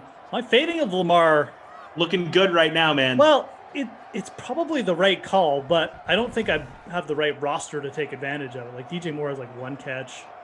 So let's see. I wonder if the top lineup in the free roll still has Lamar Jackson in the captain spot. I don't even know how that's possible. That's crazy. But because he's only got 5.2 points right now in the captain spot. Here's Teddy back to pass. Wow, that was terrible. Tater hater saying, wow, that's some Hawkinson slander. Top 3 tight end last year. I do like Hawkinson. Was he a top 3 tight end last year? He had a nice season. He showed. I don't think he was a top 3 tight end. No, absolutely not. You had Kittle, you got Kelsey, you got Waller. I mean, no. But and I know Kittle was hurt a lot of the year, but you know what I mean. Yeah, I'm just trying to figure out where Hawkinson ended last year. I didn't think he was even like in the conversation. I know he's hurt. Wasn't he hurt too? He was hurt. Yeah. Where did he end up? Let's see here. He was 16th, but I don't know. Wait, that's not right. I do think that he has potential to be a good player. That's not right. Sorry, ignore what I just said.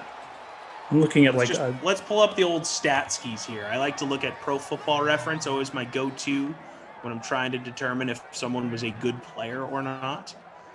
Hawkinson was his 5th rookie year in standard scoring. Maybe I'm dead wrong about this. So in his second year, I should say, okay. Played all 16 games. Yeah. So he was hurt his rookie year. That's right. He had over 100 targets, 67 catches, 6 touchdowns. Decent year for a tight end. He was about it. 5th in PPR scoring. Not terrible at all. So I'll definitely give you that. He was walk it back, Geoff. Walk it back. I'm not walking it back. Don't worry. He was 100 points less than Darren Waller. He got beat by Logan Thomas and Robert Tonyan. Let's put it this way. Oh, Tonyan had a great year. Hawkinson was okay, but for where he was drafted, and look, it's not. You can't. There was a ton of busts at tight end last year. Like Noah Fant didn't do anything. Yeah, and it was supposed to be this great tight end draft, too. Exactly. Yeah. We had guys like Hunter Henry. Like, nobody really lived up to the billing except Darren Waller and Travis Kelce, who just blew everyone else away. So Hawkinson was fine, I guess, but he really didn't have that crazy good a year. Look, Logan Thomas and Robert Tonyan, you could have gotten for nothing at the start of the year. So when you're getting beat by 2 guys who legitimately didn't even get drafted in your season longs, really wasn't that good a year for you. So no, 100%. That was a bad position for tight in fantasy last year. Yeah. I remember Jared Cook was ghost town for like the whole second half of the year on my team. I picked up even Tonyan and Thomas, where they finished towards the top of the league as far as fantasy scoring and tight ends. Yeah, very peak and valley guys week to week. Like Tonyan had a lot of touchdowns, but he'd go multiple weeks with doing nothing. because Rodgers just was targeting other guys and he was playing the matchups. Absolutely. Yeah, he'd go off. He'd get like, a touchdown and like 80 yards on like 4 catches or something. Right. Like he was explosive. He's good. I like Tunyon. I mean, I Yeah, Andrew's saying he had 3 in 1 week. I remember that. That's when I picked him up. DJ Moore. DJ Moore with the touchdown. Carolina, folks, about to take the lead. This has just been Baltimore, just folly after folly. Finally, Carolina going to cash in. Yeah.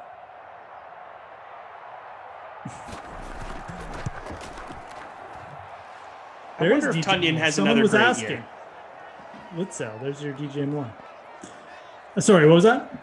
I said, I wonder if Tunyon comes out and has another nice year if Rodgers comes back, or if he was sort of a lightning in a bottle guy. No, I think he will. Yeah, I definitely think he'll have a chance to have a big year. Big dude. He's a solid receiver too. Like he's a good player, absolutely.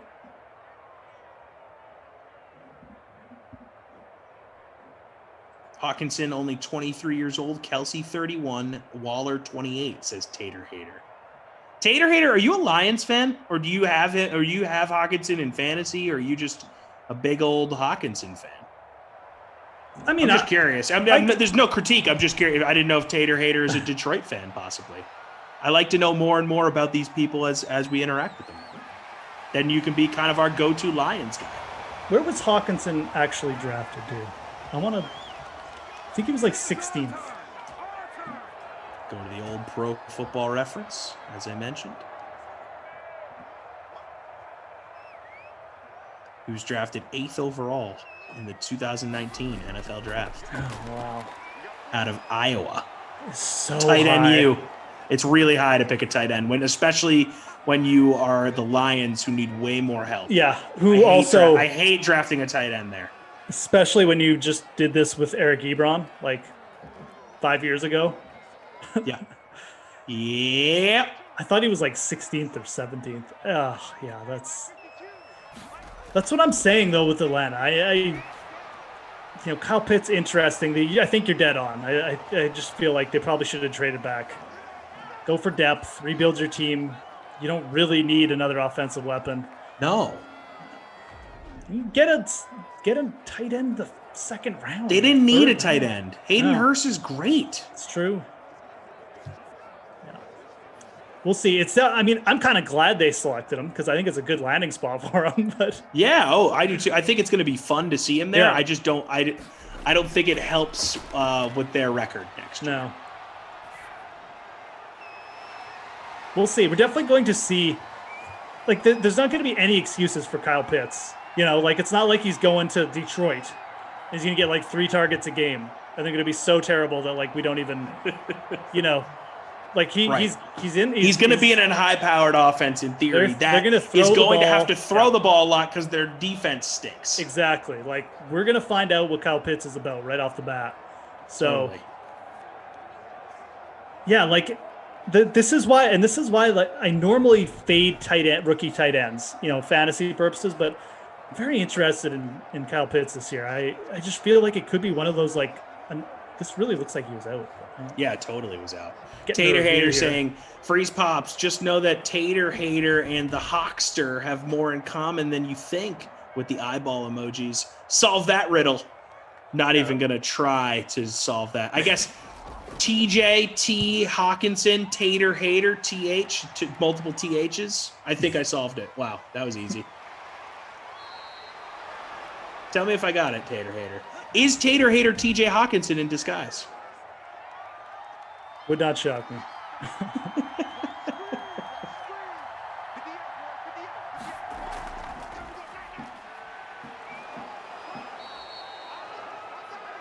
First down run there from Christian McCaffrey. Where are you in the contest? Okay, so Carolina getting the ball back. That pass was incomplete. I am actually in 5th. Wow. Well, yeah, you faded Lamar. Well, I put DJ Moore in the captain spot. And you're the only guy that faded Lamar in the world. So, legitimately, Lamar Jackson sense. is 93.8% owned. So, I basically was like one of about 3 people who favored Lamar Jackson this time. It's all coming together on this Mother's Day Sunday for me. Wow. The only Brown I have in my lineup, or the only Brown, the only Raven I have in my lineup is Marquise Brown. Wow. Just talking myself in circles today. So my first sim of the day was dedicated to my grandma. The second sim of the day was dedicated to my mom. This sim dedicated to my mother-in-law, my future mother-in-law.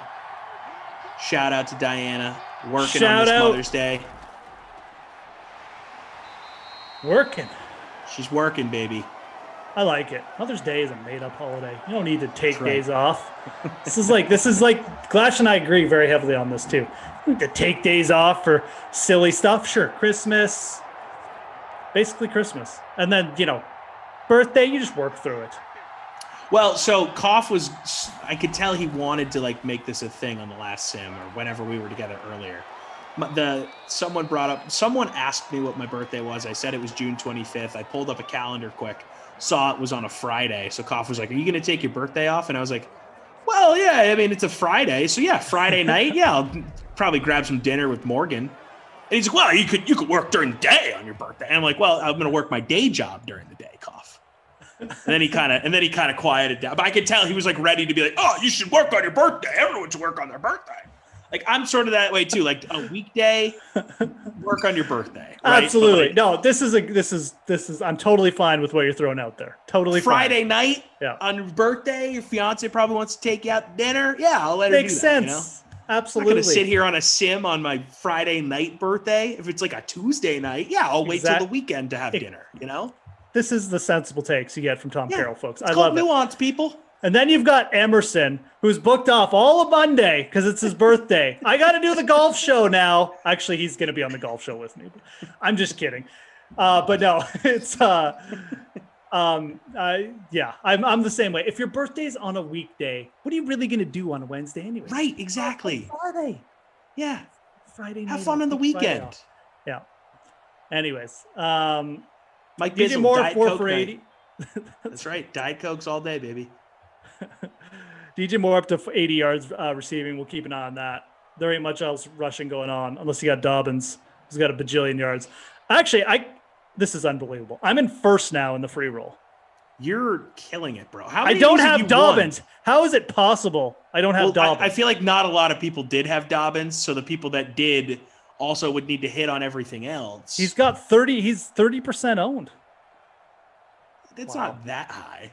Yeah, it's higher than I thought. I'll be honest. It's higher than I thought. When I said that sentence, I thought it was going to be lower. I'm sending a message to the DK Synfam. I don't even need the high-scoring players to win. You know why, honestly? You better watch yourself. Because it's rigged. Synfam. It's rigged, Moose. It's rigged. I did not forget a spot. It's part of me. So did you have you ever won one of these? I have. I actually won one like last week. Wow. So I'm still in the 0 wins column for a free roll. I've come pretty close. I finished 4th in one earlier today. That after forgetting to put a lineup in for the nooner. Just keep doing 4 a day. Keep doing Andrew 4 a day. bring up a great point, saying 51 minutes ago, you're going to finish in dead last.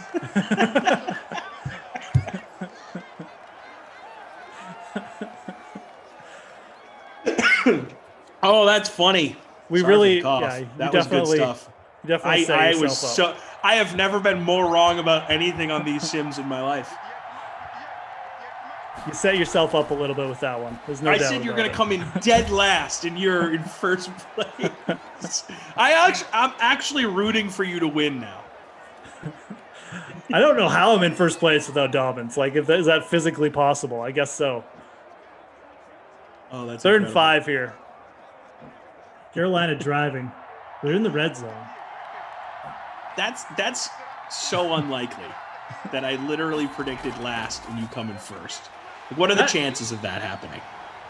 This is what happens though when you fade the guys who like everybody owns, right? Yeah. Either you're first or you're last. I mean, if Lamar Jackson had even like 18 points right now, I'd probably be in last.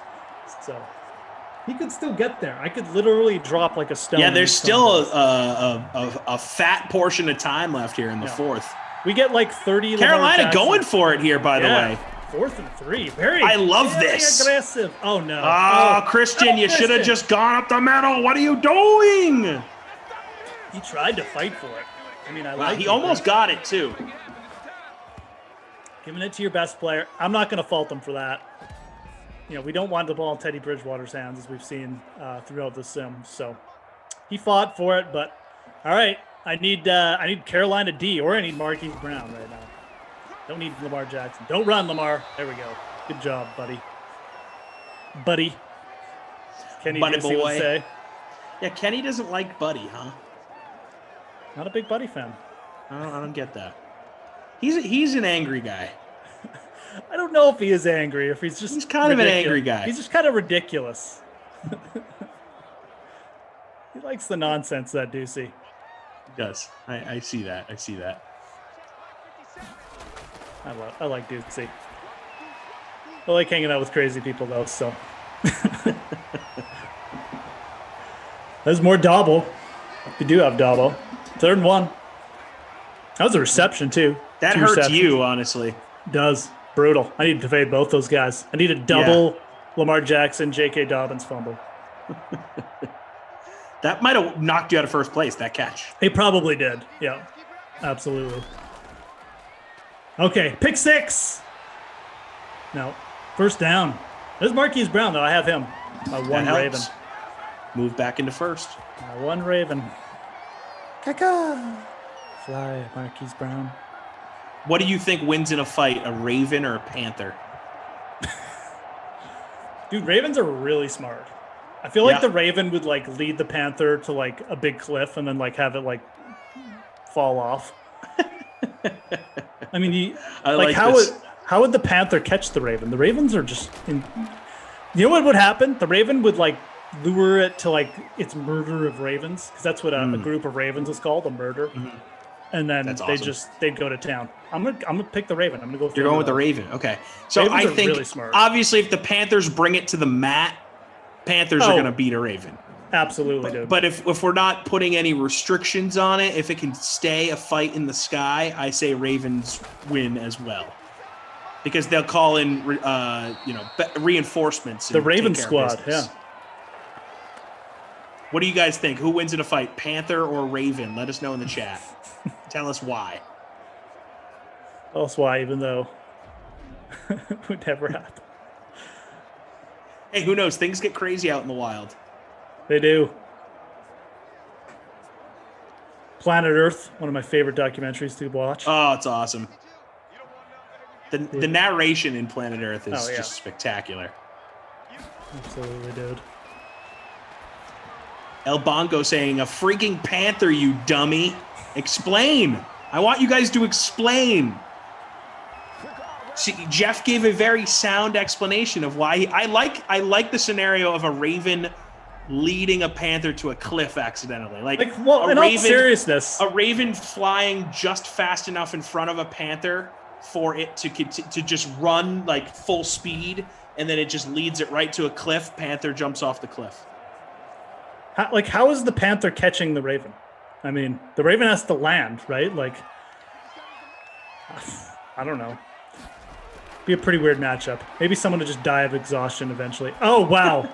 What just happened there? Lamar Jackson got smoked, stayed on his feet, dropped the ball. Oh, Dobbins stepped out of bounds. Our producer Jordan saying he had an encounter with a wild animal on his run this morning. Jordan, we're going to need more information on that. Yeah, can't just drop things like that. Was it a moose? Right, let's see.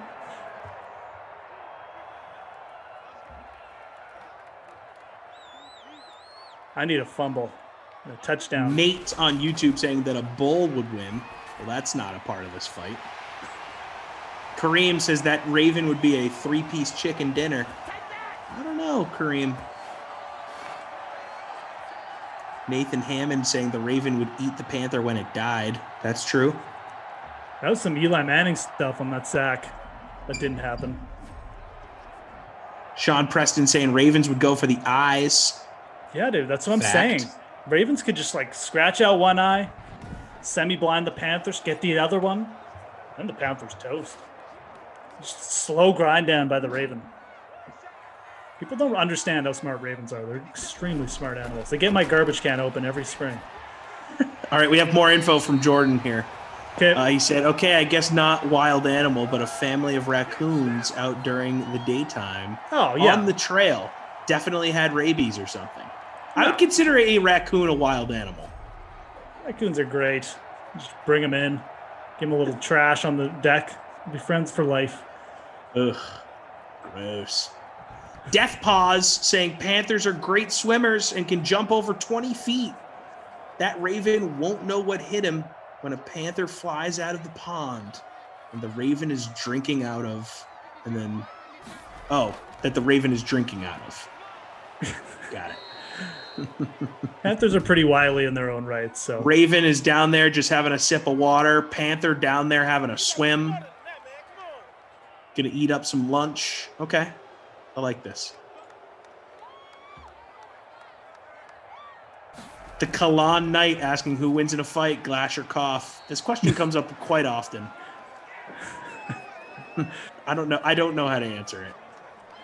I think Koff has admittedly said Glash would beat him. Let me give the answer. Nobody wins because nobody wants to see that. There is no winner in a Glashian versus Kaufman fight. Zero. None. The world loses. That's who, okay? Oh, no. Oh, Lamar. Fumble. Oh. What? What is happening? Fumble. It was a 2-minute warning. Went down inside the 5, though. Robbie Noble saying big cats, big birds, all the same. Yeah. All right. This is a big moment in this game. 3rd and goal. Whoa. Oh, it's an alarm. It's that big of a moment. Yes, no kidding. Yeah, exactly. Let's go. X Factor lit. They're going to hand off, though.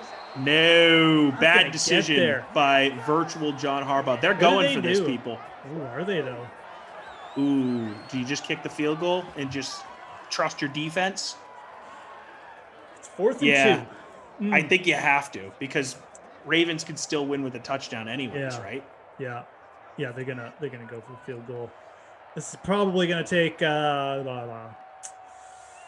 overtime out of play unless we get a safety or something crazy, but unlikely. Unlikely. PGZ Man 666 saying a raven takes a poop in mid-flight and lands in the Panther's eye. The Panther gives chase and runs over a cliff as the raven swoops up and laughs, a.k.a. the 2 ravens, in the old Merry Melodies cartoons. Unfamiliar with the cartoons, but I like this scenario. I like the creativity. That's very what we're looking specific. For. Yeah. That's what we're looking for. Insanely specific.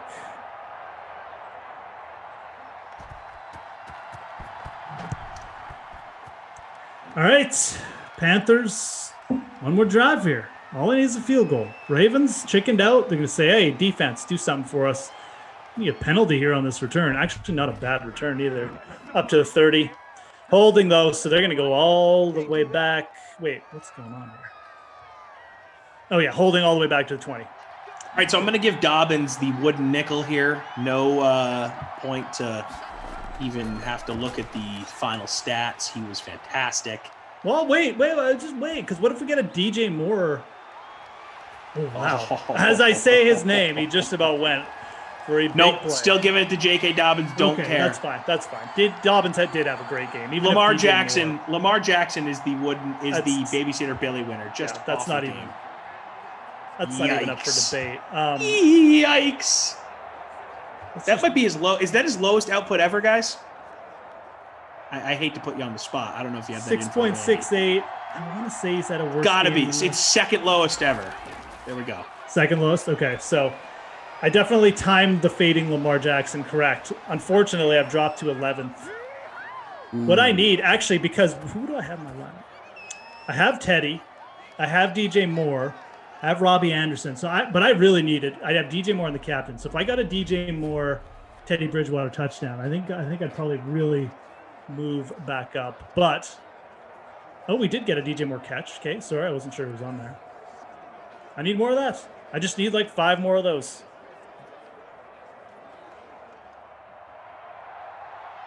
DJ Moore at 80 yards before that catch too, so I'm not sure what he'll be at after it, but we're very close to the bonus. Should be at about 94.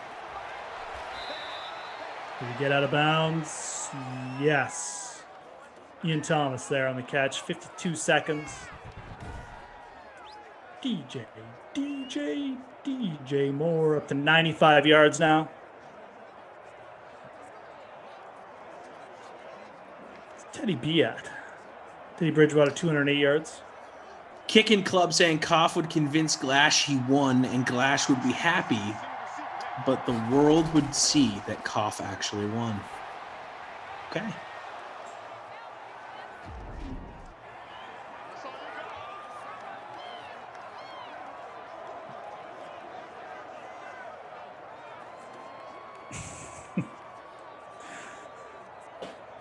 Here we go, 3rd and inches.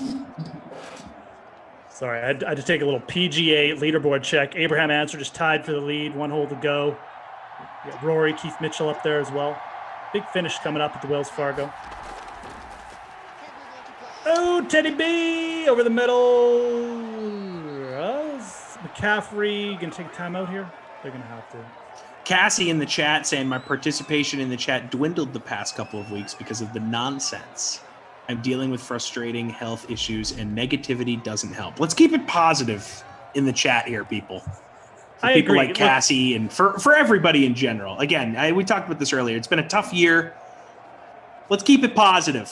So our friend Cassie here can enjoy herself as she's dealing with some other stuff outside of Sinland.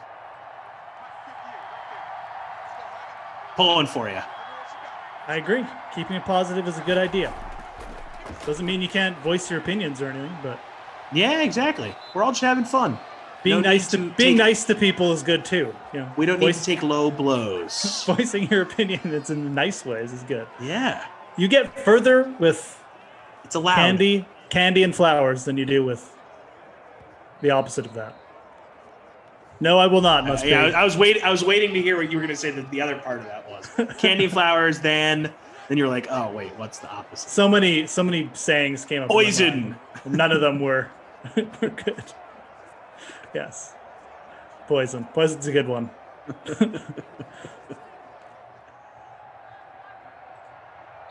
Okay.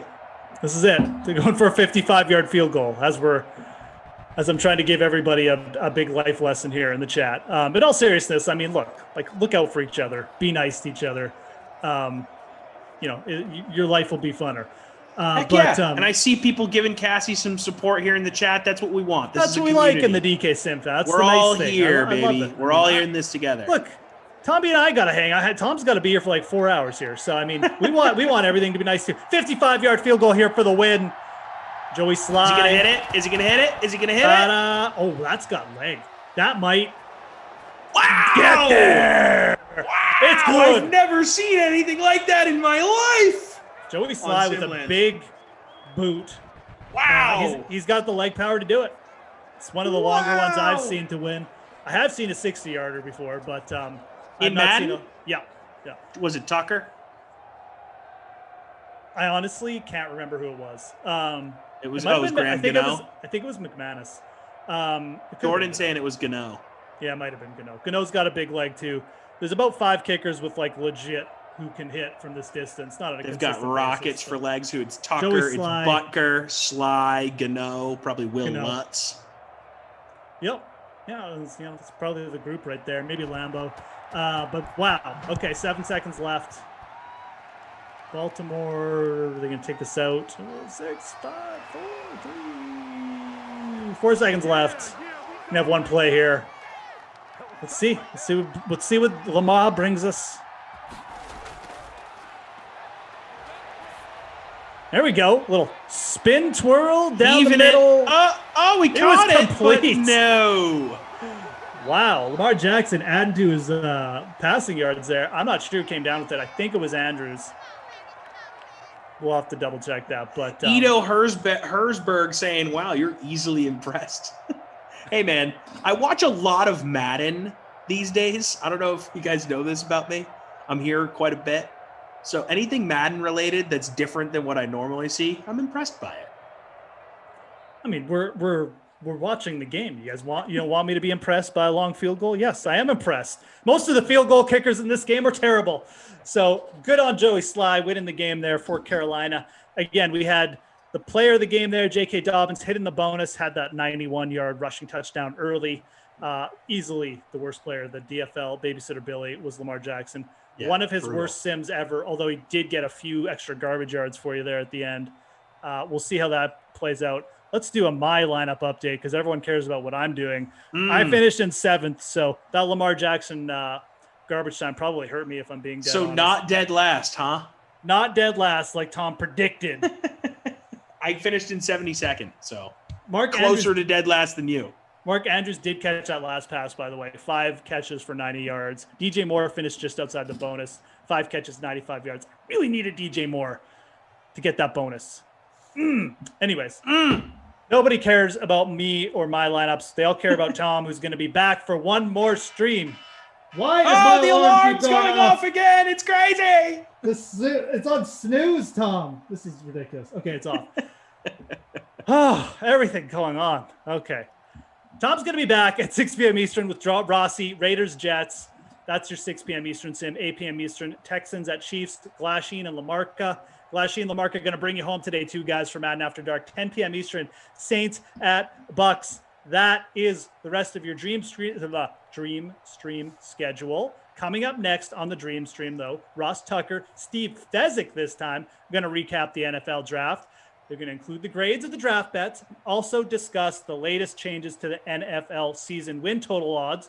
So you're going to be getting some good NFL win season total odds talk. One of my favorite futures to bet, the NFL win season totals. So that's going to be on there. Tom's going to be joined by Rossi for the Raiders and the Jets. Guys, I had a great time hanging out today. Stick around. We got 3 more sims left. Tom will be back with Rossi next. Have a great rest of your Sunday, guys. We'll see you soon. See you guys.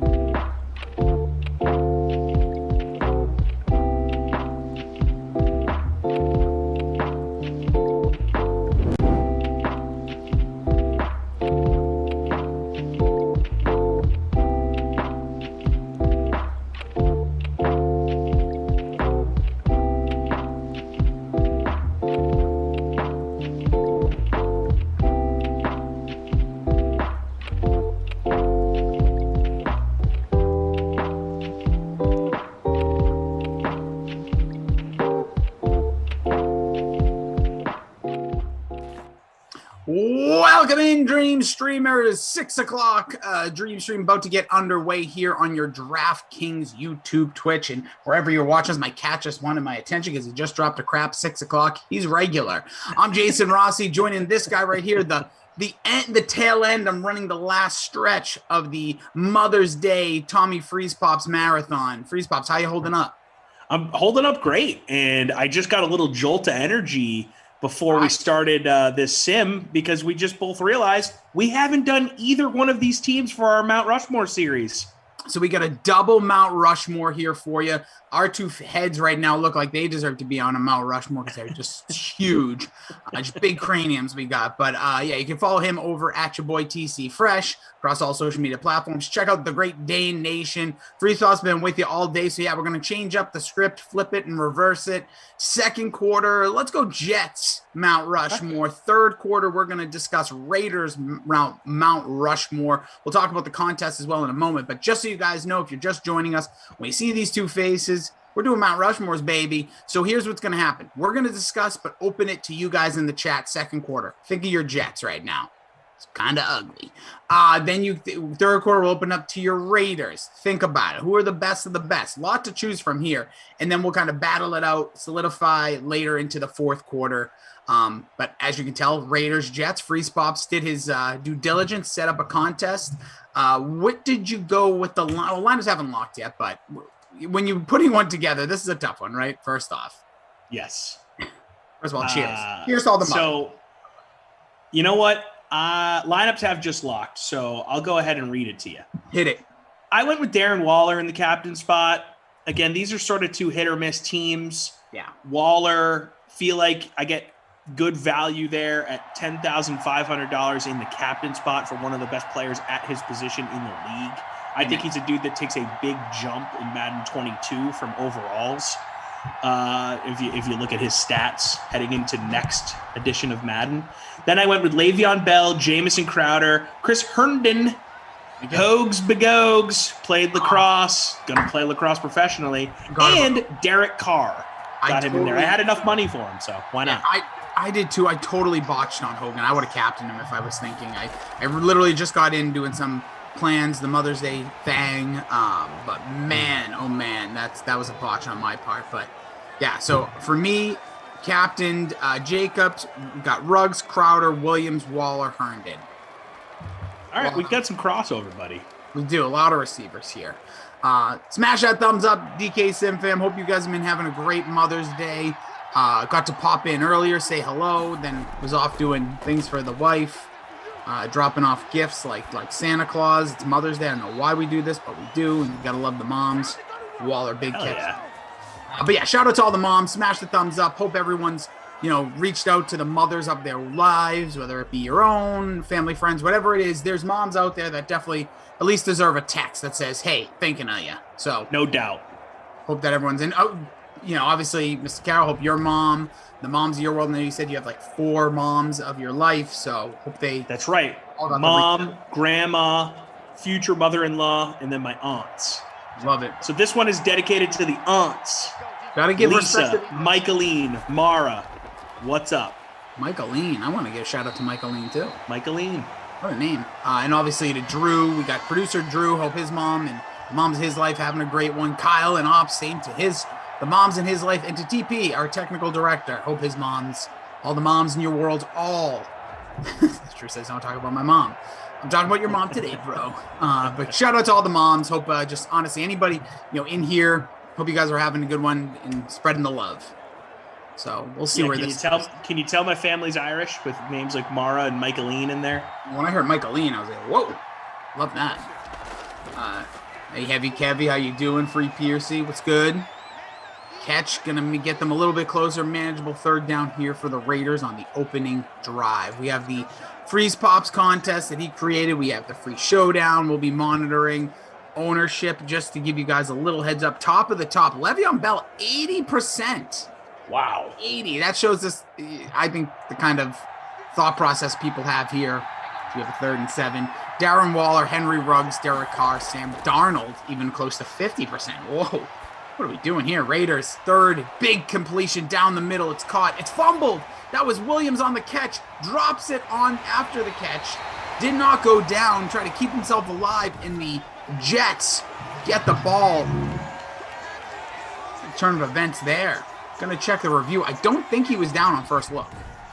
So I'm just quickly running through some of the greatest Raiders of all time here, just quietly by myself, thinking about who I might want to talk about, names I'm targeting here for when we get to the Raiders in the second half. That is going to be one of the hardest Mount Rushmores we've done. It really is. There are so many good players from that franchise.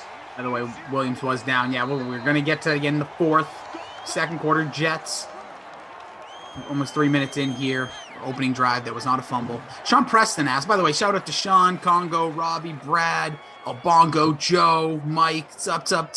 Subscribe at Post Route Cena. What's up, dude? Rossi, super interested. What are you doing for wife? For my wife. Mine wanted burgers. She got Angus steak burgers. First of all, Sean, shout out to your wife. To the mother, the wife. Shout out. For mine, we did a big breakfast this morning at a local joint. Sat outside with the little one. And we just went for a long walk. My little guy took a long nap. And actually, my wife did too. So it wasn't overly exciting, but... That's a win for the mom, though. If mom can take a nap on a weekend, that's a huge win. It was excellent. So then we're going to do some... Actually, I'm going to make some onion burgers, homemade. I get a soup mix, onion mix, rip it up, a little ground beef. Sounds awesome. Pat those together, throw them on the grill. That'll be after this.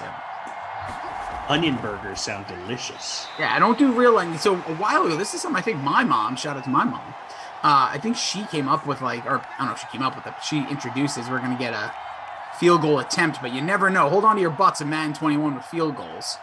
But yeah, she just took the you get the Lipton soup mix, the onion soup, rip it open, pour it on your whole pound of ground beef, just mix it in. I put a little bit of ketchup and mustard just for flavoring, because that's going to be good. And then salt and pepper, just mix it all together. Boom. You don't even have to like ketchup. You don't have to like mustard. It doesn't over flavor it. Just gives it a little more texture. And because the onion powder can kind of dry you up a little bit. Or you can put olive oil if you really like it greasy. So, yeah, try that next time. Okay. If you want some flavor your burger, toss it in there. And yes, TP says this quarter is brought to you by the moms that made the dream stream happen, baby. Amen. See, we got, Mike Bizzle said, had some good pork enchilada. Cinco de Nueve. Nueve. You can tell I'm bilingual. Fun fact, Morgan majored in Spanish in college. Ooh. For what reason? Spanish. For what reason did she was just interested in doing so. So strange, but I love it. She studied abroad a bunch of times, would do summer programs abroad and semesters abroad. She went to a bunch of Spanish-speaking countries. So I think because of that, she took so many Spanish classes that it was, nice classic interception Darnold. There by the Raiders. Just throws into triple coverage. By the way, in college, I studied abroad or two in my life. Hey, this guy. Bada bing, bada boom. Happy Mother's Day. Oh, and all the mothers out there, you want another? Hey. Incomplete pass there. Mike Bizzle also brings up nothing to do with Spanish, and I just thought of what I did last night. Confession time. Okay. Mike Bizzle said, surprise you ate, Ross. He thought the circus peanuts would do you in for a couple days. Uh-oh, yeah, how'd that go? All right. You ate more, didn't you? I didn't want to bring this up because I'm really ashamed of myself. How many did you eat? Let me explain, ready? Threw those circus peanuts in the trash, opened my son's diaper, and threw it in there. So I knew I wouldn't go back. Oh, okay. So that's how you know. Dude, one day, that's when you really know. Because trash is only an object. That's a big sack there for the Jets. So my wife has a sweet tooth, and I'm pretty stubborn because I know what I can do. I can do some damage when it comes to, if I'm really feeding. So something hit. I'm telling you, there's something when I have that. Those circus peanuts struck something. So my wife loves anisette cookies. We have a killer bakery up near me called Josie's. And so I said, you know what? I'm going to get her some anisette cookies for Mother's Day. Nice horrible pass there by the Raiders. Fourth and 21 now. With brutal. Raiders stink. The first 3 minutes flew, and then here we are. Jets Raiders sim. So I go to Josie's to pick up some anisette cookies. I saw white macadamia. She likes that. Then I go, I'll get 2 of these chocolate chips, 2 M&M, just to let her choose whatever we didn't have. I'm like, tomorrow we're seeing Mom's. People love baked goods. And then I see these edible cookie dough balls, which is like a big thing of mine. So I'm like, let me take 2 of those. I'm going to eat those. I'm just going to eat those. That's fine. Then there's thing called unicorn cookies. I'm like, let me take 2 of those. Uh-oh. So I get in the car, and I'm like, I'm going to drive because I'm going to pick up seafood that we kind of spoke about yesterday. That's right. And on my way there, I'm just popping. There was 4 edible cookie dough balls. I knew once I was in the bakery, I'm going to get something. Just don't overdo it, right? Mm-hmm. But as soon as I started eating those, dude, it's like McDonald's fries. I open up the bag, I see that unicorn cookie. Boom, pop that puppy. Then I go, well, what if my wife really likes the unicorn cookie and she would want 2? Well, why give her any of it, right? So I eat the other. Exactly. Second unicorn cookie, right down the gullet. So I'm about, 6 sweets in, and then I'm looking in the bag and I'm going, okay, there's 2 M&Ms. Those don't excite me. There's 2 chocolate chips. You must really like those. And then there's a white macadamia that I have no interest in white macadamia unless it's in front of me. Unless it's in front of me, please, Bob. So I said, I'm definitely not eating that. It was, but I go, I'm definitely not eating the anisettes. Those are special, but I got 3. Pop a chocolate chip, 7 deep now. And we're within 6 minutes of leaving this place. I'm just You're housing these things. Yep. This is the problem, dude. Because once are we going one bite, just full cookie in mouth, or like the 2 cookie chomps? dough balls? The cookie dough balls were like a Lindt chocolate, so like small rounds. So I was just popping those like gumballs, baby.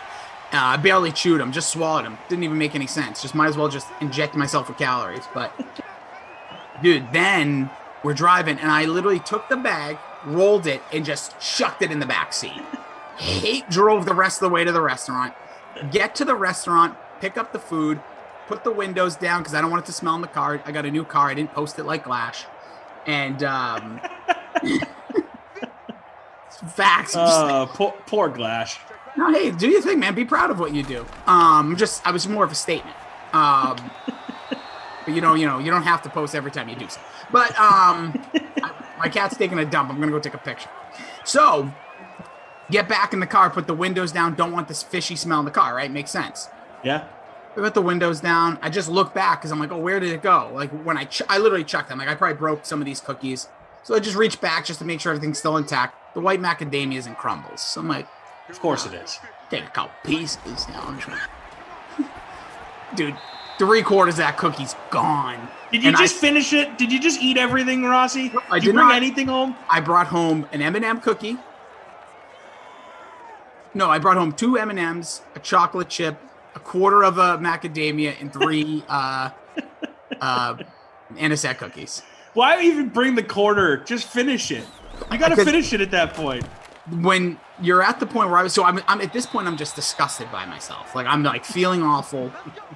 I don't do that. Like if I'm gonna do it, I'm gonna binge it. Like so, what I ended up doing. Right. And I'm like, oh man, I'm just sitting there, just lethargic in the car. And then because I got a lobster roll, but I wasn't intending to eat the bun, I was gonna put it over greens because that's what I always. It just clicked for me that you're doing all of this right before you're eating dinner. Yeah. So I do that. I get home and I just crush because here's something spoiler. If you try to eat a little bit healthier, don't like a ton of bread, which I don't, you get the lobster roll, but you have to put it on the bun because they actually give you more meat on bun than if you get sub bun in most places. So it's not point of getting it over greens because they're going to scoop like one little handful, or one little scoopful. So yeah, then I just house a roll, the buttered roll, which are delicious. Oh, I'll tell you, a buttered, whatever, like almost fried, you almost say, like the pan-fried hot dog roll is money. And this is a long one. This is legal, so they weren't messing up. Nice run going nowhere. This game is almost as good as my eating habits last night at about 7:15. But yeah. The circus peanuts sent you on a tailspin. They were like a gateway drug for you. That's exactly what I said. So I got home. I never tell my wife when I do this because I just... No, you can't. It's shameful. It is. But I told her the first thing I said, I go, I think I ate about my weekend's worth of calories in 6 minutes in the car. The I did, because I was just like, I need somebody to know, because then I'm going to be mad at myself later, so I need her to know why I'm going to be like a wreck. Makes sense. But then I'm a big fiber guy. I basically blasted some fiber at the end of the day and hoped for the best. Amazing. Wow. Well, hey, brother, I'm here for you. If you ever need me, text. We can talk about it. I don't want to see you go on these tailspins again. You know, I can be your accountability buddy if you need it, you know. Hi, I'm Jason Rossi, and I'm 1 day clean of sweets binges. Dude, it was... No, and here's the sad part. She didn't eat everything, too, so it's upstairs, but I have no... Here's the funny thing about me. When I know, I have no desire for it tonight. So I'm happy about that. Like, I definitely hit what I needed. It's like rock bottom, right? like, when... for sure. Everyone has their rock bottom. And it's fine. I'm not saying anybody, you live your life. Some people can handle what I just did, and that's like no big deal. Some people eat like that all the time, which you live your life. But for me, I try not to, and I know what sugar does to me. It always like sets me down a bad path. And that path was long gone. Dark. I was dark day. Oh, man. Oh, that was good stuff. Miami Misfits. Story. Miami Misfits, as we get to the end of first, says, who scored? Dude, I'll tell you who scored. Josie's Bakery scored when I walked in, because tons of fun over here was like this. Little bit of this, little bit of that, little bit of this, little bit of that. I got like around 14 items, scarfed down 7 in 3 minutes, but it was only like $10. It's pretty like Josie's is a great deal. You should. Yeah. I should have the bakery around the corner from me. Give Josie's a call and say, hey, let's kind of figure out some pricing here, because there's a bakery here in Soulard. It's good, but man, they act like they're selling gold at this place. It's like the one place in the Midwest that like isn't super affordable. I get my hair cut a block away from it for $7.75. Well, we can tell. Oh, this guy. Bada bing, bada boom. Oh boy, yeah, that was something. But I appreciate everybody, the support. Drew, we're here for you. This Hal 19,000 says this guy is so much eating takes off his wedding ring when he goes out to the bakery. Dude, you'd be surprised. I should. Sorry, cough button. Drew, I wasn't a cough. That was a burp. So burp button. There's no burp button. All right, so here we go. Turn it on. Hit the sounder. Moments of time. Only very few people get their head etched on a pile of sand, etched in stone forever. And today we go to East Rutherford, New Jersey, the way of New York City, for Tommy Freeze Pops and Jason Rossi's Mount Rushmore of the New York Jets. They really stink. Jets, Mount Rushmore. Take it away, guys. Yes, that's right. Thank you, voice guy. We have ourselves the Mount Rushmore there as Darnold tries to put himself on it by throwing a heaving bomb 50 yards incomplete. So, chat, we open it to you guys, both sides. All-time Jets. You know the Namaths, the Curtis Martins. You know the Bill Parcells? No. But who else do you believe, or who should be on there? Belichick. Belichick. What a goat for them. Pete Carroll was great for them. They had another failed coach, like right around that time, early 2000s. Lou Holtz failed for them back in the day. That was right after Notre Dame. Kyle saying, Tom and Jason, my mother had a great birthday. Saw Glash's email. Awesome. Shout out, glad Kyle. that email got to you. Happy Mother's Day to your mom now. Birthday to Mother's Day. What a weekend. What a lady. What a night. Look, the Jets are one of the most disappointing franchises, I'd say, in NFL history. They're not like a trash franchise like we've talked about in the past, like the Browns, Close. Post Paul Brown coaching, and like Detroit has been for a long time, and a few of these others, because the Jets have had flashes. They've had a chance to take off, but liftoff has never occurred for these Jets. They've stayed on the runway. That's the problem. They're checking the gas way too much. Couple names here. Mike Bizzle gives us 3, and 3 that I think definitely in the conversation. Namath, Martin, Revis. Mm-hmm. Freak of Nature puts somebody very quickly. Let me just read some of these off, and then let's Sure. go. Freak goes with Wayne Corbett, as does Matt, which I love the call. I just don't think Love it. his impact. He was great for those years with Testaverde and kind of a revolving door. Keyshawn Johnson, don't even freak. Come on. He was good, but not his best years were in Tampa. Yeah, he no. Story of the Jets can easily pass over that. Tom's Microwave says Mangini. Spygate opened up and he basically ruined his career. He had one good year with the Jets. I think they went 10-6 in the Mangini. playoffs. Jermaine Curse, what are we doing here? Happy Mother's Day, says Ken. Shout out. Curtis Martin is a lock, says Jordan. I think you're probably right. Probably. Brandon Marshall, says Kyle. No. One good year? Was he there 1 year or 2 years? He was good. Him and Fitzpatrick had a nice year together. It was when Decker was on the other side, too. They had tall. Yeah, they had one really nice year together. Testaverde, Mr. Hawk says, you know what? Like, it's not out of the question. I just don't think he's going to get there, but you guys let us know. The problem with Testaverde is you only get 4, and he had a nice run in New York, but it's going to be tough. Let me throw this at you. Like, if there was like Testaverde, Wayne Corbett, and we could probably list a few more, be like those guys, like the next tier down of just like the dudes for the team, right? I love Wayne Corbett. Like, Wayne Corbett is one of my favorite non-Patriots ever. Same. The guy, he was a small, undersized receiver, went to Hofstra, didn't even wear receiving gloves. I mean, just an old school player. Fourth down there, they go for it. Le'Veon Bell, who will also not be on here, gets it. Retired numbers, I like this. Drew, haven't had Drew on for Mount Rushmore in a while. Drops Namath's 12, Don Maynard 13, 28 from Curtis Martin. Maynard probably going to be a lock for me. Okay, Joe Klecko's 73, and number 90, Dennis Byrd. Here's the franchise's AV, the approximate value. Number 1, Don Maynard. Winston Hill. Churchill? President? Larry Grantham.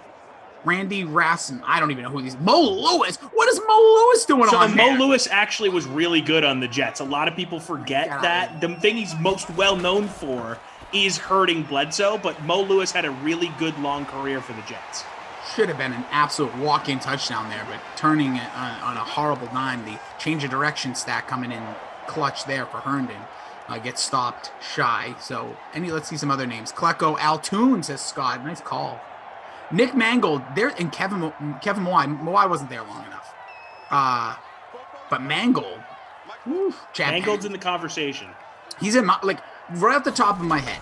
Like, you want me to just let you know, like, without even looking. Before you say it, I mean, your boy Chad Pennington getting thrown out there. You love Chad Pennington. I would love to put him on there. I just know that's not. There's no quarterback on my list for this franchise. Same. I'm sorry. Actually, no, not true. Joe Namath is on my list. Sorry. I mean, come on. Yeah. I just want to kiss you. So off the top of my head, as soon as I said Jets all time, what are the names that just came to mind was Mangold, Namath, Martin, Revis. Now, I'm not saying that I was locking them all in. Those are the 4 that came to mind without digging deep, because I'm not going to lie and pretend I know a ton of history of the Maynards and some of these guys from like the early, the Namath days, if you will, when they actually, won ball games consistently. Right. 6 came to mind for me. And again, so we're doing this a little bit differently. So I didn't put together a 4. I wrote down the 6 names that came to mind for me right away. And then I didn't think of Mangold, but I should have, because he was amazing. The 6 for me were Mark Gastineau, Curtis Martin, Joe Namath, Don Maynard, Darrelle Revis, and Joe Klecko. And then Mangold should be in that combo because he was very good for a long time. Love those. Yeah, Mark Gastineau is definitely an oversight. Like I said, it's just what came to mind. I wasn't saying those are my list. I was just letting people know. Testaverde has got to be an all-time Jet, says Thunder Ring Ice. No, Thunder he doesn't. Also says Pennington had, and this is very interesting stat, Pennington had 2 NFL Comeback Player of the Year awards for the Jets and had a couple of really efficient seasons. Just nobody around him. But let me remind you, to be a Comeback Player of the Year twice means that 2 of those prior years you were injured or not involved in the team. Or stunk. Right. Yeah, so like, I love the Comeback Player Award for injury guys. Like, I really think it should be renamed to the Alex Smith Comeback Player of the Award, and I'm not just saying that. Like, no, I agree with you. I mean, the dude basically had 1 leg for a while. And I'm not, like, making light of it. Like, legit almost scary. lost his leg, was very close multiple times throughout the process. Like, his legit life was in danger for a little bit. Totally. If you watched that E60 that they did Very, very harrowing stuff just by like sheer will and like scary stuff. Like we think these guys, they're millionaires, they're living on top of the world. Like his whole family's in a hospital worrying about his well-being for 16 No doubt. hours. No thanks. But I think Gastineau is one of those guys, like you said, like looking at his numbers now, it's hard, right? It's hard to take him out. And was he the one or were you saying Maynard might be a lock for you? Well, Maynard is a lock. So if I looking at the names that I have it written down, if I have to narrow it down to 4, and again, we'll let the chat kind of decide it, but for me, it's Gastineau, it's Maynard, it's Namath, it's Curtis Martin. Those are the 4 for me. If I have to pick. Yep. That's 4 of the 6 guys that I thought of when I came up with Revis. Look, Revis is interesting because his peak wasn't really as long as you would like for a guy to be in this like lock conversation or even like in the GOAT corner conversation. But peak Revis was unbelievable. Best corner in the league, maybe best corner ever at his peak. And here's the other thing. Like he has that, like what I would fight for him because he had that swagger to him, but not being like boastful. It was Revis Island. It was like the media did it for him. He was the opposite. You know, you had Amdi Asamoah and Revis, right? Like those were like the 2 best corners there for a little bit. Yeah. And then Nnamdi goes to Philadelphia and gets exposed. Poor guy, kind of. But for Revis, it was just like nonstop great play. And as a Patriots fan, I kind of love this because he was so good for the Jets. Goes to Tampa. Kind of okay, like a little not exposed, just different. The Tampa 2 wasn't the right defensive fit for him. He was just a little different, still great. They goes to the Patriots, wins a ring, then goes back to the Jets. Like I've got a lot. Like that just puts a smile on my face. Totally. It makes me laugh. But let me see what else people are saying here. Somebody was making so Jordan has a good point. He says, I get it with Mawai, but he was a Pro Bowler for 6 of his 7 years on the Jets, but if we can only fit 1 lineman, it's Mangold. No, man, listen, fight for your guys. I don't think either one are going to get there. I agree. I think both have had good were good careers. Mawai is either in the Hall of Fame or like right on the cusp. Okay, so he must have just. I think he just got in. A couple years. He was in the conversation for a long time. Yeah, he is. He's a media darling. Like he was going to get in at some point. Touchdown here! Wow, thought that was short, but that's Henry Ruggs. Oh, there he is. Get them in there. So this game's going to be 10-7 if the touchdown holds.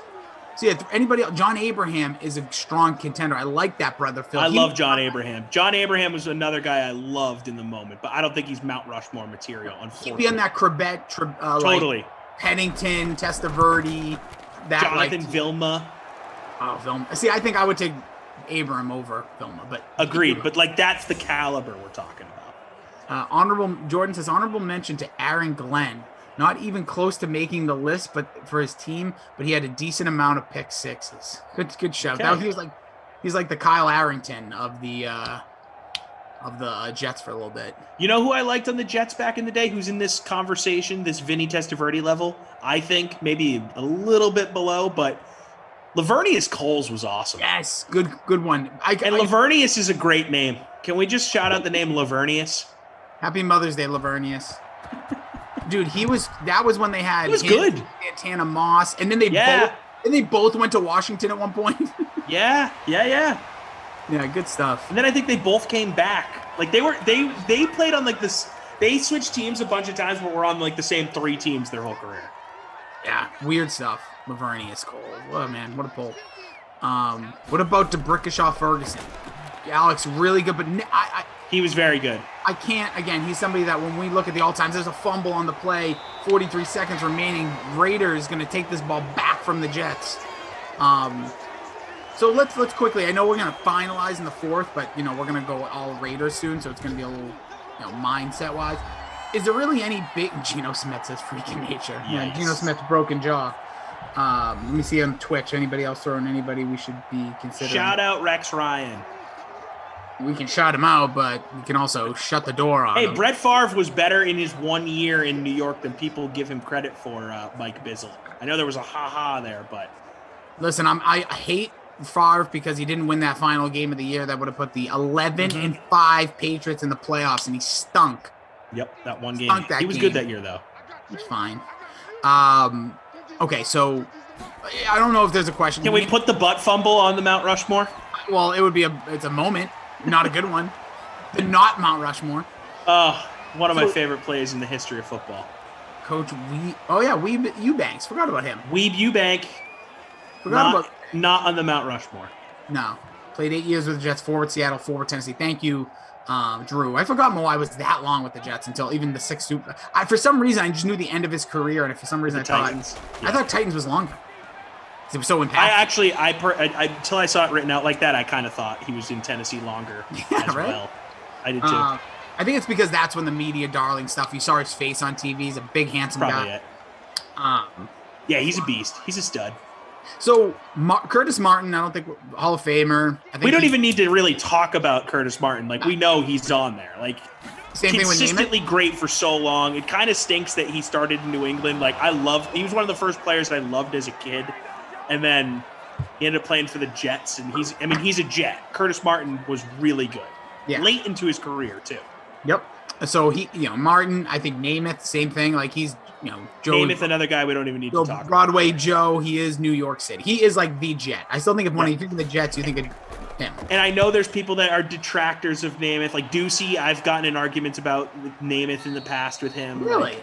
Yeah, he's not a Namath guy. A lot of Jets fans aren't. It's kind of like the in vogue thing to say, like, Namath stunk. But, like, you're a joke of a franchise when you're trashing the dude that's the most iconic person from your franchise, right? Like, you can't even, like, let's get everything together in-house here, Jets fans, right? Like, you should be supporting Namath. You don't got much to work with here.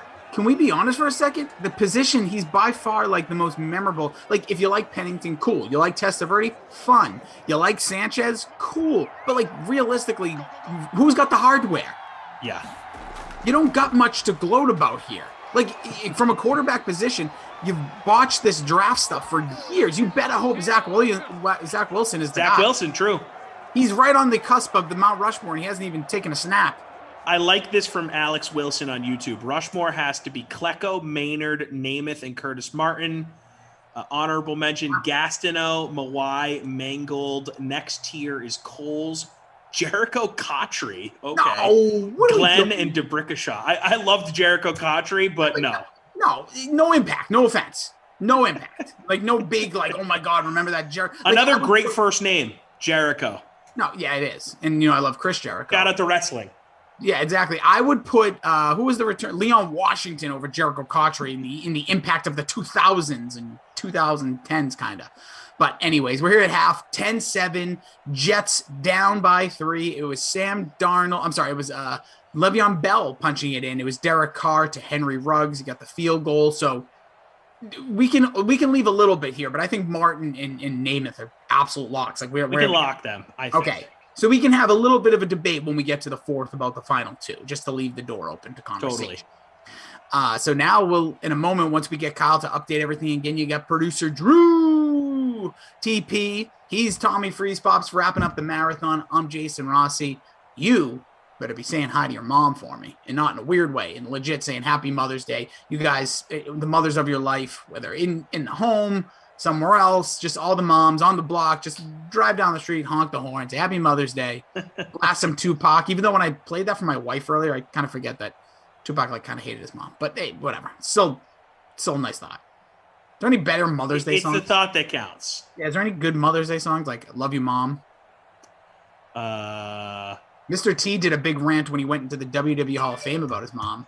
Jay-Z samples like voicemails from his mom in a couple songs, Island. Right? Yes, that's a good one. Lonely Island has a mom. That's right. TP, look at you. But yeah, so we'll get back to the Jets. We'll finish up. So yeah, the Don Maynard, the Gastineaus, the Kleckos. Anybody else you want to throw in there? Santonio Holmes, get out of here, Ken. Gastineau is definitely. I mean, Gastineau and Maynard are the dudes that I think probably get the. If I had to pick, but yeah. Revis, strong candidate for how good he was in the moment. And I like how you do things sometimes. We've talked about this. The ceiling of Revis is like potentially his peak was crazy. Is like the best cornerback season of all time, or like right there with prime time. Mm-hmm. Like I don't think there's a third that we can really say like these guys were lock it down style. Mm-hmm. Then right below Champ Bailey. Yeah, but was Champ Bailey like as good? Was he? I think Revis's height was better than. I think Revis's peak was higher than Champ Bailey's peak. I do, and maybe that's controversial, but I think Revis at his best was better than Champ. I do. Shout out to Bad Boys, by the way, saying Boys to Men had a solid Mama song. You're right. I saw it on a playlist earlier. It didn't play it, but I remember when I was growing up, my sisters used to play a lot of Boys to Men in the house. So shout out to you. Tom taking what is it? Summer. Kyle's taking humanities this summer. That's a class. But why does he say Tom? Oh, he's telling you. He's just telling me. Yeah. He's telling me that he's taking humanities this summer. Good for you, Kyle. That sounds like fun. He wants to know when Glash and I are on together again. I don't know. Dude, Glash has changed, man. You gotta be careful. I'm just kidding. The Glash is up next, guys. Happy to have you here. Him and Lamarca are gonna team up for the rest of the way. So you can get your giddies on with him and his. Maybe he'll do it from the car. If you're gonna show off the car, that's a good idea. Actually, that's a good gimmick there. Put the phone on there. Listen, it's all similar. I'm sure TP would love just sizing that up. Like, stop moving. DFS Queenie jumps in and says, I vote Revis and Maynard for 3 and 4. Well, we'll pick it up in the fourth. I tend to agree with her, but I feel bad leaving Mark Gastineau out. But yeah, again, we'll lock it in the fourth quarter here. Raiders is crazy hard, man. Serious. I didn't think it was going to be as hard, but the Raiders were so good for such a long time with like iconic dudes. Yep. And you have to give one spot to Al Davis. I don't care what anyone says. And I know I made a strong argument against Jerry Jones for being on the Cowboys Mount Rushmore because he would meddle and blah, blah, blah. And, he didn't let the teams operate. Al Davis was quintessential in building both the league and that team when they were in their prime.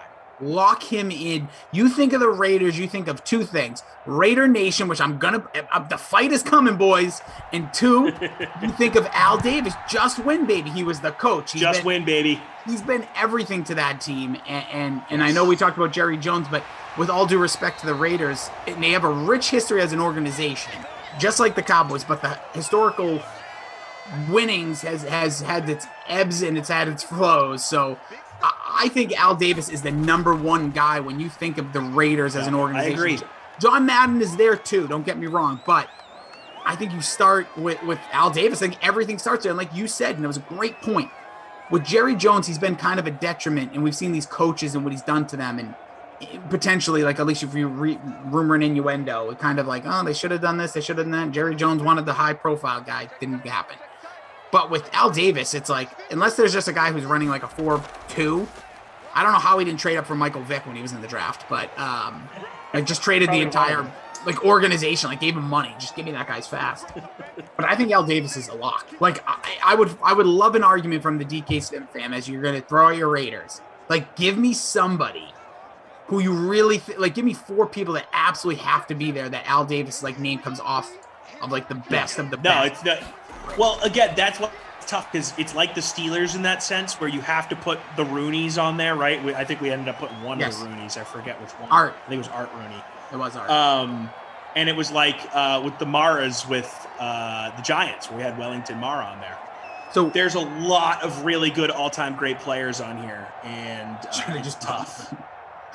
Thunder, good guy. Me and Drew at the same thing. He says should have put all the Roonies. 3 top players says Thunder Ring Ice 22 on the Twitch. Quick 3 and out there. Nice way to start the half. A nice punt. Yep, check your pads. You're good.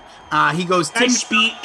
Before you sorry, I'll let you finish that. Okay, real quick. Thunder Ring Ice says Tim Brown, Bo Jackson, Charles Woodson are the 3 best players he thinks for the Raiders. Good. Bo Jackson just didn't do it long enough. I don't think he can be on. I don't think he's going to be in this discussion. Yeah, I know we're talking about like, at his peak, blah blah blah, but no. Where's Daryl Lamarca? He didn't have anything after his peak. That was his problem. I just want all the love for Daryl Lamarca because I just love the name. He's in the Hanukkah song, and he's a goat. He was the Mad Bomber, dude. This dude was just throwing peas back in the day. Can I know we don't want this to turn into a big me just reading a long list thing. But can I just speed read you the list of names I wrote down? I just want to speed read it for you. I promise I won't take a long time. Go ahead. Okay. Gene Upshaw, Art Shell, Tim Brown, Marcus Allen, John Madden, Jim Otto, Ken Stabler, Howie Long, Jim Plunkett, Willie Brown, Jack Tatum, Mike Haynes, Fred Bolitnikoff, Ray Guy, Tom Flores. Those were all the guys I came up with off the top of my head after Al Davis. There's also George Blanda. There's Lamarca. Thank you. It's crazy the amount of iconic dudes that played for this franchise for like a 20-year stretch. Belanda deserves to be on there just for the, all the pictures of him and Tom Brady at the same age. He lived a hard 43 years. Let's see. Totally. Anthony says, I'll read a couple chats here. Good list, by the way. It's a strong franchise. Anthony Sebastian says, Janikowski, Andrew says, yes, hell yeah. I'm going to – Raider Nation Janikowski I want because Janikowski is a first-round pick. Anthony says, Tim Brown, Charles Woodson, Marcus Allen. DFS Queenie says, you can't have a coach if you're going to have an owner. No less than 3 players on a Mount Rushmore. DFS Queenie, that's the best part. No rules. DFS Queenie, it's like the Outback. Who's making the rules here? No rules. There's no rules. DFS Queenie also saying I'd take Madden over Davis. No way. No. DFS Queenie, I think I know. Al Davis was the first commissioner of the AFL. Yeah, his impact in the sport is gigantic. I would feel we were like, of all the disjustice that I have forced almost in a way on my tag team partner here, at your boy TC Fresh, like I can't do that. Like Al Davis is like the only one I the only person I'd fight for. Literally, you could tell me Tim Brown's not on this because of the history, and I'd be like, fine. Like I don't think that should happen. I think Tim Brown, like Drew, is the other lock for me. But if he said like. If he gave me a reason to 3 other people, then go for it. Like, I'm not Bo Jackson. I agree. Freaking nature. I'm sorry. I don't think he can. I do have, and I know it's dumb to some people, Raider Nation is on my list. Raider Nation is one of the few impactful. The black hole. When you hear that, it put fear into teams going there for years. And without getting into it, they were not friendly fans. They were not good people to opposing teams. You hear the stories, the old NFL films with the Sables, shout out to the Sables, like talking about like throwing things at players coming onto the field, attacking players, coming off the bus, getting to the stadium. They'd have to reroute buses and put them on fake buses. The crazy stuff that was going on in the black hole in the 70s, like playoff games, literally team buses would have to have shadow buses to sneak their actual team on because people would like try to tip buses over, smash, throw bottles through it. Like they're insane. They really are. And I think that's so impactful.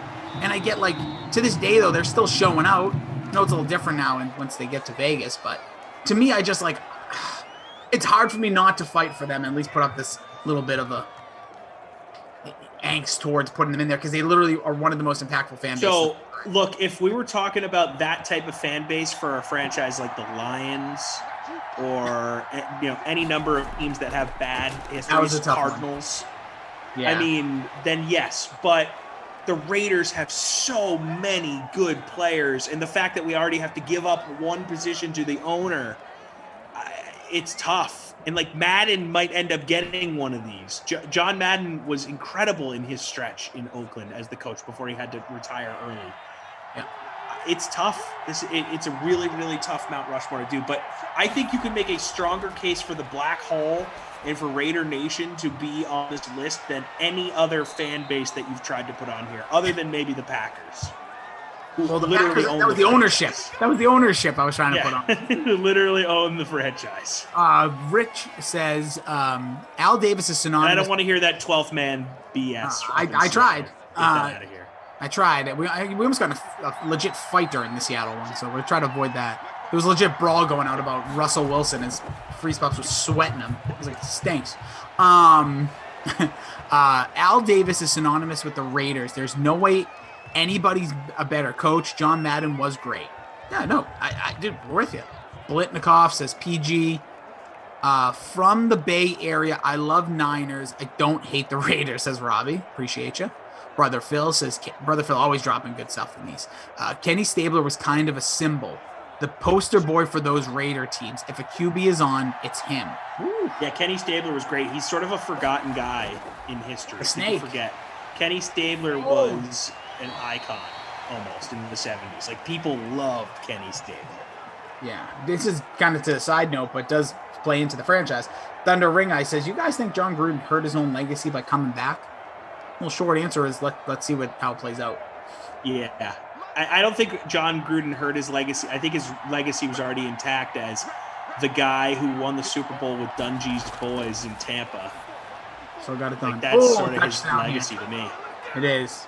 That's a big touchdown there for, is that Hunter Renfrow. Remember when he was a big deal coming into the NFL? Yeah, because, I mean, the dude won so many games in college. Sure did, but hey, we'll see. All right, DFS Queenie goes Madden, Davis, Black Hole, Ray Guy. DFS Queenie's just trying to steal my heart, but I throw Davis and the Black Hole in there. I love it. Absolutely. But you can't have, I think you're missing out on Tim Brown. I think he's he played. Yeah, Tim Brown is a lock for me, actually. Yeah, me too. I'd love to make, if you wanted the Jason Rossi, like really like just the way I look at things, it would be Al Davis, Tim Brown, Sebastian Janikowski, and the Black Hole. Two of those are perfect. Thank you, Sebastian Janikowski and the Black Hole. The other one's questionable. But yeah, I think that Tim Brown is a dude sort of like when we were talking about Curtis Martin. Yeah. Do we even need to waste time talking about how good he was? No. Incredibly good career. Was so good for so long, from 88 to 03. Dude, he had with the organization.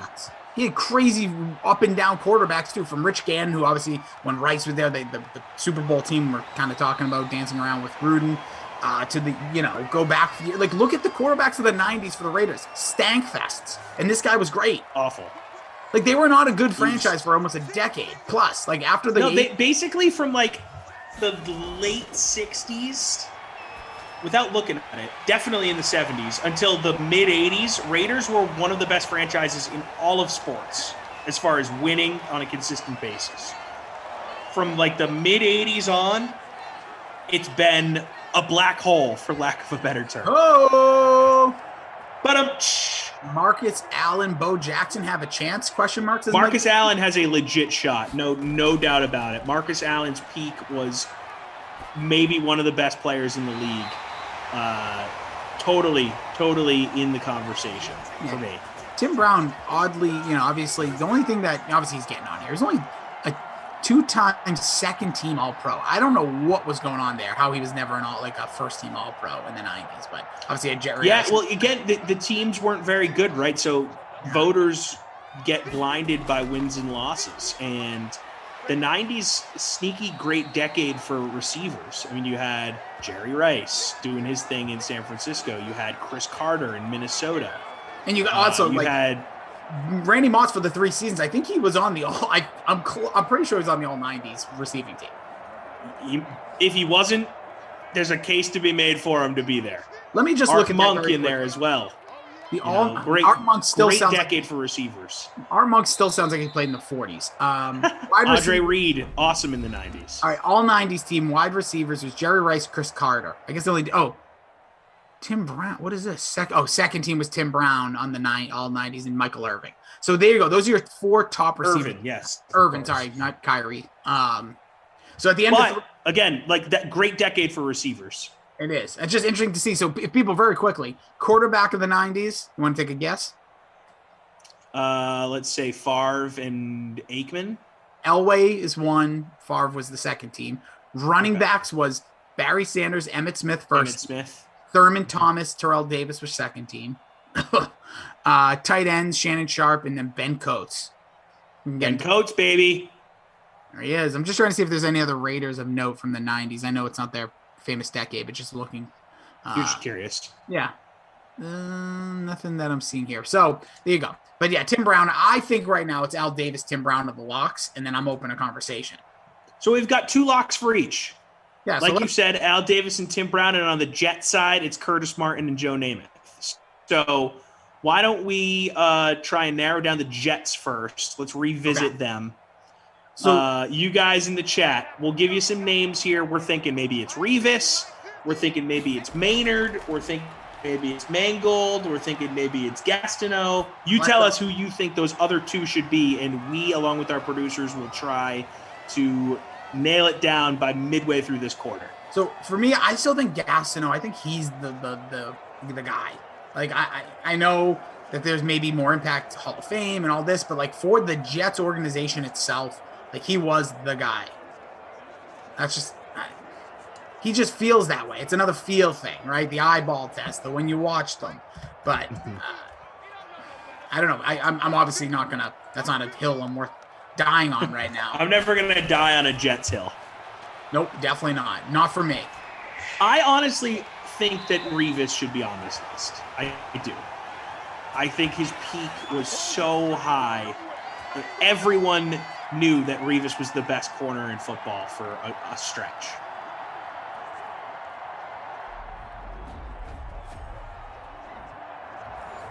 Oh, sorry, Rossi. I thought that you were giving me the finger, saying that you were telling me to talk. So, yeah, I think Revis is a guy that should be on that Mount Rushmore. I thought you were giving me the finger saying, wait, I have something to say. But no, it was because you couldn't talk for a second there. No, you know what happened was I hit my – you ever just clicking things on your – while you're doing this? And I clicked, I guess, to start playing my podcast or the iTunes app, which I don't even remember having on this laptop. And it just started blaring through, and I couldn't do anything. Sorry. Okay. Anyways. I was like, what's happening? Gas or Revis, says DFS Queenie, with Maynard. So Gas or Revis with Maynard. So you want Revis and Maynard or Gas? So he wants Maynard for sure and Gas or Revis. Okay, I like that. I honestly, and I guess things can continue to trickle in here, but you and I feel pretty lockstep about the Revis thing. I think my head and my mind goes Revis Gastineau. Because I look at the top. Yep. And I think Revis is like literally his time. And again, Revis Island, all that was with the Jets. As speaking of the Jets trying to come back here, not happening. I'd love the argument. I like what people are saying. Maynard, obviously, very great player. I'm willing to let him in, like Klecko even, but I still think Revis at the top was one of the greatest players at his position of all time. And there's very little argument. You can throw out a couple names, but it's not a huge shooting fish in a barrel argument. You could throw out the what's his name, Champ Bailey's of the world, but everyone else had good years, but Revis was consistently the best for at least 2 years, and I would go longer than that. I agree with you. And just to show some love to Mark Gastineau here, because I think you and I are lockstep on that too. We'll see what the chat says. I want to read his resume quick. I call you a dude. 5-time Pro Bowler, 3-time All-Pro, led the NFL in sacks twice. He was Defensive Player of the Year, 1982, All-AFC 5 times, Jets Ring of Honor. He's on the New York Jets all-time 4-decade team. I like that. Yeah. So, dude was an absolute beast. He was AFC Player of the Year in 84, which is a cool honor. Playing defensive end, Mark Gastineau was a monster. Yeah, I'm just trying to read through anybody else trying to make. And Andrew, you say Gastineau only played 10 years. I think 10 years as a high-end defensive end in that day and age is really impressive. Personally. Yeah, I agree. No, I agree with that. See, that's why and he was just dominant too. He's like the Jason Taylor of that franchise, in my opinion. Yes. People don't give him the credit. Didn't have the he wasn't as marketable, we'll just say. But I think he was the guy, for that era of football. Getting some love for Ken O'Brien. Ken O'Brien, underrated quarterback all time, for sure. By the way, DFS Queenie said she said I call her a dude. Not bad. But literally I do call everyone dude. I just say dude. Not about the actual sex of the human being. Whatever you are. I'm just gonna call everybody person. Human. Rich Sharp saying Keyshawn Johnson played for everybody, didn't stay anywhere long enough to get good. Maybe the Jets. He kind of had a cup of coffee in New York, cup of coffee in Tampa, cup of coffee in Dallas. Where did he ended his career with Charlotte? Charlotte? I mean, Charlotte. Sorry, Carolina. First of all, he was our producer Drew saying Maynard is the guy. He was on my original the first 4 names I wrote down. Maynard was the 4th name. Had a great career in New York. I think he was there 12 years, maybe. And was among the best at his position when he was doing it. Do you want to go Maynard? I'm cool with Revis Maynard. In the Hall of Fame. Yes, Curtis Martin. Man. Curtis Martin's in, Robbie. That's a lock. So the locks before this was, and we're going to have to get to the Raiders, so we got to make a call here. The locks are Namath, Curtis Martin, and we're just debating the last two. I think Revis is a lock, and it's between Maynard and Gastineau. I say we go Gastineau. I'll leave it to you. If you want to lock it, you can lock it. Let's lock it. We're going with Gas. So Gas and Revis? Gas and Revis. Revis not in my original 4 that I wrote down. He was in the original 6, but he was the 6th name I wrote. Here we go. Boo. Revis it is. Already getting the boo from our producer. Gotta love it. Hey, look, it's tough. It's tough to make a top 4. Tough to be liked. You know what, Drew? Gas, Martin, Namath, Revis. Okay, now we have to figure out the last 2 for the Oakland, LA, Vegas Raiders. St. Louis Raiders, sooner or later. All right, so the locks again here are Al Davis and Tim Brown, and then there's just a plethora that you could throw at. It's so hard. And Drew made a good point in here earlier, like some guys on the O-line and D-line that are just all-time greats. Gene Upshaw, who had a huge impact on the league after playing as well, if you remember. Oh, yeah. Howie Long, legend. Love Art Shell, amazing offensive lineman for them. Yep. Again, another guy who had impact off the field after his playing days. Yeah, as a bad coach for them. But still. But he was in some of those, he was like the representative of yeah, I think so. I think he was in that mix. Yeah, true. And he was a bad coach and then was like helping, he was like the coach's representative. Which, by the way, another thing, Tim Brown was for a long time as well. Players rep. Great. All right, so here we go. Man, Raiders are tough, man. I'm totally open on this one. You know, I like the black hole, but I don't think it's, like you said. As Madden broadcasters, John Madden had an impact on the NFL, man. The game that is played and comes out year after year for the NFL is called Madden. The game we're currently watching being simulated that you people are potentially going to win some K-Shon on the reg is called Madden. And it's called Madden for a reason. There was, if you remember the rumors of it going to be called Gruden. Did you hear about that? That was about like 10 don't years remember ago. that. Glad I didn't. Yeah. Would have been furious. I'm ready. I'm fine. I think just for the matter of facts alone. No, get out of here. No. Madden should be on the marks. Oh, okay, good. I thought you were about to say you were fine with it being called Gruden. I was going to lose it. I was going to slam my laptop. No. I would have at the time because I thought he was. I still miss him in the booth. He was good in the booth. He was. That's what it was about. John Madden wasn't getting the name called after him because of his coaching career. It was because he also was a great coach. Well, he was, but nobody that was playing video games in the 90s was thinking about his coaching. Field goal here to kind of put this away with 2 minutes. So Madden's in. So I'll chat. Fire a name. Stabler. You youngsters, says Death Pause. Okay, Stabler getting a lot of love. Jerry Rice. No, absolutely not. No. Was good in Oakland, but no. Madden is a lock, says Robbie. Got it, Robbie. For you, my man. Rossi likes the black hole. Second confession of the sim. That's it, baby. Great guy. Great punter of all time. Yeah. Where's Congo Cab when you need him? Like, yeah, seriously, he's missing this. He's probably enjoying Mother's Day with the mothers of his life. Yeah, but I need him now. Gotta come. Drew thinks it's Marcus Allen. I mean, Marcus Allen was so good, man. I'm gonna pull up his numbers. Yeah, pull it up just because this is where I want to know because I feel like he was really good with Kansas City too. I know it's like that we can have that, but I'm just saying. He did. He had a nice career. He did have a nice career with Kansas City after leaving Oakland/LA. He was a Pro Bowler, I think, with them. Let's see. Yeah, he was a Pro Bowler once with them. Look at this in his first year. This is there. interesting. PGZ man says you guys shorted yourself on spots. If this had been 25 years ago, 4 would have been good, but you need 6. Dude, Mount Rushmore still only has 4 heads up there. Yeah, no, they haven't added any heads to Mount Rushmore. Maybe in the future. Despite what some people want. It's not happening. Maybe sooner or later. I mean, look. Ross Perot up there, but. Yeah, Bo Jackson's not even. I think he's out of the conversation. No, he's not in the conversation.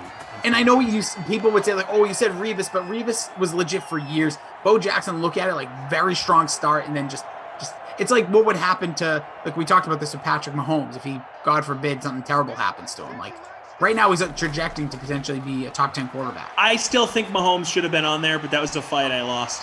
That was just ridiculous. The thing with Bo Jackson, though, is, like, yes, his peak was incredible. But that's the argument that we're using to have Revis on the Jets. But Rivas also had good seasons outside of his peak. Remember when he came, what he did before he was the best corner, I'm telling you, I love TP. Says, I low-key say Janikowski, 20 years in the NFL, arguably one of the best kickers in history. Love you, TP. Tug on those heartstrings. Janikowski was a sneaky disappointment at times, though. 20 years. And not all with he had one with Seattle, but still 18 years with the team that took him first round as a kicker. Come on, baby. Still a bad pick, though. Ito saying mentioning Al Davis was a joke, right? Jack Tatum, Willie Brown, Tim Brown, Art Shell, Gene Upshaw. Listen. First of all, that's why this is hard. How did those players get there? You have a guy in Al Davis that was helped run the NFL. So come on. I think you have to. If Al Davis is a must, he would be potentially on the NFL Mount Rushmore. Guy was just such a big impact. In the discussion. In the discussion, he is. Okay. Robbie Noble saying Willie Brown needs to be on there. Willie Brown was great. I mean, there's so many great players. People, Thunder Ice, Ring Ice is fighting for Charles Woodson. Please, he's saying. No. I don't think he can do it, dude. I don't think we can get Charles Woodson Charles Woodson's a great player, Hall of Famer, but no. He doesn't rise to this level. How about the Tuck rule? Does Tuck rule get a mention? Shout out to the Tuck rule.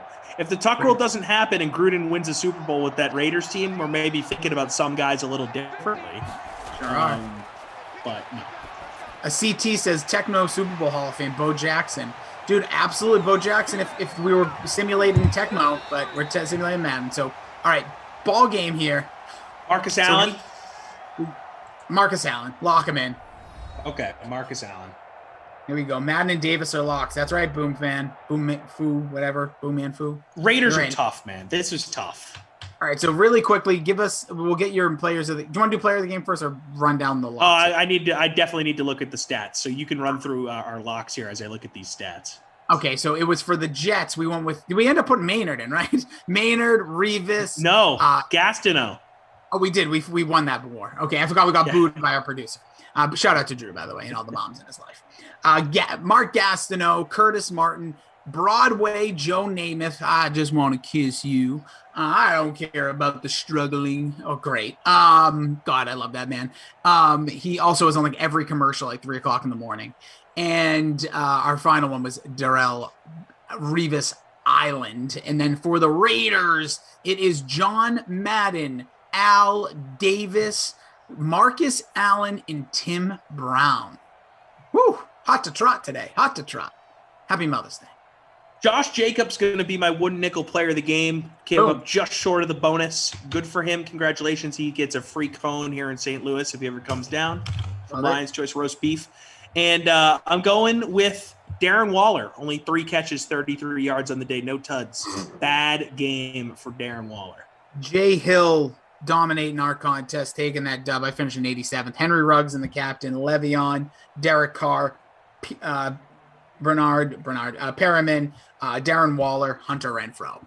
Shout out. By the way, DK Sim fam, let's give it up for our guy here, Tommy Freeze Pops. 4 today. 4 in a row. Holding it down, being Drew's Superman. Not all superheroes wear capes. Some of them wear black shirts and a hat. But no, appreciate him all day hanging out with you guys. Gotta love that. Smash that thumbs up for that alone. In the conversation. Awesome conversation. Love the football talk. Love the ups, the downs, the aggravation when a player doesn't get there. Robbie Noble jumping. Howie Long must be on there. Sorry, bro. It's all locked up. Didn't make the cut. Sorry, he's outside, still ringing the doorbell. But yeah. Raiders could have 3 Mount Rushmores, legit. Them and the Steelers we could revisit. Totally. Just secondaries. Not just the position, but that too. Robbie Noble also saying, scratch Al Davis. Nope, sorry. DFS Queenie, great show. Thanks, guys. Thank you. Rich Sharp saying you can't talk about the Raiders without mentioning Howie Long. Just did. Hey, listen, if we're talking about the Fox pregame show Mount Rushmore, then Howie Long's going to be low. Get a new haircut, Howie. How about that? Oh, no. Yeah. Completely disagree, dude. That thing's been in style since the mid-'70s for him. And he has impact in the game because of his kids. Jordan, great job, Tommy. Yeah, shout out to Freeze Pops here. Absolutely slayed it. Let's let him get out of here. TP, our technical director, great job by him. Awesome stuff. He's got you the rest of the way with producer Drew and Kyle and Ops. These guys really slayed.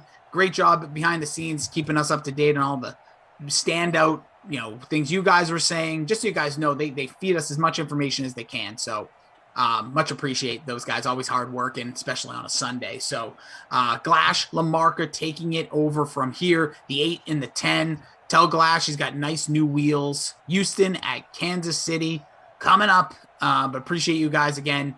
Follow this man at your boy TC Fresh. Check out Great Dane Nation. Pop Culture Pile Driver. It's 3 words. Go check it out on your podcast app. I'm at Jason D. Rossi. We will catch you guys real soon. Again, shout out to all the moms. Happy Mother's Day to all the moms out there. Appreciate all that they do for all of us. We'll catch you guys back here. Glash Lamarca in just under an hour. Bye.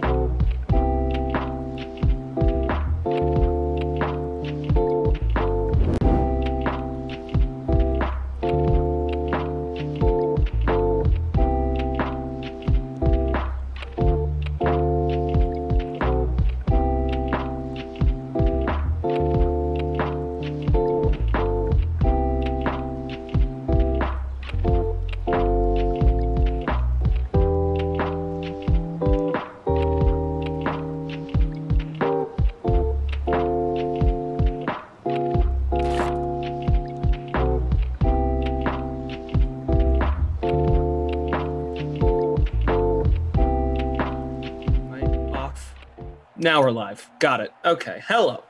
Hi, everybody. How are you? Matt Lamarca, good to see you.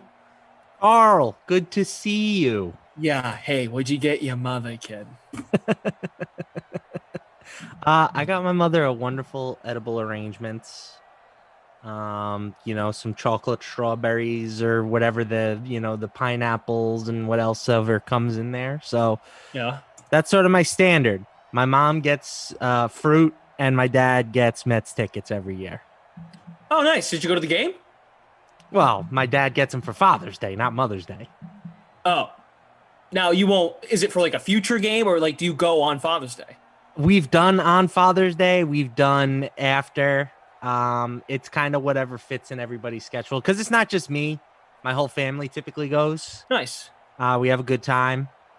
We sit in like different parts of the stadium and it's fun. It's a good time. But usually after Father's Day, we go at some point. So do you have a good day today? Anything special you'd like to highlight? I didn't do anything in particular. I was working until from essentially 7 a.m. till 5. So I haven't had a ton of free time. But my mom knows that I love her very much. So I don't need to go out of my way to do anything really like that. Okay. I have the best mom. I know everybody thinks they have the best mom. Obviously, your mom is great. Sent me my freeze pop holder, which I use as a scissor quiver. Yeah, you better put her in your top 5 of all time. But my mom is seriously the best. That's great. Well, I had a great day. I saw my sister-in-law who has a couple of kids, so that was fun. That's a big first down pickup for the Texans. We do have a sim. That is Randall Cobb, the slot receiver. Did you get a lineup in? I did. I played both quarterbacks, including Watson in the captain spot, which meant that I kind of had to go very cheap with the rest of my lineup. So I went Will Fuller, Sammy Watkins, Darren Fells, and Jordan Akins, the rarely seen double tight end punt from the same team. Wow. Okay. Good luck to you. Thank you. I put Darren Fells in the captain spot. I rostered Watson, did not play Mahomes. Tyreek Hill, Travis Kelce, DeMarcus Robinson, and Duke Johnson. The Duke. This is David inside the 40, just a gain of 1 to the 38. Hope you all had a great Mother's Day. And if you were able to see your mother, great. If you are, I don't know, if you live with a mother, if you're around a mother, I hope they had a great day and you treated them well. And if you are a mother watching, happy Mother's Day. Deshaun Watson, there he goes, fumbles, and it just trickles right into Kansas City's lap. The trickle. Pretty obvious that was a fumble. We have producer Drew with us, Tom on the 1s and 2s, Kyle from Game Ops. Litzow, Captain Fells, Must Be, What's Good, Robbie Noble, Mike Bizzle, First Place Mets, Love Me Some Lamarca, Prime Time. 5 in a row, Mike Bizzle. Can you explain to me this raccoon thing? Because stuff pops up on Twitter, and then, you just got to go on with your day. And I didn't really get a chance to understand what the heck this means. I mean, there's really it's not a real thing. So what really happened was Francisco Lindor and Jeff McNeil got into a fight in the tunnel. But the cameras picked up on it because as some of the players were coming off the field, they all just were like, oh, man, and they ran down the tunnel because they were fighting and they wanted to break it up. But neither of them would admit after the game that they actually got into a fight. Oh. So Francisco Lindor made up this whole story about how him and Jeff were in the tunnel and, Francisco said he saw a New York rat and he couldn't believe how big it was. And Jeff told him it was a raccoon. And that's what they were fighting about. Oh, good. Which, again, is not true, but hey, they haven't lost since then, and Francisco Lindor has started to hit a little bit. So In my opinion, they can pretend to see all the raccoons/rats they want. Well, when I read the comment, first place Mets, I'm like, wait a second. The last thing I read about the Mets was the hitting coach getting fired and just a lot of Met-like things. So I didn't know if they were doing well. Clearly they are. They haven't hit like at all, but they have gotten tremendous pitching from both their starting rotation and their bullpen. Okay. So I'm still very optimistic about this team. I think that the bats, they have too many good hitters to not hit all season. And when the bats wake up, if we can keep pitching the way that we have been, and keep in mind that we have 2 starters and one of our best relievers who haven't pitched yet this year because of injury, Carlos Carrasco, Noah Syndergaard, and Seth Lugo. We get those 3 guys back. The bats wake up a little bit. This team, I think, is very good. Okay. Good. Red Sox won again today, too. They've got 21 wins, the most in baseball. Sox are hot, kid. Sox are hot. I'm telling you, they're going to regret it. What? Mookie? Nah. Give me the Dukes. Oh, my come God. On, Sean. 2 fumbles, 2 pickups for Kansas City. Yeesh. Captain Deshaun letting me down. I think by, July, the Red Sox are going to be like, why did we not sign... There goes Tyreek. Why did we not sign Corey Kluber over Garrett Richards? I know Richards beat the Orioles the other night, but the Red Sox are going to be like, this is what it was like 18 years ago. It's like 02, 03 range. They need another guy with... They don't really have the Pedro part, but they need another... They need an ace. Chris Sale is not coming back this year. So Tyre Wood says, such a wee guy. What position do you play? And I have to say, just the worst comment. I love the Mets. So yeah, they're my team. I consider myself not part of the team, but when I talk about them, it's we and it's us. This came up the other day, and guess who was in the middle of it? Just take a wild guess. Kenneth? Yes, Sir Kenneth. Now, and he was saying what? Kenneth does not believe in the we, so he's against what you're saying. But if it's if he was cheering, and the chat can help us out because it's Team Always Here, wasn't it, chat, whoever wants to respond, please do. Wasn't it one of those things where if it was Team USA, you could say we? If you were rooting for America. Well, I think that the whole conversation is stupid. Yeah. You're probably right. Okay, first down. CEH. Comments should trickle in here. About 200 people watching. We just got underway. As it turns out, though, in 5 minutes of action, Deshaun Watson has fumbled 2 times. Drew just put in our Slack chat a picture of Master Splinter and says, this is what I think about when I hear about a New York Rat. And I have to say, if I saw Splinter in the tunnel, I do think it would have caused that kind of reaction. So Tyre Woods, what is your response to Lamarca? Why does this bother you? Who do you root for? Right, clearly with zero passion, zero heart.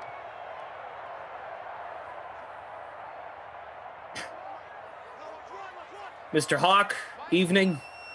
Kaufman's left toe. Ew. We is all perspective.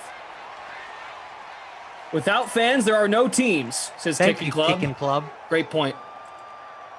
Mm-hmm. That's true. Speaking facts. In our contest, Clash and Big Saxy, what'd you get your mother, kid? That's why I let off the sim with the question. Whoa! Touchdown. Tyreek. Say hi to your mother for me. Oh, this would be a good one for Madison. That was her favorite bit on SNL. You watch any of that last night? Mark Wahlberg talking to goats or whatever the thing was. Hey, goat. I was in Entourage. That's cool. Say hi to your mother for me.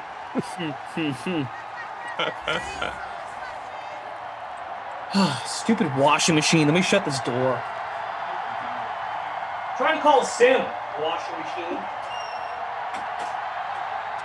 You worked really hard on that, Grandpa. So do washing machines. Tyre Woods has responded, ha ha ha, I agree that Matt is allowed to disagree with me and think my comment sucks, but I do not agree with him. All right. You know what? Very reasonable response. Yeah. Tyre I just Woods. want to know who he roots for. We're fine. We're fine now. All right. See how easy that is? El Bongo, I root for Lamarca because that dude had the balls to try to play the saxophone live. Yeah. Try is the optimal word there. So if people root for you, can they say we? Yeah, sure. They can use Lamarca I as would a be we? honored to be a part of their we. Deshaun, there you go. That's Duke. Let's go. Duke Johnson. Got wheels. Bad Boys of Pop. They related it to bands. The thing is, if it's a competition and you're pulling for a team in that competition, that's your team. That's your pony. It's a we. Oh, horse racing is like something that comes to mind right away. Well, actually, gambling altogether, the we thing, I feel like comes up a lot, right? Because it's like you do truly feel with Yes. the team. Yep. We can't go to overtime here. I've said that numerous times. Yeah. I also feel like the we thing, you really get to feel it when you're at the event. I probably drop more wees when I'm at a game rooting for someone.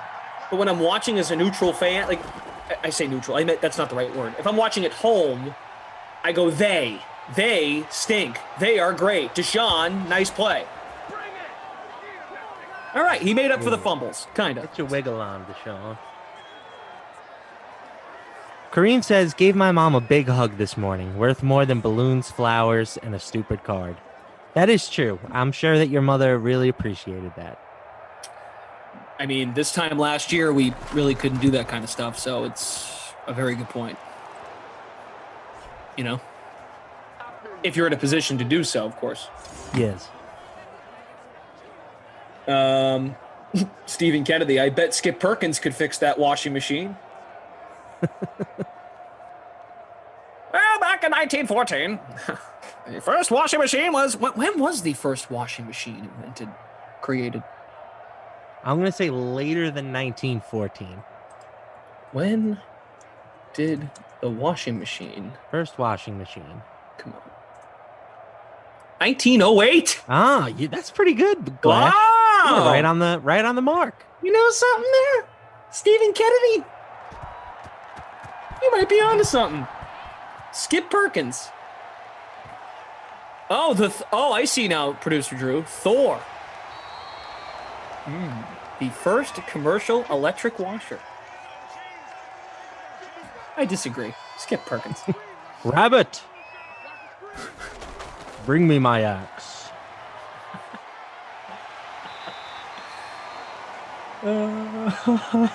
Mahomes for a gain of 9. First quarter's over. Wow. That was fun. Who had fun? I had fun. K-Dog, first place in the $250 free contest. 8,646 entries. Love to see the big number. All right. Deshaun's 3 for 3, 66 yards. Mahomes 4 for 5, 38 yards. Touchdown to Tyreek Hill. Watson ran one in. He has 48 rushing yards, but he's fumbled twice. So you lose 2 points. He dropped a deuce, if you will. Yes, he dropped to Kenneth. Kenny, you dropped this. I had fun with Kenny on Friday. We broke through a barrier.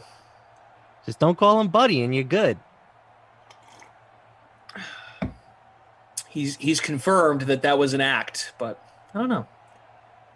How can someone say it was an act, but then also go, I don't like it, but it was an act? Well, which one is it? You know what I mean? Like, what are we doing here?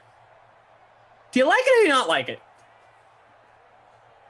Let's just make this whole spiel how I don't like it for a whole sim. And then go, yeah, it was just a bit. But I don't like it. Sorry. I'm done. I promise. Duke Johnson, 33-yard catch. Randall Cobb has 2 for 33. You got anything on your mind? I remember I asked you this a couple weeks ago, and we went down a real hellhole. Like, what's bugging Lamarca? Anything bugging you that you want to get off your chest? Bugging me. I mean, I'll be honest, I'm kind of a little tired of the NBA. I'm ready for the regular seasons to end, get into this play-in tournament, just so all the tomfoolery can stop with these injuries. Other than that, I think I'm pretty good. I mean, your Celtics, I think they're going to be in the play-in tournament, huh? Yeah, they're not mine. Someone else on these streams owns them. They're not a we. Yeah, the Celtics are in the 7 seed. So how this would work if everything ended right now is the 7 seed will play the 8 seed, who is the Hornets. The winner of that game automatically advances to the playoffs. Mm-hmm. Then the Wizards, who are the 9 seed, will play the Pacers, who are the 10 seed. The winner of that game plays the loser of Celtics Hornets, and whoever wins that game gets the 8 seed.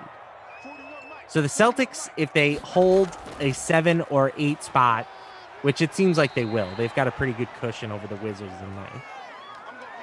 All they would have to do is win one of 2 games in the play-in tournament to qualify for the playoffs, which seems like they should be able to do that. Yeah. I mean, and by the way, the Lakers in the same spot. Yeah. But, Celtics have had guys in and out of the lineup. Lakers, of course, have had no LeBron, no Davis. How about Anthony Davis, right? I mean, this was supposed to be the year. You kind of felt it down in Orlando in the bubble when they won the title. You kind of felt LeBron be like, okay, I had one more run in me in terms of me being the dude. And then remember all those nice things he was saying about AD? Like, we have a good chemistry, no egos, no agendas, like giving him that look like, all right, this is your team now because I don't have, I have enough in me to be like a really, really good number one, but I'm going to need you to like back me up a lot like coming up these next couple years. And it hasn't happened because Anthony Davis can't stay healthy. It's been a rough year for that team. By the way, Rich Sharp, I have no idea what you're talking about. I wasn't on the end of the last sim, so it wasn't me. I wasn't talking about greatest Jets of all time.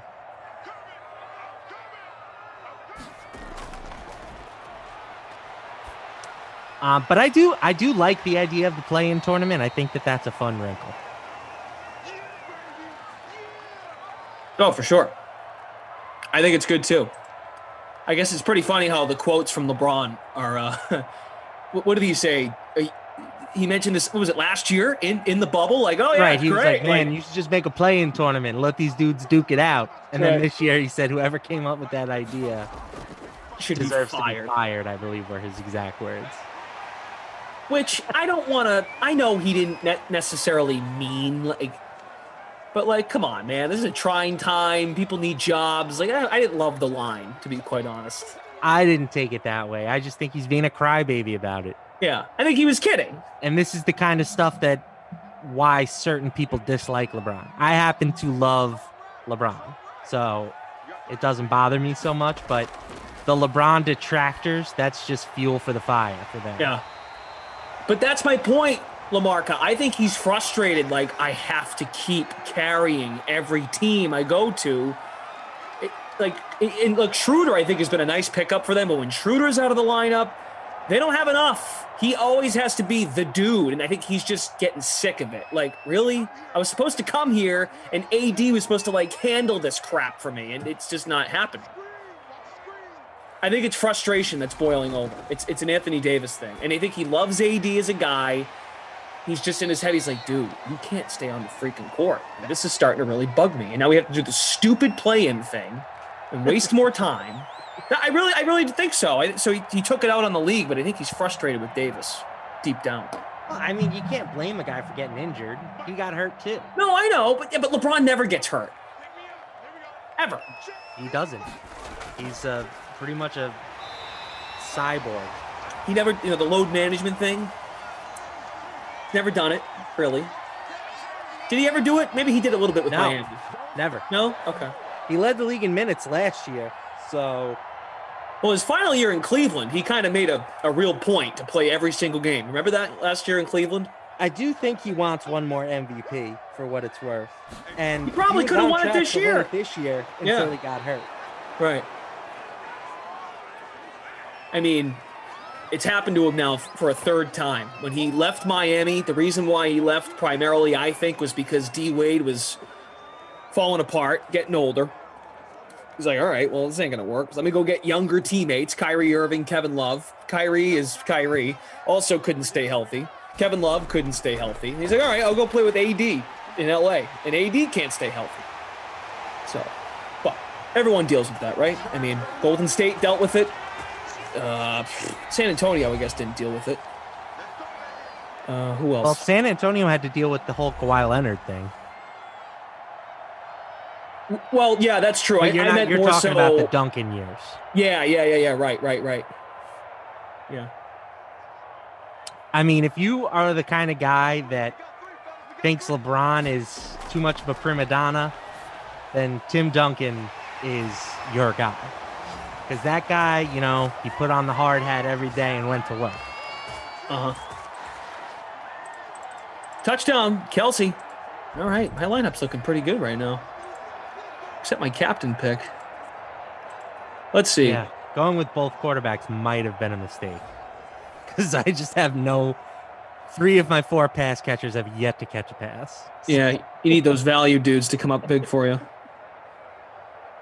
Kelsey, 52.7% owned, 16% in the captain spot. We have producer Drew with us, Tom on the 1s and 2s, Kyle, big Wizards fan, as he emphasizes in the chat. So where are the Wizards at? The Wizards, and you know what? Give the Wizards a lot of credit. And give the Wizards a lot of credit. Easy for us to say because we do the DFS, and you're a big NBA guy. Westbrook's been like a machine. He's the must-play dude, so it's fun to follow the Wizards because of how Westbrook has been doing. Absolutely. That team also, they didn't play for a month because of COVID stuff. Yeah, the thing about Westbrook is, he's not perfect, right? He has his flaws. He takes too many bad shots. Sometimes he turns it over too much, but I don't know if there's anybody in the league who wants to win more on a night-to-night basis than Russell Westbrook. And he is willing to just absolutely carry teams every single time. He's had a great year, and he deserves some credit, some respect, because that team was pretty much left for dead, and he now has them in the play-in tournament. And I don't think that anybody's going to want to play them particularly. Sure. Well, even the Bradley Beal rumors and whatnot, too. So they're as you mentioned, they're the 9. So they would play Indiana. That would be a 1-game playoff. Right, and then the winner of that would get the loser of Celtics Hornets. Right. So they would have to win 2 in a row to get into the playoffs. Kyle says, show me a playoff team with worse depth than the Wizards. Well, the Hornets, right? Hornets have so many guys out. Producer Drew, I think the Celtics actually have good depth if they're when they're healthy. But yeah, I guess that's the point I just made about Charlotte and Indiana. The Celtics have enough. They have enough.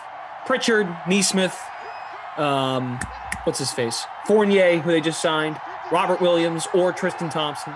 It was supposed to be enough. 2nd and 17. I love when you bring up LeBron. It just generates conversation. Bad Boys of Pop. Here's the thing. If you want to be the man, you can't complain when people ask you to be the man. I don't think he has ever complained about his role. I mean, listen, take what you want about this guy as a basketball player. I personally think there are really only 2 things you can gripe about with him. One, the decision, which everybody, including LeBron, will now tell you is a bad idea. And 2, I did not like the letter to Cleveland and how it was all about homecoming and blah, blah, blah that he put in Sports Illustrated, because we all know that the reason he was going back there is because he liked the roster better than what the Heat had at that point in time. If he thought that the Heat gave him a better chance to win, he'd have stayed in Miami. Think so? Pretty much it's that simple. And that's why he didn't feel guilt leaving Cleveland when he got a chance to go play with another better team in Los Angeles. Yeah. So to me, those are the two things you can kind of sweat him for. Other than that, the guy always plays. I mean, this is really the first time he's ever had an extended injury absence. He is a model citizen in the community. He's opened up schools. He has done tremendous things for his culture. He's married to his high school sweetheart. Mm-hmm. The guy is a perfect role model. If I had a son and he told me he wanted to be LeBron James, I would be ecstatic about that, because that is just a really, really good dude. I would be too. Can you play like him as well? Forget about that. If he could play like that, then he could do whatever he wants, and my son in my book. You don't have to be that good of a person if you could play basketball like LeBron. Just had something to respond to that, and I totally forget what I was going to say. And that's really annoying. Oh, I know what I was going to say. And please feel free to disagree if you do think so.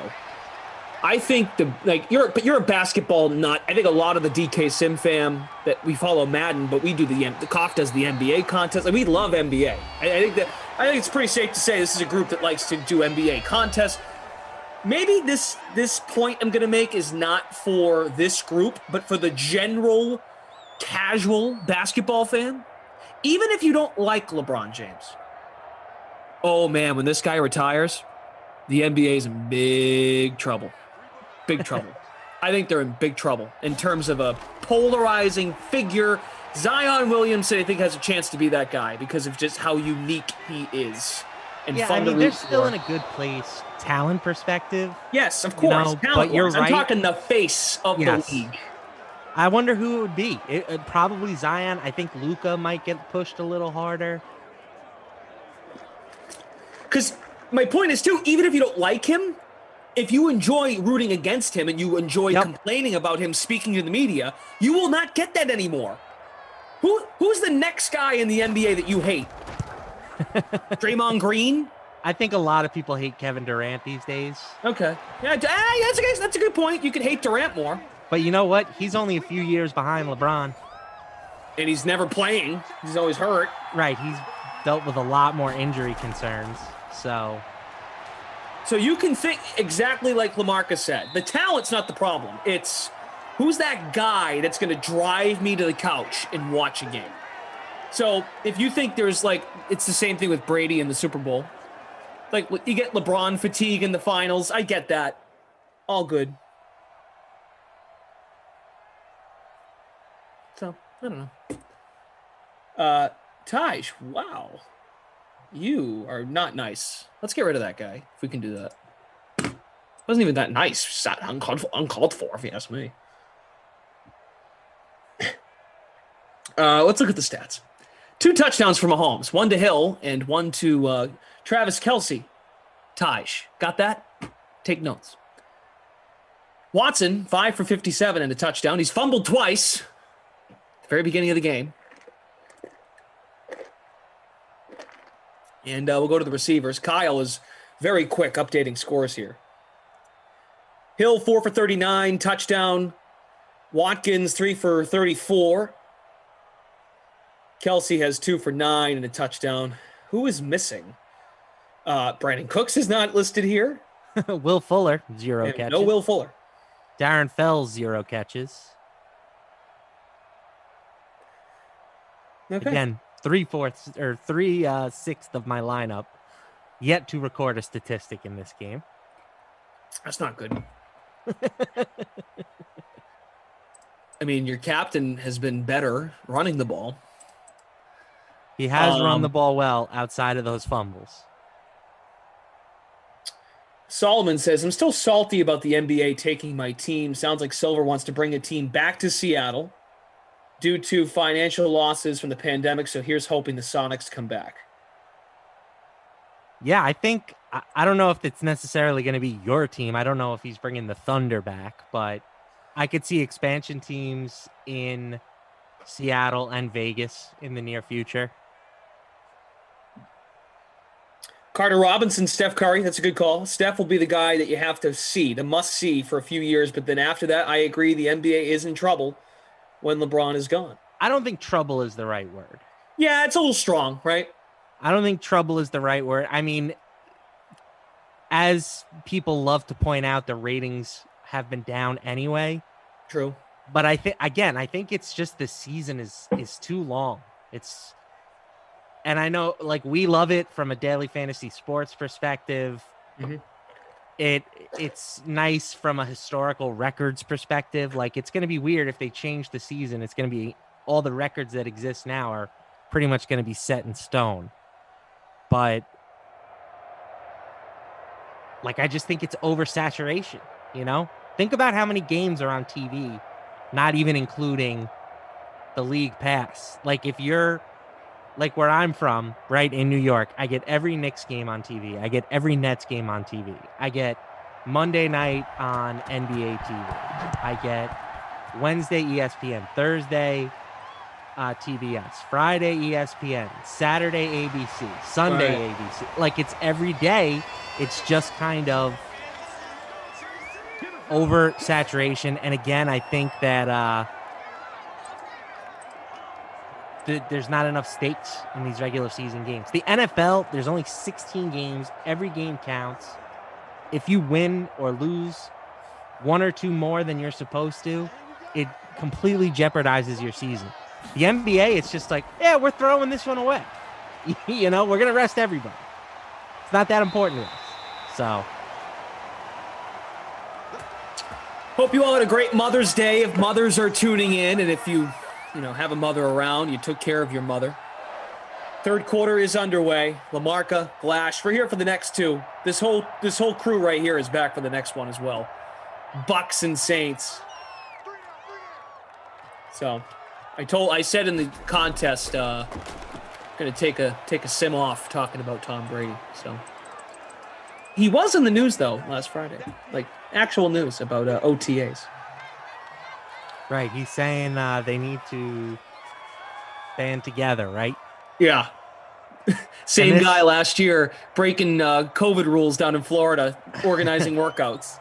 And this all stems because that guy got hurt working out away from the facility. Yeah. Now they might not, or they don't have to pay his contract. Right, exactly. So. Yeah. Oh, big NBA news. As it relates to tonight's slate, Luka Doncic has been ejected. Oh boy. That's not good if you played Luka tonight against the Cavs. Brother Phil, rooting for the Bucks in the playoffs. I think you may have surrendered your Wii concerning the Patriots, Glashy. I'm sorry. I don't make the rules regarding these things. Glash is a Brady fan, guys. It's great wording. It's a way to make your point. Basically, take the knife that you stabbed me with and just twist it and go, well, I didn't make the rule. I'm just letting you know what the rule is. That was well done, Brother Phil. That was very well done. Like a brother would do. That was good. I disagree, but okay. CEH to the 26. Mahomes now 18 of 20. Must be. The NBA will be fine. They'll come up with a 4-point shot or something. The greatest Antoine Walker quote of all time. Antoine, why do you shoot so many threes? They don't have any fours.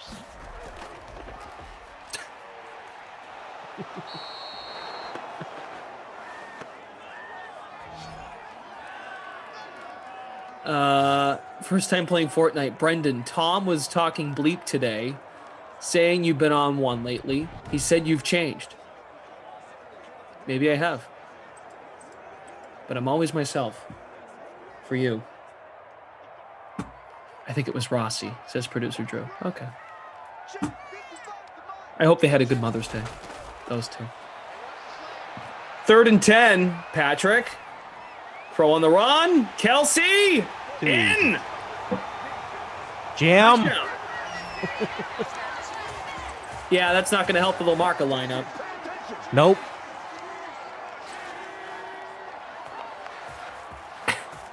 Producer Drew, I bought a new car and didn't post all about it. Oh, I posted a lot. I think that's what he means by me changing. Yeah, man, I got a new Camry on Friday. I was pumped. I've been driving a freaking old box, a Taurus. That piece of metal was like just done. But more so, it was time. It was time for me to move on to a newer vehicle, and I'm very excited about it. Leased or bought? Bought. Brand new? 2018. Oh, okay. Yeah. Very reasonable decision. My philosophy on this, and I'm sure that somebody in the chat will tell me why I'm an idiot, but you either buy used or you lease new. Those are the. I think buying a new car with how cheap lease rates are these days just doesn't make sense. What are you driving? Oh, me? I drive an old school 2006 Honda Accord. Oh, see, my Taurus was an 06. I have never had a car newer than like 10 years old. It doesn't bother me at all. As long as the car starts and drives, I'm pretty content. Lamarca, I've always been that way, but I'm just in a position now. I'm doing a little more traveling. I need to have reliable. Oh, for sure. If you're going to be on the road, it's an important investment. Yes. But like, I drive to get coffee every day and to the card shop once every week or so. That's it. That's all I go. And you know what? Like, the Taurus was perfect during most of lockdown last year. I would just drive to the drive-thru at Dunkin', and that was like my fun for the day. Yep. Woohoo! Out in the Taurus, taking a ride down the street to get my cold brew. I love that. It's good for those cars because you got to start them every one. You know what I'm trying to say. Like, you got to make sure if you have an older car like that, you've got to be starting it up, like keeping it warm, like make sure the thing still has a pulse.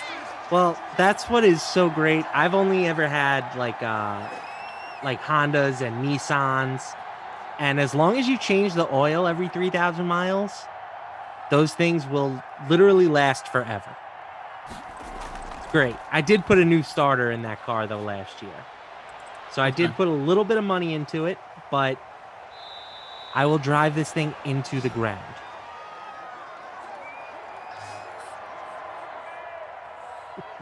First time playing Fortnite on Twitch. Glash must have a decent credit score. Can I get your social?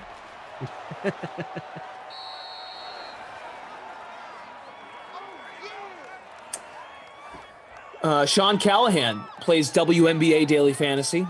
Yeah, that's you're not wrong. I think maybe you can speak to this. Like, the rotations are much tighter, and they play a smaller schedule, so their games definitely mean a lot more than like an NBA.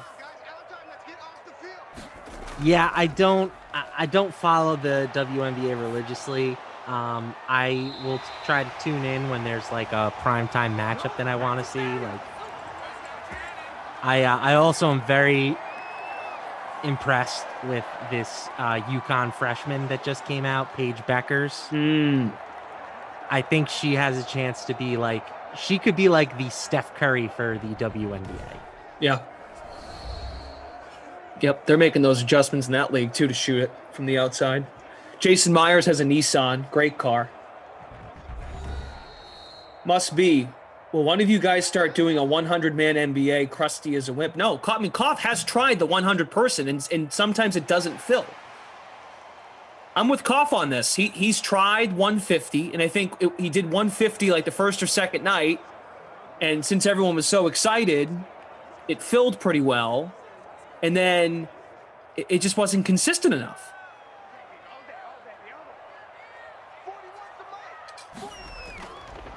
So I think 75 is a great number, and even the 75 ones. There's Ricky Seals-Jones, Mr. Hawk. Even the 75-person ones, like those, even barely fill. So it's tough right now. Playing NBA DFS right now, you have to be like fully locked in for the evening. Rich Sharp, look at that. We're influencing, and Sean's doing a great job influencing Rich Sharp because of the winning Sean has to play WNBA. Get involved, guys. Plenty involved over on DraftKings besides Madden. We appreciate you're doing Madden. Don't get us wrong, but we're here to tell you to play DraftKings. You know, that's kind of like that's like part of the job description. So, hashtag ad. Hashtag influencer. Hashtag no filter. Hashtag is that a receiver? Which I wish Smash Lanta was here. I'm not gonna. If I start explaining it, I'll mess up and get myself in trouble. I don't know if you know, I was suspended for 4 days. Without I have pay. heard about your suspension. Yes. Yeah, it was too bad. But I learned a lot. I'll probably still mess up. They don't really want me talking about the suspension. So now you're just here so you don't get fined? Yeah, but I guess I have kind of talked about it. So, but I haven't heard any complaints about me talking about it. So I guess I can keep doing it. Where was I going with this? Yeah. It was in regard to the draft, and someone threw a name out there, and I'm like, oh. Yes, I saw the clip on Twitter. So I see my brother today at my sister-in-law's. He's like sending this clip out to his coworkers, like showing them all. And I'm like, really? Like, no wonder this thing has like 500 views now. Oh, I thought he was about to start running in the wrong direction. Sometimes that happens. You bump into a guy and then they start going the other way. And you get that 80-yard sprint to the other end zone. Thankfully, that didn't happen. His name's Josh. I'm like, but I mean, that's a classic brother move. I Would know. you expect anything different? Plus, he's also like kind of bragging about it, like, yo, kid. Well, check out my brother. He's a big star on the YouTubes. At first, I'm like, really? And then the more and more I watched the clip, I'm like, I was really innocent about the whole thing. So it was pretty funny. I'm trying to get myself suspended. Doesn't work. I could use a vacation. If you want tips, give me a call. Ask me anything now. It might work. All right, Mahomes just got it off. Oh, okay. First down and more. CEH. Wow. On 3rd and 12. Set up at the 5, and that's probably the final play of this third quarter. 269 passing now for Mahomes. Okay. Scott says he has a Subaru. They are the... I can't say that word. Nice. Jason Myers. We know it was just a few days off you took, Lash. I don't know what you're talking about. I was suspended without pay. Google it. There's an article on it. Google me, Chuck. Go to the Madden Stream info page. There's actually an article. There's a section written by Zach Thompson about my suspension. Stand with me, all of you, please. I mean, that's like typically if you get suspended in the NFL, what do they normally get? It's a 4-game suspension, right? So I got a 4-day suspension. Typically, it's a 4. That's our model. We follow the NBA guidelines here because we're dealing with that kind of talent.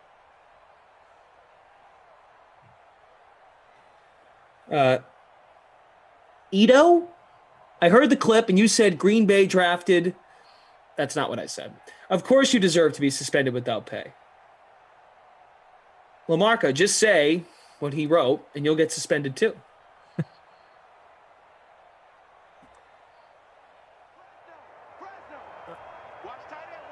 Old man dog fan. It's not that hard, Glass. Just never shout out anyone named Mike. Yeah, but it was the draft. So I actually bought it. I thought it was someone legit. There's CEH. It was the perfect time to get me. Because I'm like, oh, who's this guy? And just the line of, is that a receiver? Just makes it so much better. Yeah.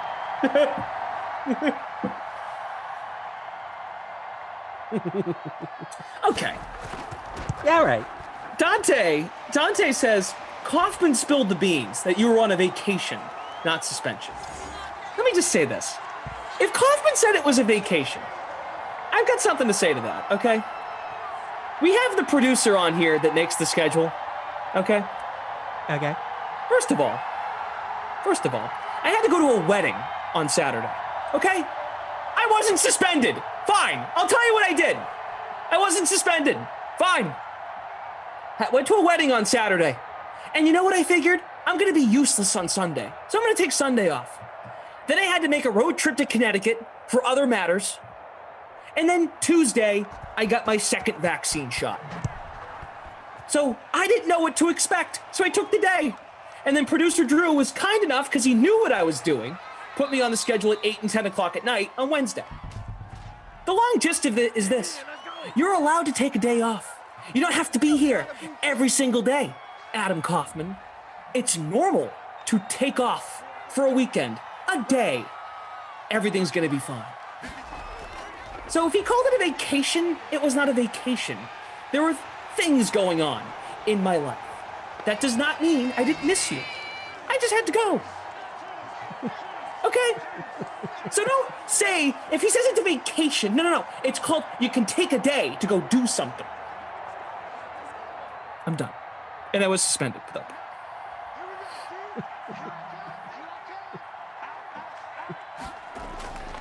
So what you're saying is you had a great vacation. I did. No, that's not.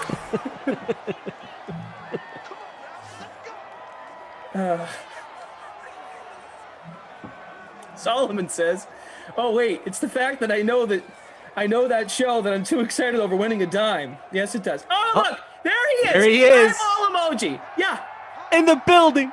In the building. Yeah. Not a vacation. Just taking care of other matters in my life. God forbid. But that suddenly means no one else, like, I don't care, you know? What a bad guy. This guy doesn't give a damn about you. I don't think anybody has thought that. Him. Go ahead. Everyone go ahead. Hashtag rent free. Because now anytime you bring up someone, it's now rent free. What else is going on in the chat? Kyle, what's up, Kyle? I hope your mom had a great birthday. She sent me a kind Mother's message. It was very kind, and I'm glad that Suzanne had a great 60th birthday. I hope Suzanne didn't have to work on her birthday on Saturday. And if she took the day off, she deserves to do so. So it's her birthday and Mother's Day? Her birthday was Saturday. How about that weekend? Suzanne had herself quite the weekend. Mother's Day today, birthday Saturday. Oh, fumble! Kansas City got another fumble. Rich says, is Kaufman on the next sim? Nope. No shot. Me and Glash running it right back. Running it back. 28-7, Kansas City. Producer T-Pain. I swear, Koff has that same sixth sense dads have when the thermostat is touched, but it's when his name is called in Simland. Well done, son. Well done.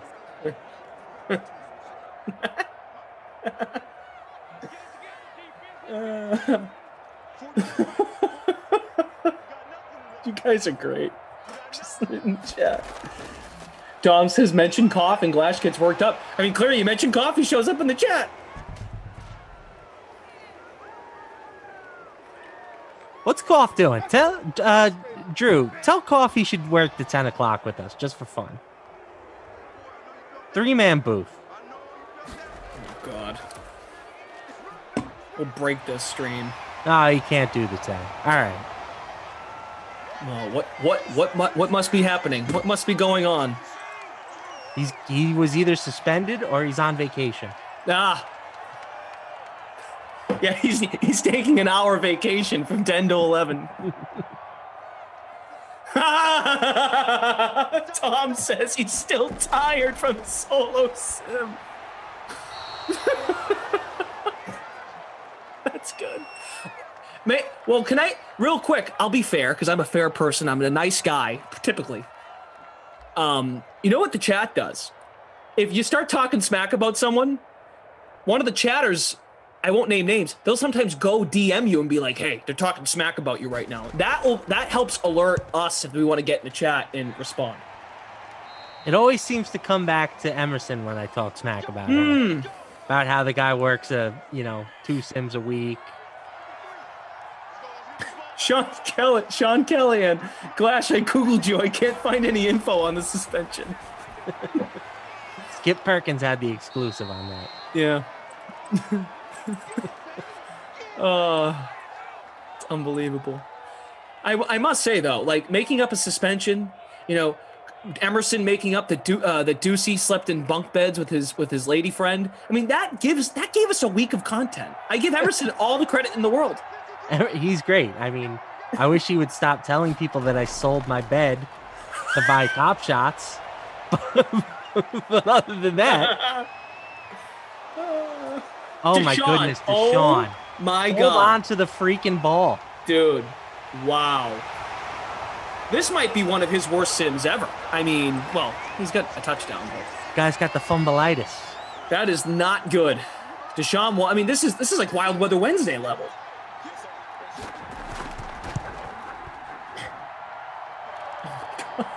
I forgot about this. You were with me for this. Do you remember when Fantasy Hawk, we started a rumor that who was the streaker at one of the NFL playoff games? Do you remember this? No, this wasn't me. No, but I know I definitely was part of it. Oh, Rossi at the Super Bowl. No, but then I said it was Fantasy Hawk. and Hawk wasn't in the chat for a while because he was upset that Aaron Rodgers didn't win against Brady. Should have tuned in on Friday for that. But anyway, Hawk went missing for 4 days. So I told the chat, guys, Fantasy Hawk was the guy running across the field during the Super Bowl. Oh, Kaufman has hopped back in. He says Saturday, 2 p.m. Glash and Kaufman reunite. That's one word to use. It'll be like a couples therapy session. What am I doing on Saturday? Maybe I'll take a ride to the Kaufman house. Kauf, you got soccer you got to coach after? Oh, and it's Glash and Emerson, the sim before. Maybe I'll call my sim with Emerson at Kaufman's. He can get his wish. He can heckle me at noon. But he might be busy. He might be on his 1 hour vacation from noon to 1. Well, if you listen to him on the weekends, it's, he's driving all over Kingdom Come for various sporting events and things of this nature. Who's that? Kaufman. Like what?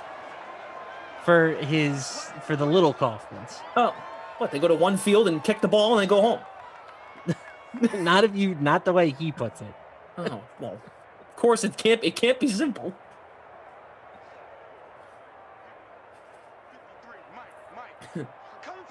Mr. Hawk says LOL. I love Mr. Hawk. He's a good sport. That was fun. See, that filled like 4 days of content, telling the whole chat that Mr. Hawk was in jail. Just go on again. Oh, I thought he fumbled it again, but it was the 2-minute warning. I feel like I bring this idea up to him, and he's now checking in with his wife. Like, hey, is it cool if he comes by and like 11? Remember that guy that set up on our porch that one time? He's coming back. Koff, you know what? If it's a yes, I will bring you your stupid Chinese food for lunch too. If you're gonna be out on the porch, you gotta barbecue. Yeah. What are you making me? Actually, why would I bring him anything? What are you making me for lunch? Fire up the charcoal biscuits. We could have an unsanctioned Major League eating event. Glash versus Kaufman. Who can down the most hot dogs during a sim? Ooh. That sounds like a free-to-play pool to me.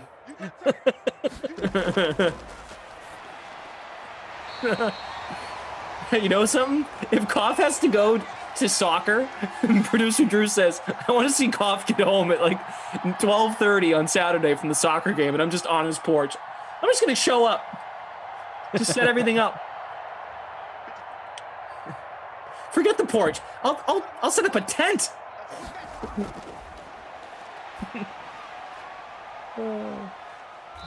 David D, glad I don't have a lineup in this game. Just being entertained by the chat and hosts. Hashtag team always lurking. Well, that was nice. Thanks, David. Kyle, I'm in on that. We can do Mother's Day. We can do moms. We can all shout our mom's name as the buzzword tonight. Oh, Coffin wants me to bring Sarah. Oh, see, that's just wow. Sarah, come here. Please, if you have a sec. Me and Kyle, our teams are squaring off this weekend. What are you doing?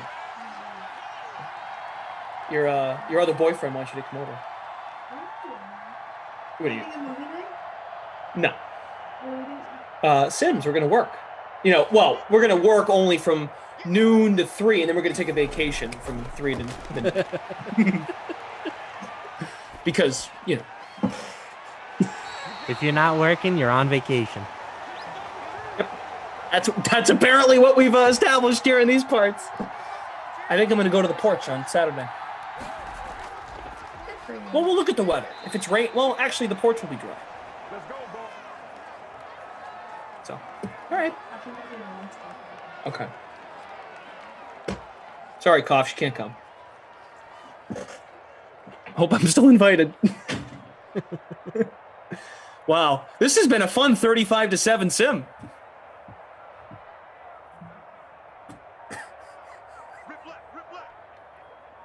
Kyle says his Rays are going to beat the Mets. We'll see about that, Kyle.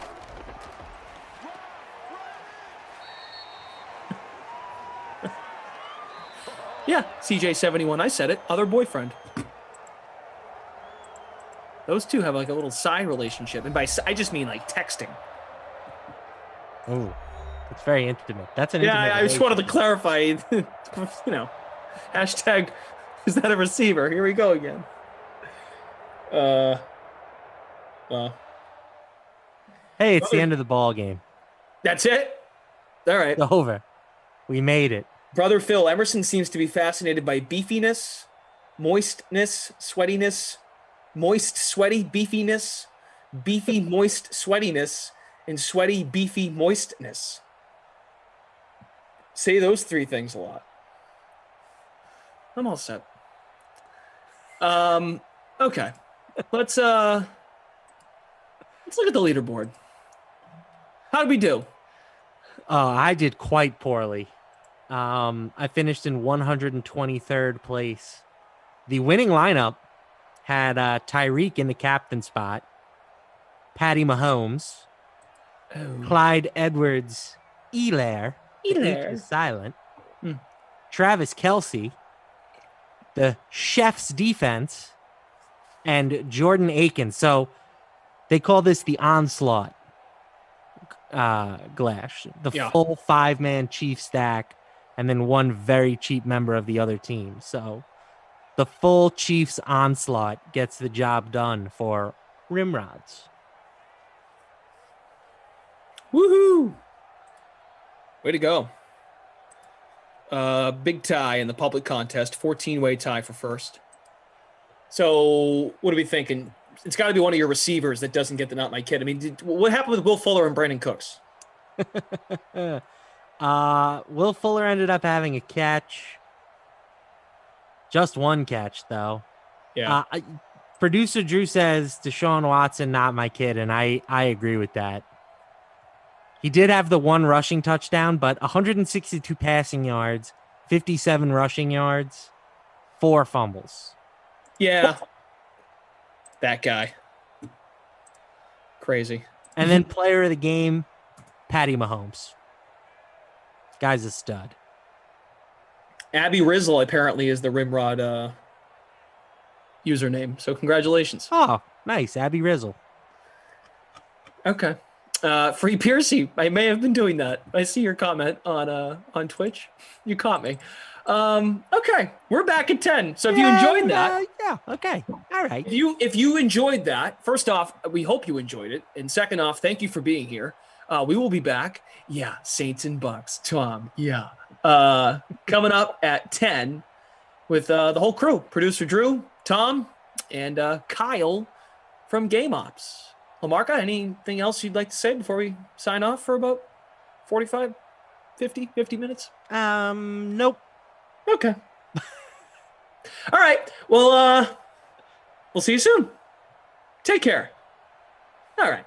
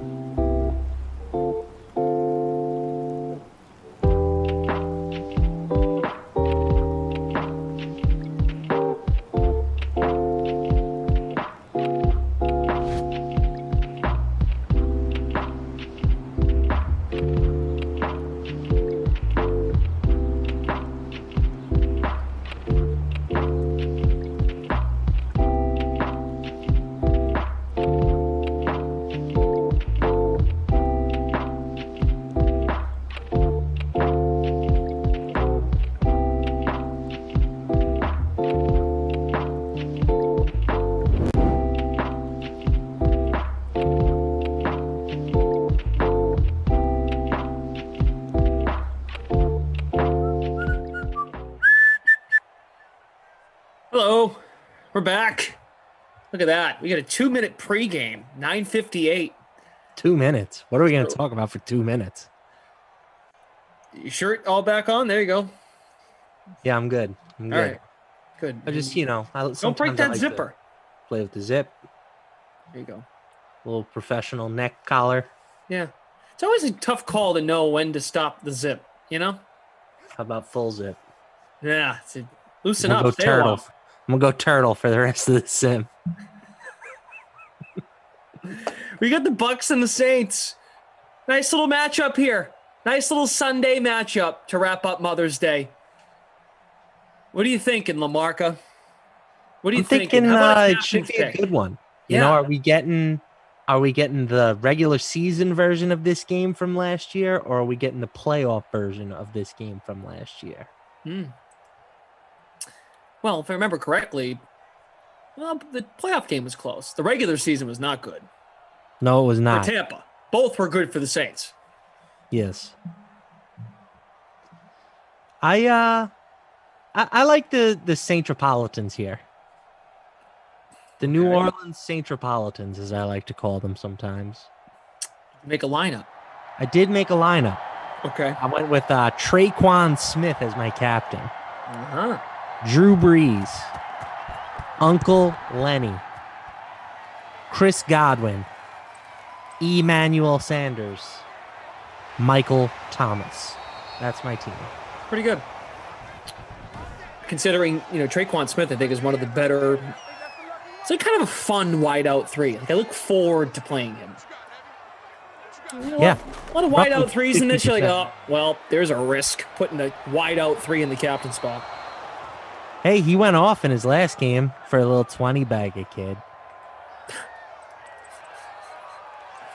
I put Rob Gronkowski in the captain spot. Ooh, the Gronk. Went and looked at the game logs. He scored some touchdowns against the Saints team in their last matchup as well. I've got Alvin. So you didn't play Kamara? No Kamara. All right. I mean, we all got to make sacrifices somewhere, you know? So I didn't play Breeze. I didn't play Michael Thomas, but I played Kamara, played Brady. No Evans, so I played Godwin, Fournette, and Traquan Smith. Spent every dime. Me too. Great. 3rd and 10 for Tom in the offense. The free roll is titled Taking a Night Off from #Brady Talk. I am a man of my word. I mean it. Even though he was in the news on Friday. So does that mean it's open season for me to slander him and you just can't do anything about it? Yep. Oh boy. But it would be Brady talk at that point. Just so you know. I haven't committed to anything. You're right. I haven't made any promises to the Sim fam about what I will or will not talk about. At the end of the day, it says at the end of the contest, buy BJ Glashy, which is me. So you're right. It doesn't say buy Glash and Lamarca. It says buy me. So go for it. You're right. I will not do that. Why not? He's a hard man to slander, you know? I agree. Surprised? There's Drew. Nice ball, Drew. Traquan Smith. Nice little pick there in the captain spot, 15 yards. Looks good so far. It looks good 1 minute into the game. Rick Sharp says, let's go, Evans. Damon captained the Bucks defense. Interesting. We have producer Drew with us, Tom on the ones and twos, Kyle from the Game Ops team. Hope everyone is having a great Sunday night. If you joined us at 8, hope you had some fun. Yeah, yesterday was a busy 10 p.m. sim for some of our production team here. We had P Fries, aka Patrick Fry, taking down the 10 o'clock free roll. And we had our buddy Drew coming in DFL, as they like to say. Oh. What are those guys? Can't do that. All of a sudden, he's changed, having to make that schedule. Breeze, quick release. Kamara's got space. To the 33. Chef Duke, what's up? Robbie Noble, Jimmy B. Steven Lebowitz not pleased with Luka. He was tossed. Luka's been ejected now a couple times. Yeah, they said he's one tech away from the automatic suspension. Ooh. Careful, young Luka. Patience, young Padawan. I don't do a great Yoda. Does Luka have a temper, or is he just like? I don't know. I wouldn't have said that, but maybe. He complains a lot about, like, in the game, like during the game. Glash, basically every NBA player complains a lot during the game. I figured you'd say that. But am I wrong? No, you're not. You trying to tell me to take it back? No, I'm not. Well, I mean, at the end of the day, Luka's still getting all the texts. Why isn't everyone else? And by the way, yeah, you can point out that it works, because if you look at like Draymond Green, right? He will act like a complete lunatic during the regular season. Oh God, Latavius Murray. Caw, I'm a vulture, caw. And then once the playoffs start, the refs are so used to him acting that way, he doesn't get texts for stuff that other guys would get texts for. So it's all mind games. Yeah. You know what I'm saying? Yep. And he's that good where the officials respect him. Steven Lebowitz, Luka, the secret child of Danny Ainge. Oh, we can only dream of that here in Boston. Tom's Microwave got a kick out of your vulture call. Yeah, I'm not as good as Rossi's as good as Rossi. Hey, on a football note, unless you have anything more to say about the NBA and Luka Doncic, did you see you can check out our show. Actually, this is a great plug. 11 a.m. Eastern time is when the Dream Stream starts. The Sweat. I don't know who's hosting tomorrow, but it starts at 11 a.m. I think Mondays are usually. Oh no, but it would normally be M-Dog, but. Oh, but right, Emerson's birthday. He's got the whole day. The world stops. He needs to go on vacation for the day. So Lazia clearly doesn't care about you guys because it's his birthday and he just wants to take a day. So, yeah, the world stops for Emerson's birthday. So who knows? Who the hell knows? T-Pain says it will be Jesse tomorrow. Okay. Which should make the Sim fam happy. I think everybody enjoys spending time with Jessie Cofield, a.k.a. the Draft Queen. Always good to see Jessie. You know, keeps it real. She's too big for us now. She big-timed me the other day. You know, she gets a couple commercials, and now all of a sudden she's big-timing me. How'd she big-time you? She didn't. I just I thought you might have had a story. Okay. I mean, geez, what the heck happened? I'm just trying to cause drama, controversy. Good. That's good. It sells, you know? So I've been told. Well, Lamarca, when's the next time you're on after tonight? Good question. You don't know? Usually Thursdays. I haven't checked the schedule yet. See, you have it made. See, someone like me, who's here often, but except my 4-day suspension / vacation, you know, you can't get away. Like, you can get away with saying a bunch of crap right now, and then no one will remember on Thursday. I am back on Thursday. See, you can get away with way more. I'm back tomorrow at 2 and 4, so I actually have to be careful, because then they'll go, Glass, you said last night that you think this about Aaron Rodgers. It'll all be held against me. So you have it made. You can insult people all you want for the next hour, and they'll hopefully just forget by Thursday. And I probably will. Okay. So keep that in mind, everybody. If you want to remember what Lamarca says about you, get out a notepad and write it down. Unless you have a great memory. What was I going to say? Oh, the Sweat. Right, 11 a.m. weekdays here on the Dream Stream. There was a segment about the New York Jets. And how many games they're going to win. Ooh.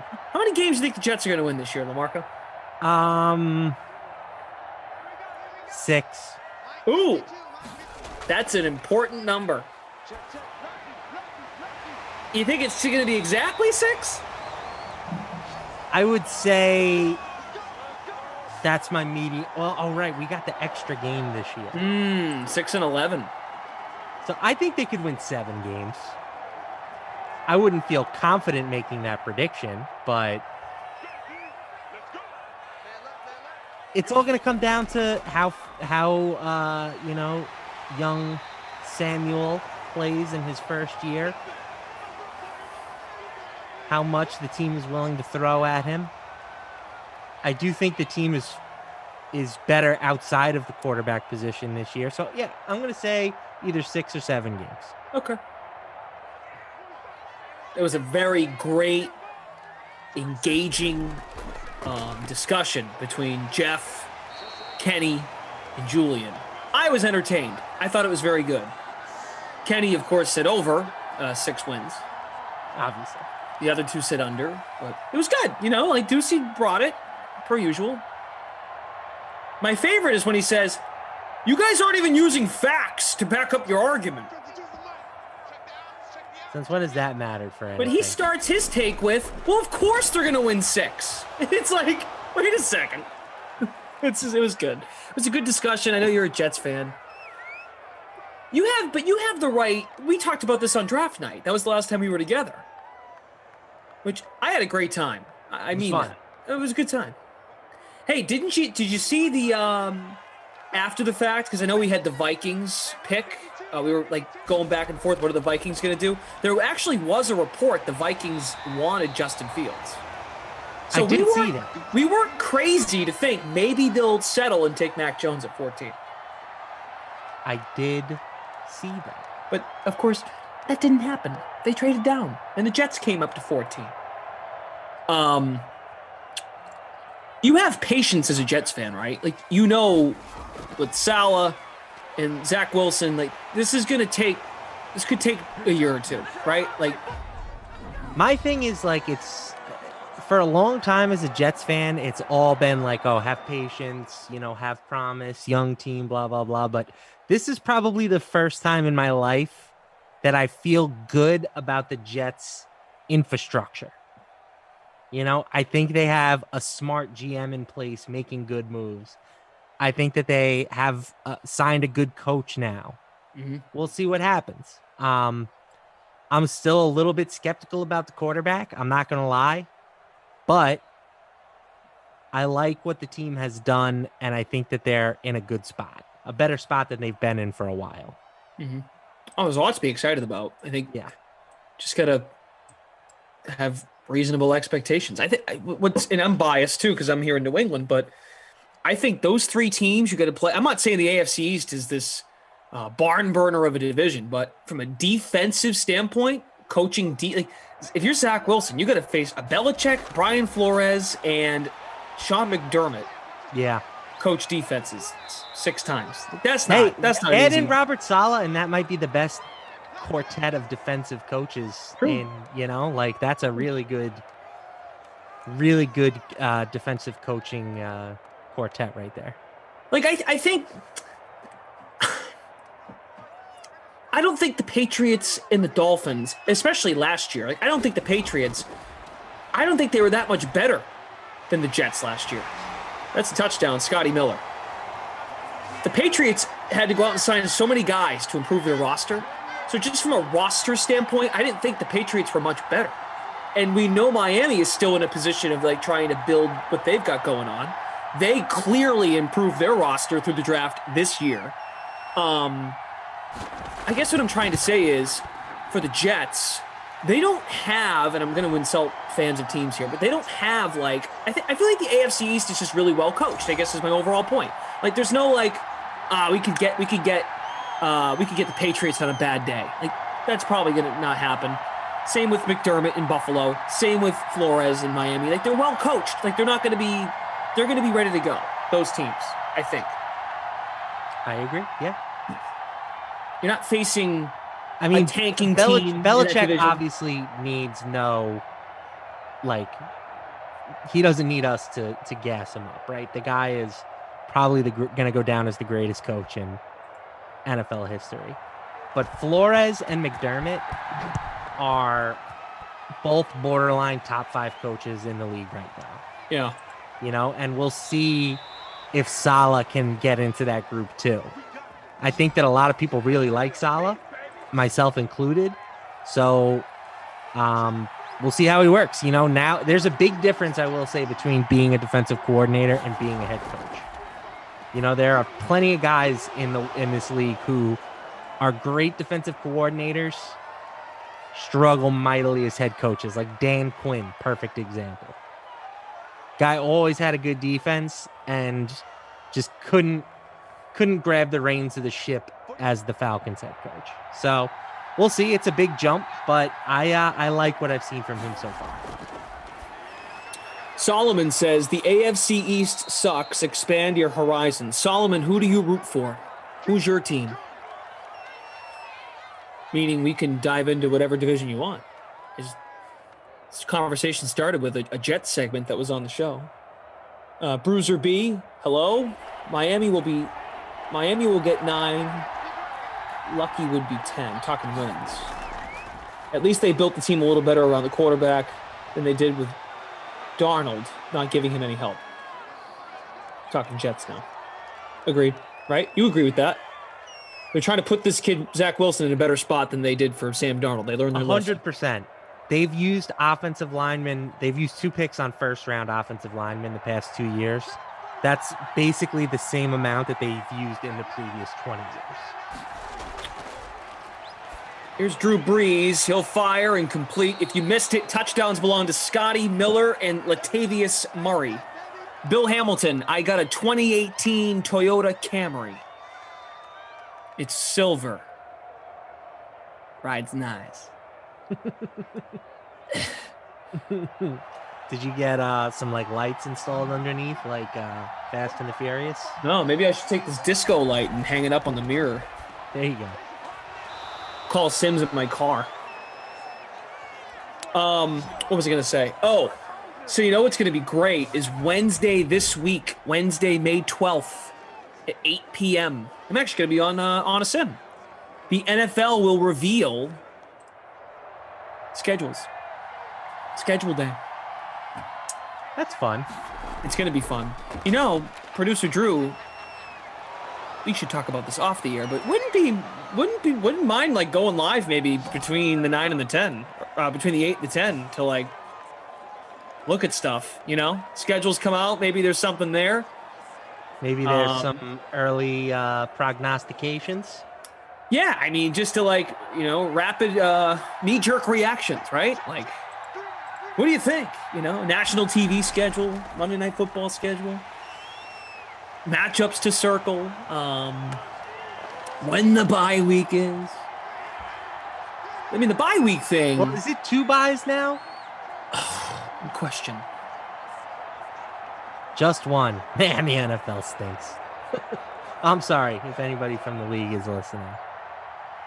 Well, it's just like I get wanting the extra game, but I thought the whole purpose was we were going to eliminate 2 preseason games and add in another bye to try and keep these players fresher.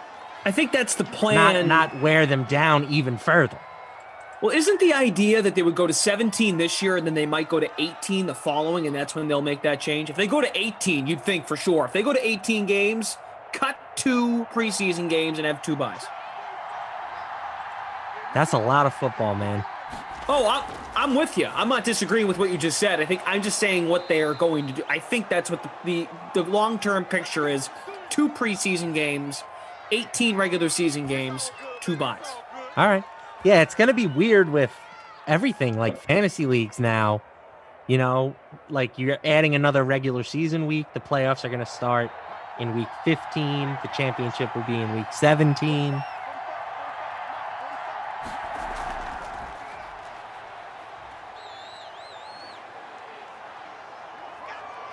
Fantasy Hawk has changed his name. The Patriots might win 0 games this year.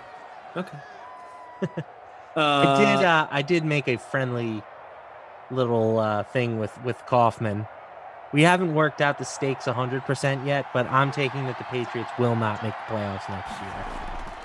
And I think it might be something like we have to do a Twitter video where I would have to wear like a Tom Brady jersey if they do make the playoffs and do some sort of, thing. But we're still working out the final details, but that's he believes they make the playoffs and I believe they don't. Nathan says, apparently you can get pulled over for having an air freshener hanging off your mirror. My advice, don't give anyone the reason to pull you over. So he's probably saying no disco lights. Breeze, end zone, touchdown. There he is, your captain, Traquan Smith. Trey Daddy. There you go. Latavius Murray, Traquan Smith, and Scotty Miller with the touchdowns.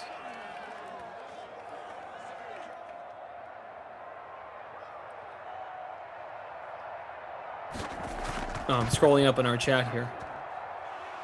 I know, Emerson also is supposed to do his golf show tomorrow, and that's not happening. Again. What a terrible program. Yeah, Wednesday night. I'll be with Geoff. Geoff might want to stick around and talk schedule. He might say, I don't want to talk to you, Clash Sheen. Do it yourself.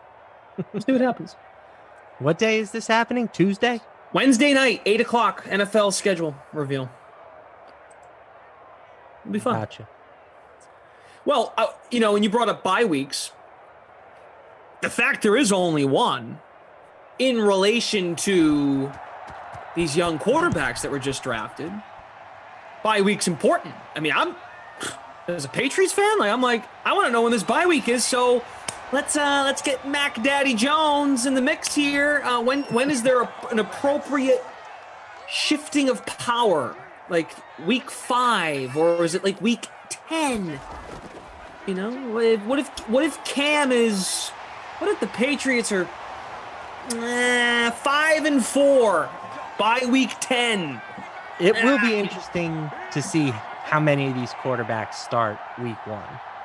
Like Trevor Lawrence, week 1 starter for the Jags. What would you say? 100%? Yes, and Wilson. Those are the two. Wilson, 100%. Okay. Mac Jones. Not Mac Jones, sorry. Trey Lance. The way the owner's talking, they might sit that kid for 2 years. See, but the coaching staff has now gone the opposite direction. I've heard them say that they think he's the smartest QB in the draft. He's the most pro-ready quarterback. They like him. I'm putting that one at about... I'm still giving Garoppolo the edge, but I'm going to say it's about 75-25. M. Roach says Mac Jones does not deserve to get on the field this year whatsoever. So what's your reason, Mr. Roach? Mr. Roach spent 25 years as an NFL scout, Glash. Yeah. Zero chance. Well, I mean, you could say he has zero chance.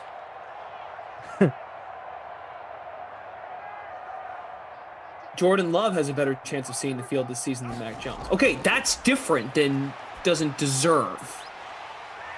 Well, and the other thing with Lance is, of course, it's not even about Garoppolo. It's about Garoppolo's health. So, two different questions, though.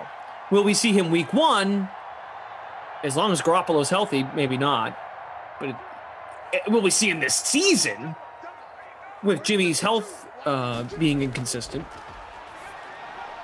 Then yes. There's Gronk. Touchdown.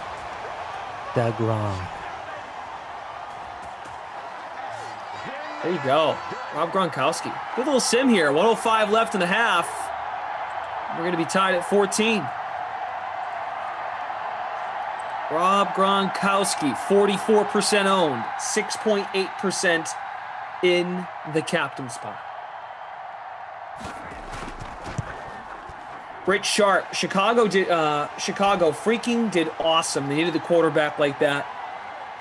They got one in Fields. It's going to be awesome. He went to the perfect spot.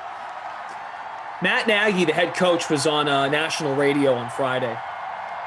And he was asked about balancing the expectations of So Matt Nagy understands, like, you got to win now in Chicago, right? Like, he's starting to feel it a little bit. Now, he was coaching Mitch Trubisky and got a lot out of Mitch Trubisky, but they still want him to take that next step, and they want to start winning playoff games, and they want to get the right guy quarterback, right? So if you're Matt Nagy, you also want to make sure you have the best interests of the young quarterback in mind, right? Matt Nagy can't make it about him and be like, ooh. Unfortunately, I don't think that's how most of these teams think. You know, it's hard. It's hard to not put your own job security first, you know? And that's why teams that have long-term security tend to make better decisions. Sure. Well, that's why the schedule matters a lot, and that's why I'm so looking forward to this on Wednesday night, because if you're the Bears, you're going to look at your schedule and go, okay, there's a bye here. Now, if Aaron Rodgers is gone, changes everything. You might feel more inclined to go with the kid, because say you get Green Bay week 2, you're like, I think they should play him immediately. Okay. Yeah, let's not waste any time with Andy Dalton. I'm a believer in you're going to learn more by playing than by sitting. You know, I think for every Mahomes out there or Rodgers, you know, guys who sat, like, you can't tell me that those guys wouldn't have been successful if they just played from Jump Street. I think that the best way to learn is to be on the field playing. By the way, Shams Charania from The Athletic. Yeah. The NBA's final regular season day, May 16th, which is next Sunday. Yeah. All 30 teams will be playing in the afternoon, starting sometime between 12 and 3:30 p.m. That's amazing. That slate for fantasy is going to be the worst slate of all time. You strike me as someone who would embrace it.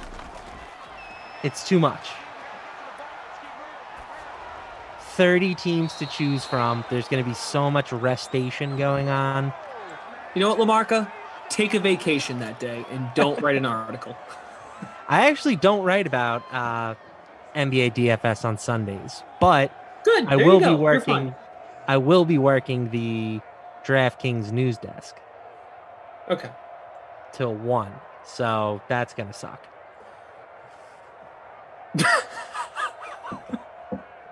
Well, in case, get suspended, says Tom. Swear on the news desk. You can go home early. Okay, this is good. Chris Godwin, not good, incomplete. So, like, Brian Anderson's here in the chat, right? We got a lot of Bears fans. We got Chicago's great. Nice big market. It's people from Chicago like to watch Stream. Brian Anderson says, LOL, I live in Chicago. I am super bleeping stoked for Fields. So, Brian, what would you want? Do you want to see the kid week 1, or are you patient enough as a fan to be like, all right, you know, I'm going to let them run the show. Like, I'm going to trust Matt Nagy's judgment. Because that's what this comes down to. If he doesn't think Fields is ready and is looking out for his best interests, what if they start Dalton and then he feels he's going to make a call? Because we all know this, right? People, like, we did this last year with Tua. Now, Tua, of course, has the injury history in the knee. Going into the season, we didn't think, not many people expected to see Tua last year, heading into the season. And then what do you know? All of a sudden, they make the change, and everyone, it was a talking point for us on these Sims, Lamarca. Everyone loses their minds. Everyone losing their minds about the Tua call. And here we go. So we're going to do it again with this. I think they were in a unique situation because, one, they were contending, but they also had that Texans pick, which ended up being the 3rd overall pick in the draft. So they needed to balance how much can we win this year versus developing Tua versus finding out if you need to take another quarterback with the number 3 pick. Because remember, for a while, that was the rumor that those games when they put Tua in, it was kind of like he was auditioning to keep his job. So I think that was a pretty unique situation. I don't think Chicago will be in that situation. I think they play Fields right out of the gate. I really do. I know they've said Andy Dalton is still the starter, but yeah, we'll see what happens.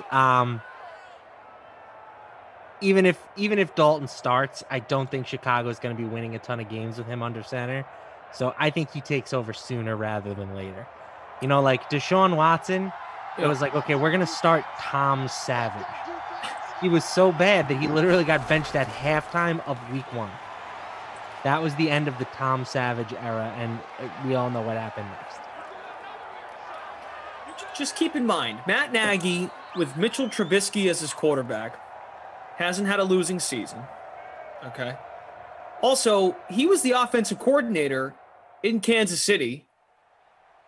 That was in 2017. I'm really bad with the quarterback years. How many years has Mahomes been in the league? 4? 3? I think he's played 4, so 5. No. Yeah, 5, I'm going to say. So was Nagy the OC the year with Alex Smith is my question. And I think that might be, 2017. He's played was the 4 year. years. Yes, that was Matt Nagy's last season. He watched.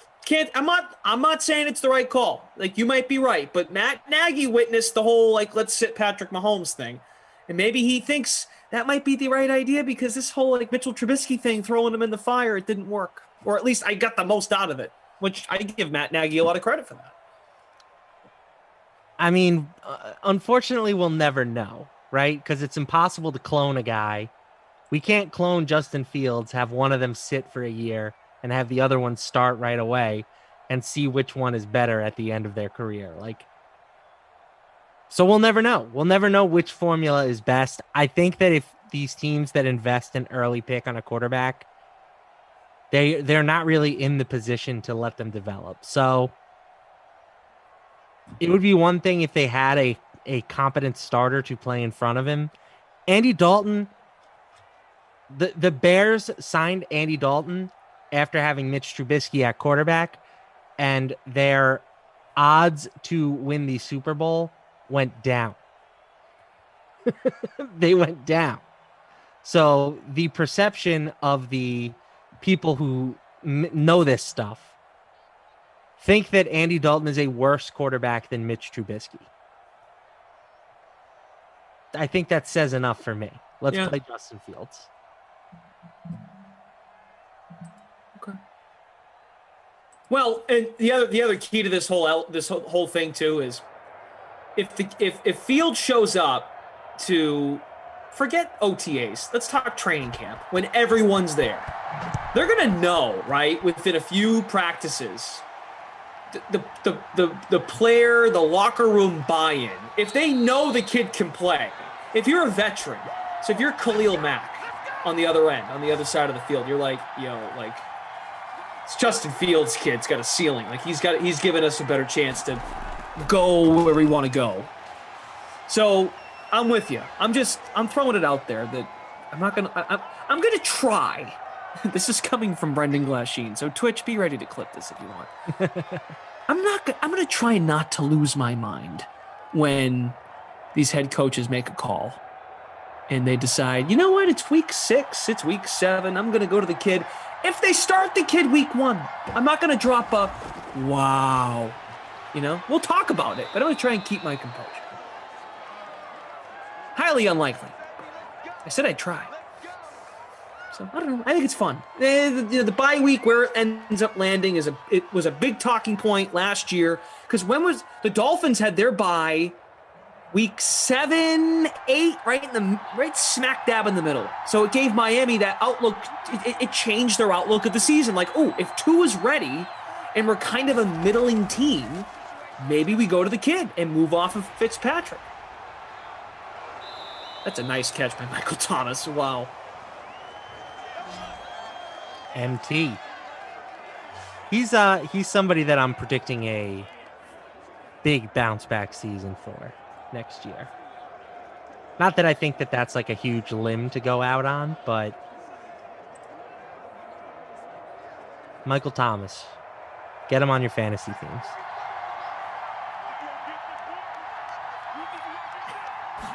X Factor's lit for him. Emerson's, what is it here? Emerson's forehead. I'm like 211. Where is Godwin? Yeah, who's leading our contest? Let's have a look there. Taking a night off from hashtag Brady Talk. I mean, look, we're doing Chicago. We're diving into the Chicago Bears. Love it. Hood 44, first place in the taking a night off from Brady Talk. How do you view? So you mentioned Michael Thomas. How do you view the Saints now with no Drew Brees? Like, do these guys do they lose a lot of value in your mind? So Kamara, Thomas, Traquan Smith, Sanders is no longer there. Kamara's the big loser. If you look at the games when Taysom was at quarterback last year, those were like the best games that Michael Thomas had all season. Yep. And it was much more much fewer checkdowns to Alvin Kamara in the passing game because Taysom Hill has the ability to just tuck it and run himself. So I know that Jameis Winston is going to be starting, but I think that they're going to be splitting the quarterback reps essentially. So I think anytime you have a more mobile quarterback, it's not great for a pass-catching running back because they just don't need that outlet. They can take off and run themselves. So I would be a little bit more skeptical of Kamara, but I do think that having a quarterback with a fresher arm, a non-40-plus-year-old arm, is going to be better for the pass catchers at wide receiver. Oh! Whoa! That was cool. He tried. That was also the backup tight end, Josh Hill. So thank goodness he got stopped, unless you played him. Rich Sharp says he thinks Carolina wins 10 or 11 games. No shot. No shot? No shot. What if Darnold ends up like... Oh, why? Will Darnold let scar you if Darnold ends up being really that good? He's not. I feel like people haven't watched football for the past 4 years. Like, he's just... I understand he played in a terrible situation, but... Yeah, Lamarca, they didn't treat him right. He's not the first quarterback to play for a bad team, guys. There have been plenty of them before. And it's not like they all immediately change their fortunes when they go elsewhere.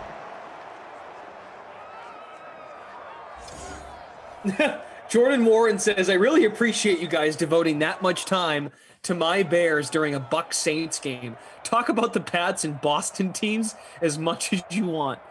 No, it's a night off. I like Jordan vacation. Warren.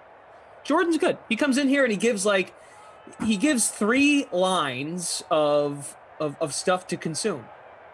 And when you guys are active like this in the chat, it's a good thing. It makes it difficult to read all your comments because you're all engaged in giving contributions to the conversation. Gets me all excited. Chef Duke says Carolina last place. Yeah, Jordan Warren's a good addition to the Sim fam last few months. Carter Robinson was asking about the offensive line for Chicago. And Jordan said the Bears actually cut a lineman. They didn't need to cut, so I hope the line isn't weaker. I did see that. Charles Leno Jr., who has started for them for the past 7 years on the offensive line. His play had gone down a bit, and they did draft 2 offensive linemen this year, but it was more they saved like $10 million in salary cap. So that's the big thing. You know, there's a lot of cap finagling going on this year because the cap went down for the first time in however long. Yes, he says, remember what happens to guys who get away from Adam Gase. I mean, we're talking about one guy. We're talking about we're talking about Ryan Tannehill. Like, Kenyon Drake, I guess you want to throw him in, but he's a running back. There's one more, though. I thought there's another. Devontae Parker, but he's a wide receiver. No, there's another quarterback, though, that got away from Gase and was better? Yeah. I think, right? Or I only can think of Tannehill. There's someone else. I I mean, Gase became famous because he was the offensive coordinator for Peyton Manning when he went to Denver right away, which being Peyton Manning's offensive coordinator has to be the easiest job in football. Why am I thinking? Maybe not. Huh. Maybe Tannehill is the only one.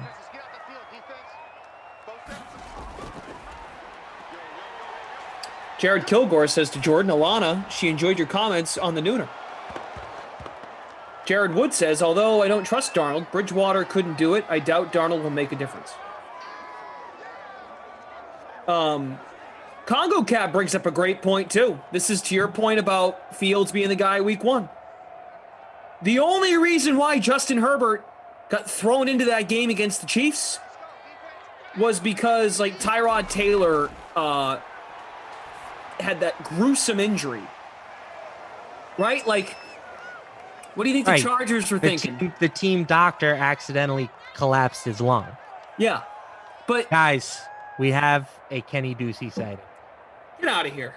The deuce is officially loose. He says a Fournette TD and I win, easy game. Oh, he's in the chat. Hi, Kenneth. I'm checking the standings. I guess I don't know what Kenny's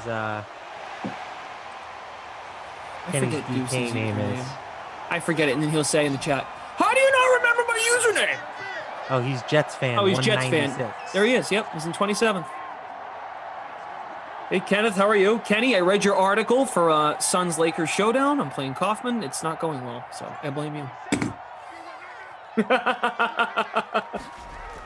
Guys, I don't know if Kenny's broken this news to you yet, and if so, I'm going to spoil it. And that was a weird play. He's moving. We're going to be losing the brick background for Kenneth Ducey. He's leaving the company? No, he's moving apartments. Why is everyone moving? Buchanan just moved too. Well, I think Bukes, didn't he buy a house? Oh, he's probably moving in with Robert Flores. There it is. Big Uncle Len. Uncle Len for the deuce. Hey, Ducey, how'd you know that was coming? I also don't think that's going to be enough to vault him into first place, but we'll see. We'll see. That's why they play The Sims.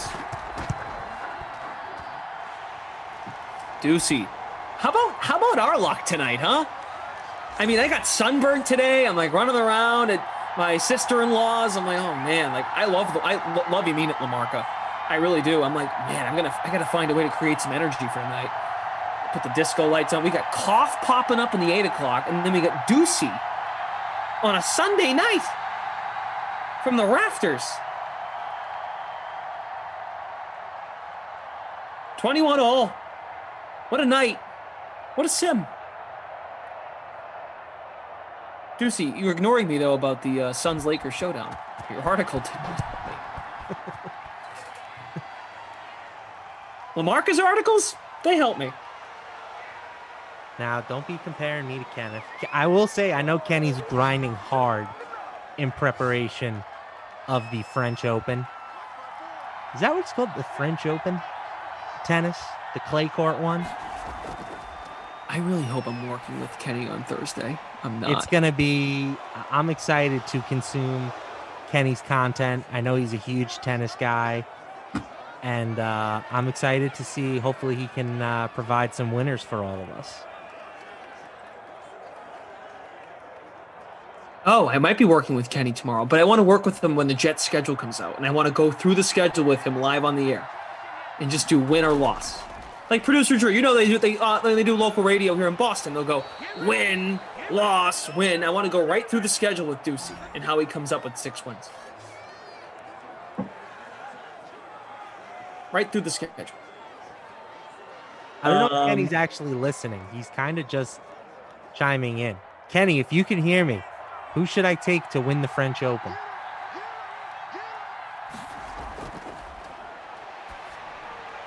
The Claw. Who scored for Tampa? Fournette. Lenny. Uncle Len. Lombardi Len. Playoff Len. 3 quarters done. Nah, I have the winners for everyone as long as you don't insult Zachary Wilson. I haven't said anything negative about him. I said I'm still slightly skeptical, but I'm going to give him the benefit of the doubt. That's not factual, Lamarca. That's exactly what I said. Don't try to get me in trouble, Glash. I'm just trying to get you ready for what his response will be. Stats on the screen. Yeah. Sanders, 6 for 65. Kamara, 6 for 61. This is receiving. Thomas, 5 for 71. Evans, 5 for 51. Gronk, 4 for 42. Touchdown. Traquan Smith, 3 for 26. Touchdown. Oh, Meager 66. Your wife Rachel is watching. Hi, Rachel. Meager is a great, great commenter and follower of these Sims. Please leave him alone. He's busy. He also, I think he came in last in the last Sim. So, Rachel, tell him he's got to step his game up a little bit over there. If you come in last again, you can't play these anymore. By the way, it's our first time asking tonight. Can you guys hit that like button for us? Smash the like. I've had a lot of fun tonight with you guys. You've been great. You're all bringing it on a Sunday night. I got sunburn. Look at my forehead. See how red it is?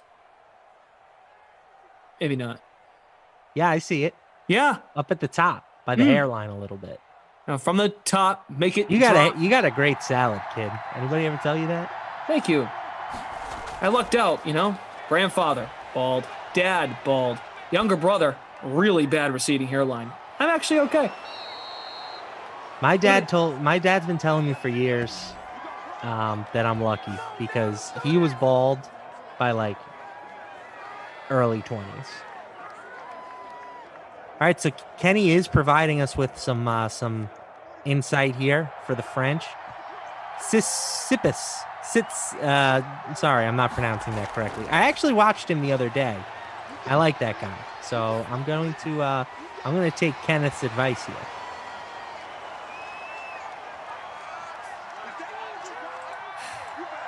Someone in the chat said this way, way back at the beginning of the sim. And of course, get all of Kenny's advice. They think you sound like John Lovitz. I've been told that. I don't hear it, but I can do a John Lovitz.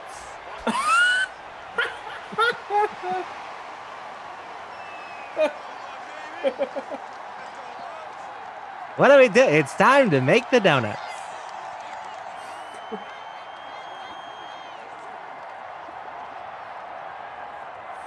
How about the line in Benchwarmers?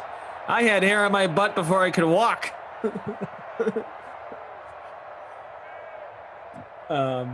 Jared Kilgore, guys, coming in last, it doesn't necessarily mean that you had a bad lineup. It just means that it was an improbable lineup.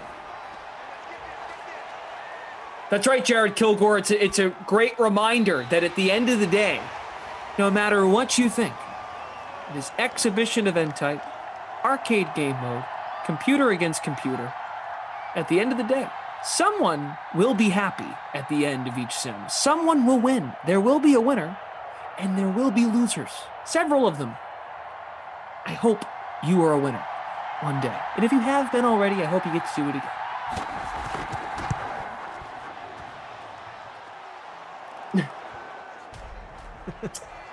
People saying, where's my song for the evening? I don't know. It just hasn't worked its way in organically yet. I can probably find something. We were learning in sing-song. Oh, one of your methods? We did that once on the stream. That was a blast.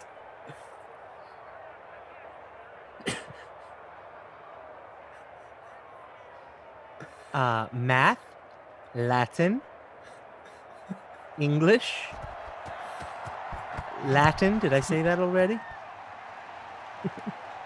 I've been touched by your kids. And I'm pretty sure they've touched me. Oh my God! That mom cracks me up every time.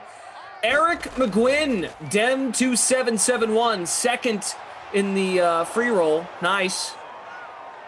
Cool. Now you're in fourth.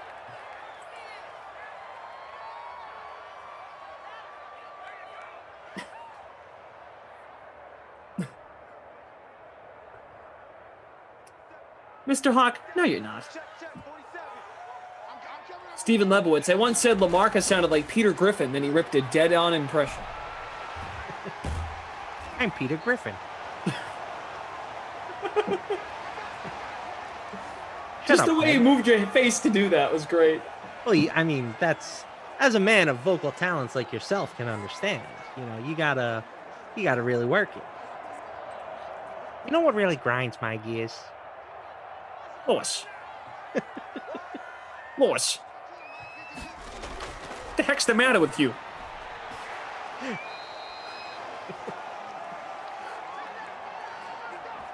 You can sing all 90 songs in vowels.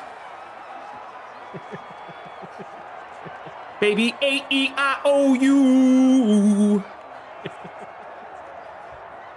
That's Ted, right? Yeah, it's in Ted. When they're partying with Flash Gordon. Yeah. Sing all 90 songs in vowels.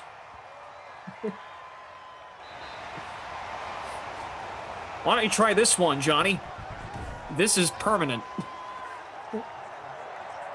It's another line in that movie.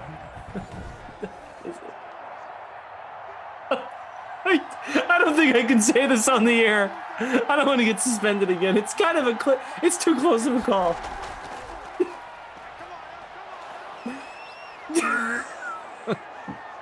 I'll write it in our chat.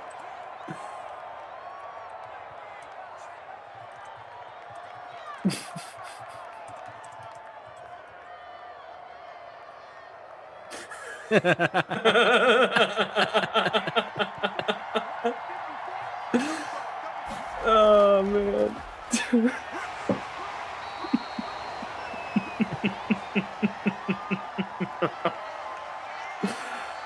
Oh, my God. Yeah. Drew said, yeah, don't say that. Okay. There are other lines in Ted that are appropriate. But I can't remember. And by appropriate, I mean, like, there's just no bad words in it. I mean, the one where they run through all the names is pretty funny. Oh, yeah. White trash names. Yeah. Is it one of the names I already said, but with a Lynn at the end? Yeah. How about in Ted 2 when they're going through, he's singing the Law and Order song? But he remixes Law and Order with him and Johnny. I think that's number 1 still.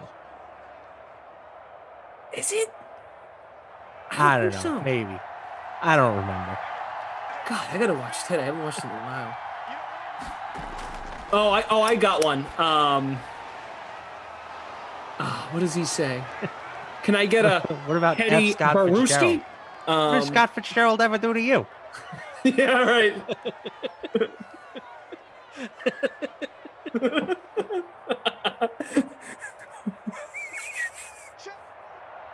Hey, look, it's Samuel Jackson.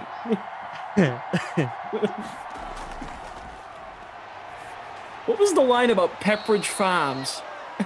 Remember that? No, I don't. Let me find it. Hold on.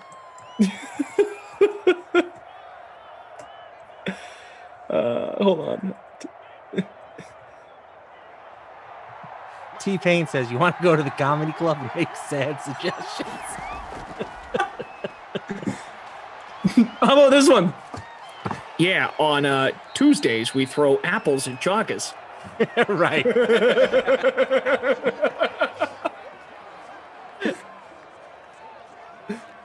Oh, this is what he says in the first one. I'm going to go stuff my face with Pepperidge Farms. Oh, God.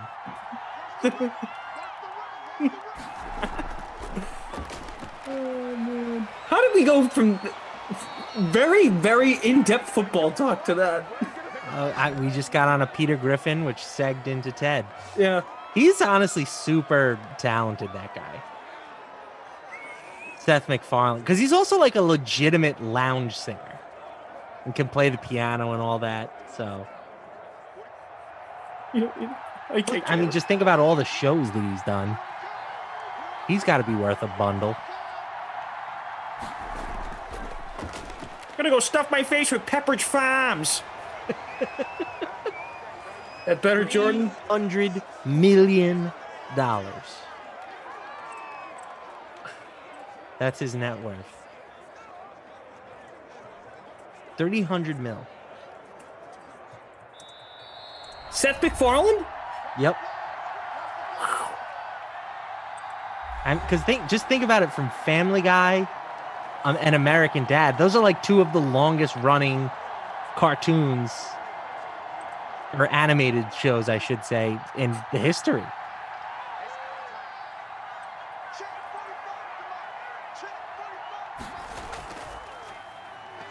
Right, and then T-Pain ads, and then in the way back is the Cleveland Show.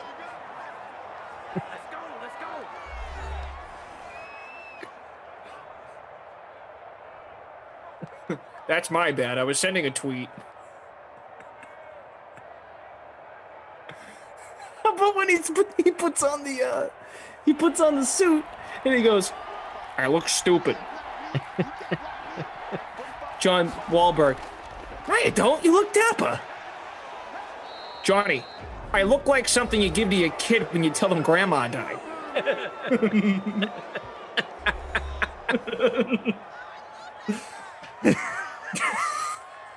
Mark is losing it. I love it. Ay.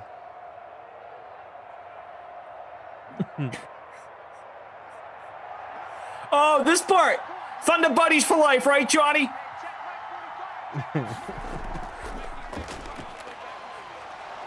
Just grab your Thunder Buddy and say these magic words.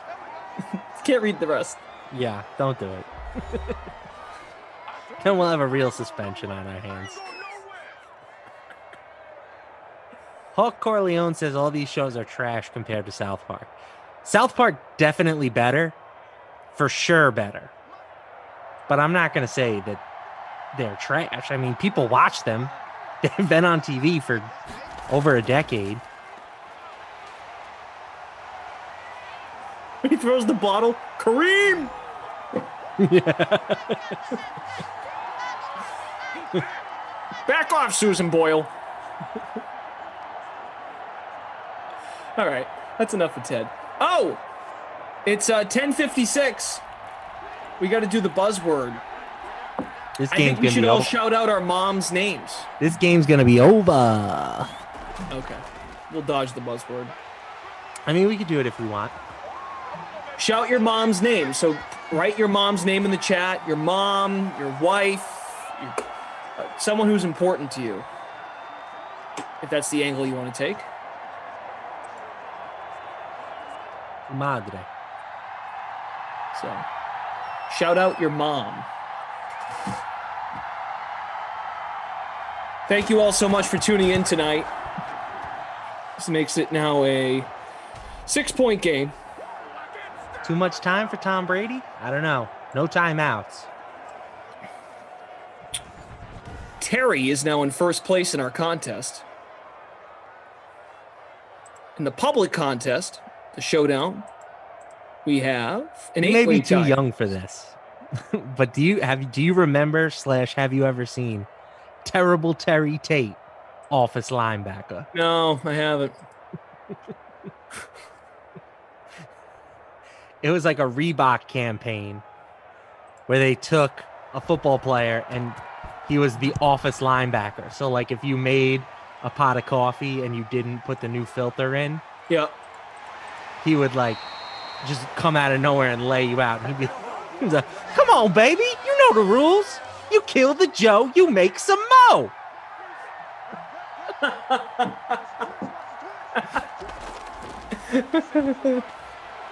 You should look it up.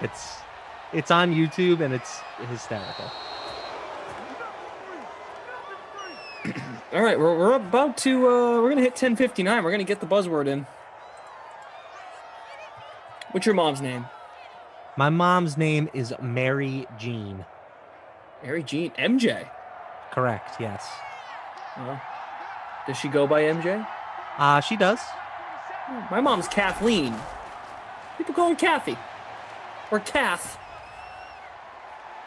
Tom, Never heating lean. it. Kyle, yep, Suzanne. who sent a very nice note. Happy birthday, Suzanne. One more chance for Tom and the Bucks. It's 10:59. We're going to buzz ourselves off here after this play. Okay. 3, 2, 1. Kathy. MJ. Kathy. MJ. Kathy. Mary Kathy. Jean. Kathy. Mary Jean. Kathy. Mommy. Kathy. My mama. Kathy. Kathy. MJ. Kathy. Kathy. Mary Jean. Kathy. Ma. Kathy. Kathy. Mama. Ma. Kathy. Kathy. Kathy. Ma. Hello? Ma. Ma. Food ready yet, Ma? Kathy. Mary Jean. Kathy. MJ. Kathy. MJ. Kathy. Kathy. Kathy. Mary Jean. Kathy. Kathy. Mama. Kathy. Kathy. Kathy. Kathy. Kathy. Kathy. Kathy. Kathy. Okay, it's 11. That's Some good ones in here. Rossi's Fat Cat says, meow.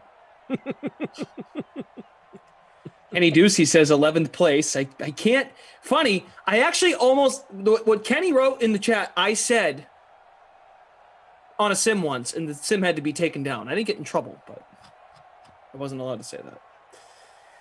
Virginia, nice. Reggie. Meet Virginia. Meet She's Virginia. beautiful. Bow, bow, bow, bow. A bow. Hey. A bow. Down. A down. You know the words?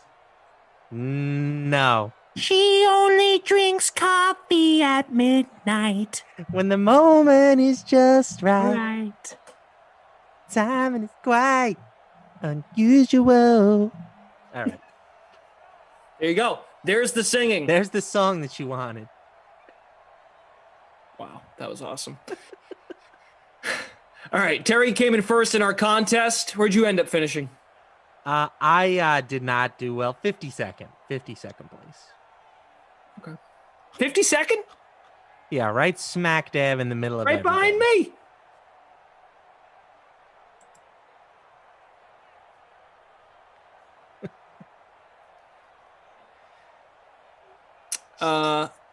Eight-way tie for first in the public contest. Let's do some awards. Yes, please. I think for the player of the game, we got to give it to Alvin Kamara. Good. A nice balanced game. 61 receiving yards, 82 rushing yards, 6 catches, 1 touchdown. That's pretty nice. Okay. As far as Meager again. Second to last place now in this one, Meager. Come on, dude. Meager is normally not that bad at these. It's actually pretty good. Yeah, I guess it's just a rough night. It looks like there wasn't like a huge disappointing performance. I'm going to go with Chris Godwin. 3 catches, 61 yards. That's not going to kill you, but he was over 60% owned at 8,400. It's pretty subpar performance. All right, it's cool. Works for me. Happy Mother's Day to all the moms out there. Yes. If you are a mother that tuned in, thank you. Including your mom, Mr. Glash, who, again, gave me this beautiful... Oh, the scissor holder. Yes. Big Saxy. Love it. Love how you have it right there, too. Yeah. My scissor quiver, and, I keep my Sharpie in there. Very versatile tool. Wow. All right, so we move on to May 10th, which is tomorrow. We will have The Sweat starting at 11 a.m. with Jesse Cofield. That will run for an hour, and then it will lead into Sims, 6 of them. Here is the schedule, commentators included, for tomorrow. You'll start the day at noon with Patriots at the Cardinals with a 3-man booth, 3-person booth.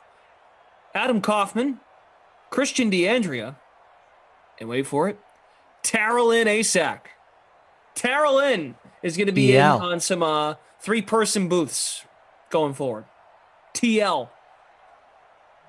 Then I'll be here at 2. Jaguars at the Eagles. It will be myself, Christian, and Tarolin as well. So Tarolin will be joining us for the first 2 Sims tomorrow. 3 p.m., we're supposed to have the golf show, Get the Green, with the birthday guy himself, Emerson. But there's a question mark next to his name. Reed will be there. And this is what I'm reading what I'm supposed to be told. It says maybe. Emerson and Reed. Is that a person? Maybe. Who's maybe? So who knows? It's a long way of saying we don't know if we're going to have a golf show tomorrow because apparently, the world stops for birthdays. So this golf show that we had to have on the schedule that, Emerson had to have with Reed, had to have this little golf thing they want to do so they can reunite. Well, I guess it's not important enough because it's someone's stupid birthday. Hey, now. Well, I think my birthday's stupid too. Nah, I agree. Birthdays are dumb. But just like, well, I guess the show goes out the window. And yes, he's on vacation, according to some. Vacay. Yeah. Okay. 4 o'clock. I'll be here with Kenneth. Falcons at Bengals at 4. Great. We move to the late slate. 6 o'clock. Lions at the Dolphins with Rossi and Brandon Cristal. 8 o'clock. Packers at the Vikings. Kaufman returns. He'll be with Freeze Pops, Tommy Freeze Pops. And then, Madden After Dark, Niners at the football team from Washington. Rossi and Freeze Pops to wrap up the night. So that sounds like fun. I'm looking forward to the 3-person booth tomorrow and whatever golf content we might get. I mean, you might actually end up hosting. Yeah, I don't think that's going to happen, but who knows? Anything can happen, Glash. There is a reason why it's called the Dream Stream. You just go to bed and dream, and you might get the call. Dream, dream, dream, dream. All right, that's it. I've got this really bad habit of wanting to make the post game after Madden After Dark, I don't know what it is. I have so much fun, and I just don't want it to end, but it needs to. Well, we'll be back soon. Before you know it, we'll be back. It's really literally bad for you. You're taking like a 12-hour break. 12-hour vacation. So yeah, nice vacay. Thank you. Something nice with it. You have a nice, because apparently you have nothing happening now between now and Thursday. So yeah, nothing. Have a great Wide vacation, open. Marca. Thank you all so much, producer. Sim fam. Let's wrap this sucker up. Producer Drew, Tom on the 1s and 2s, Kyle from the Game Ops team, Lamarca, Glash, good night. See you guys tomorrow. Lamarca's back on Thursday. See ya.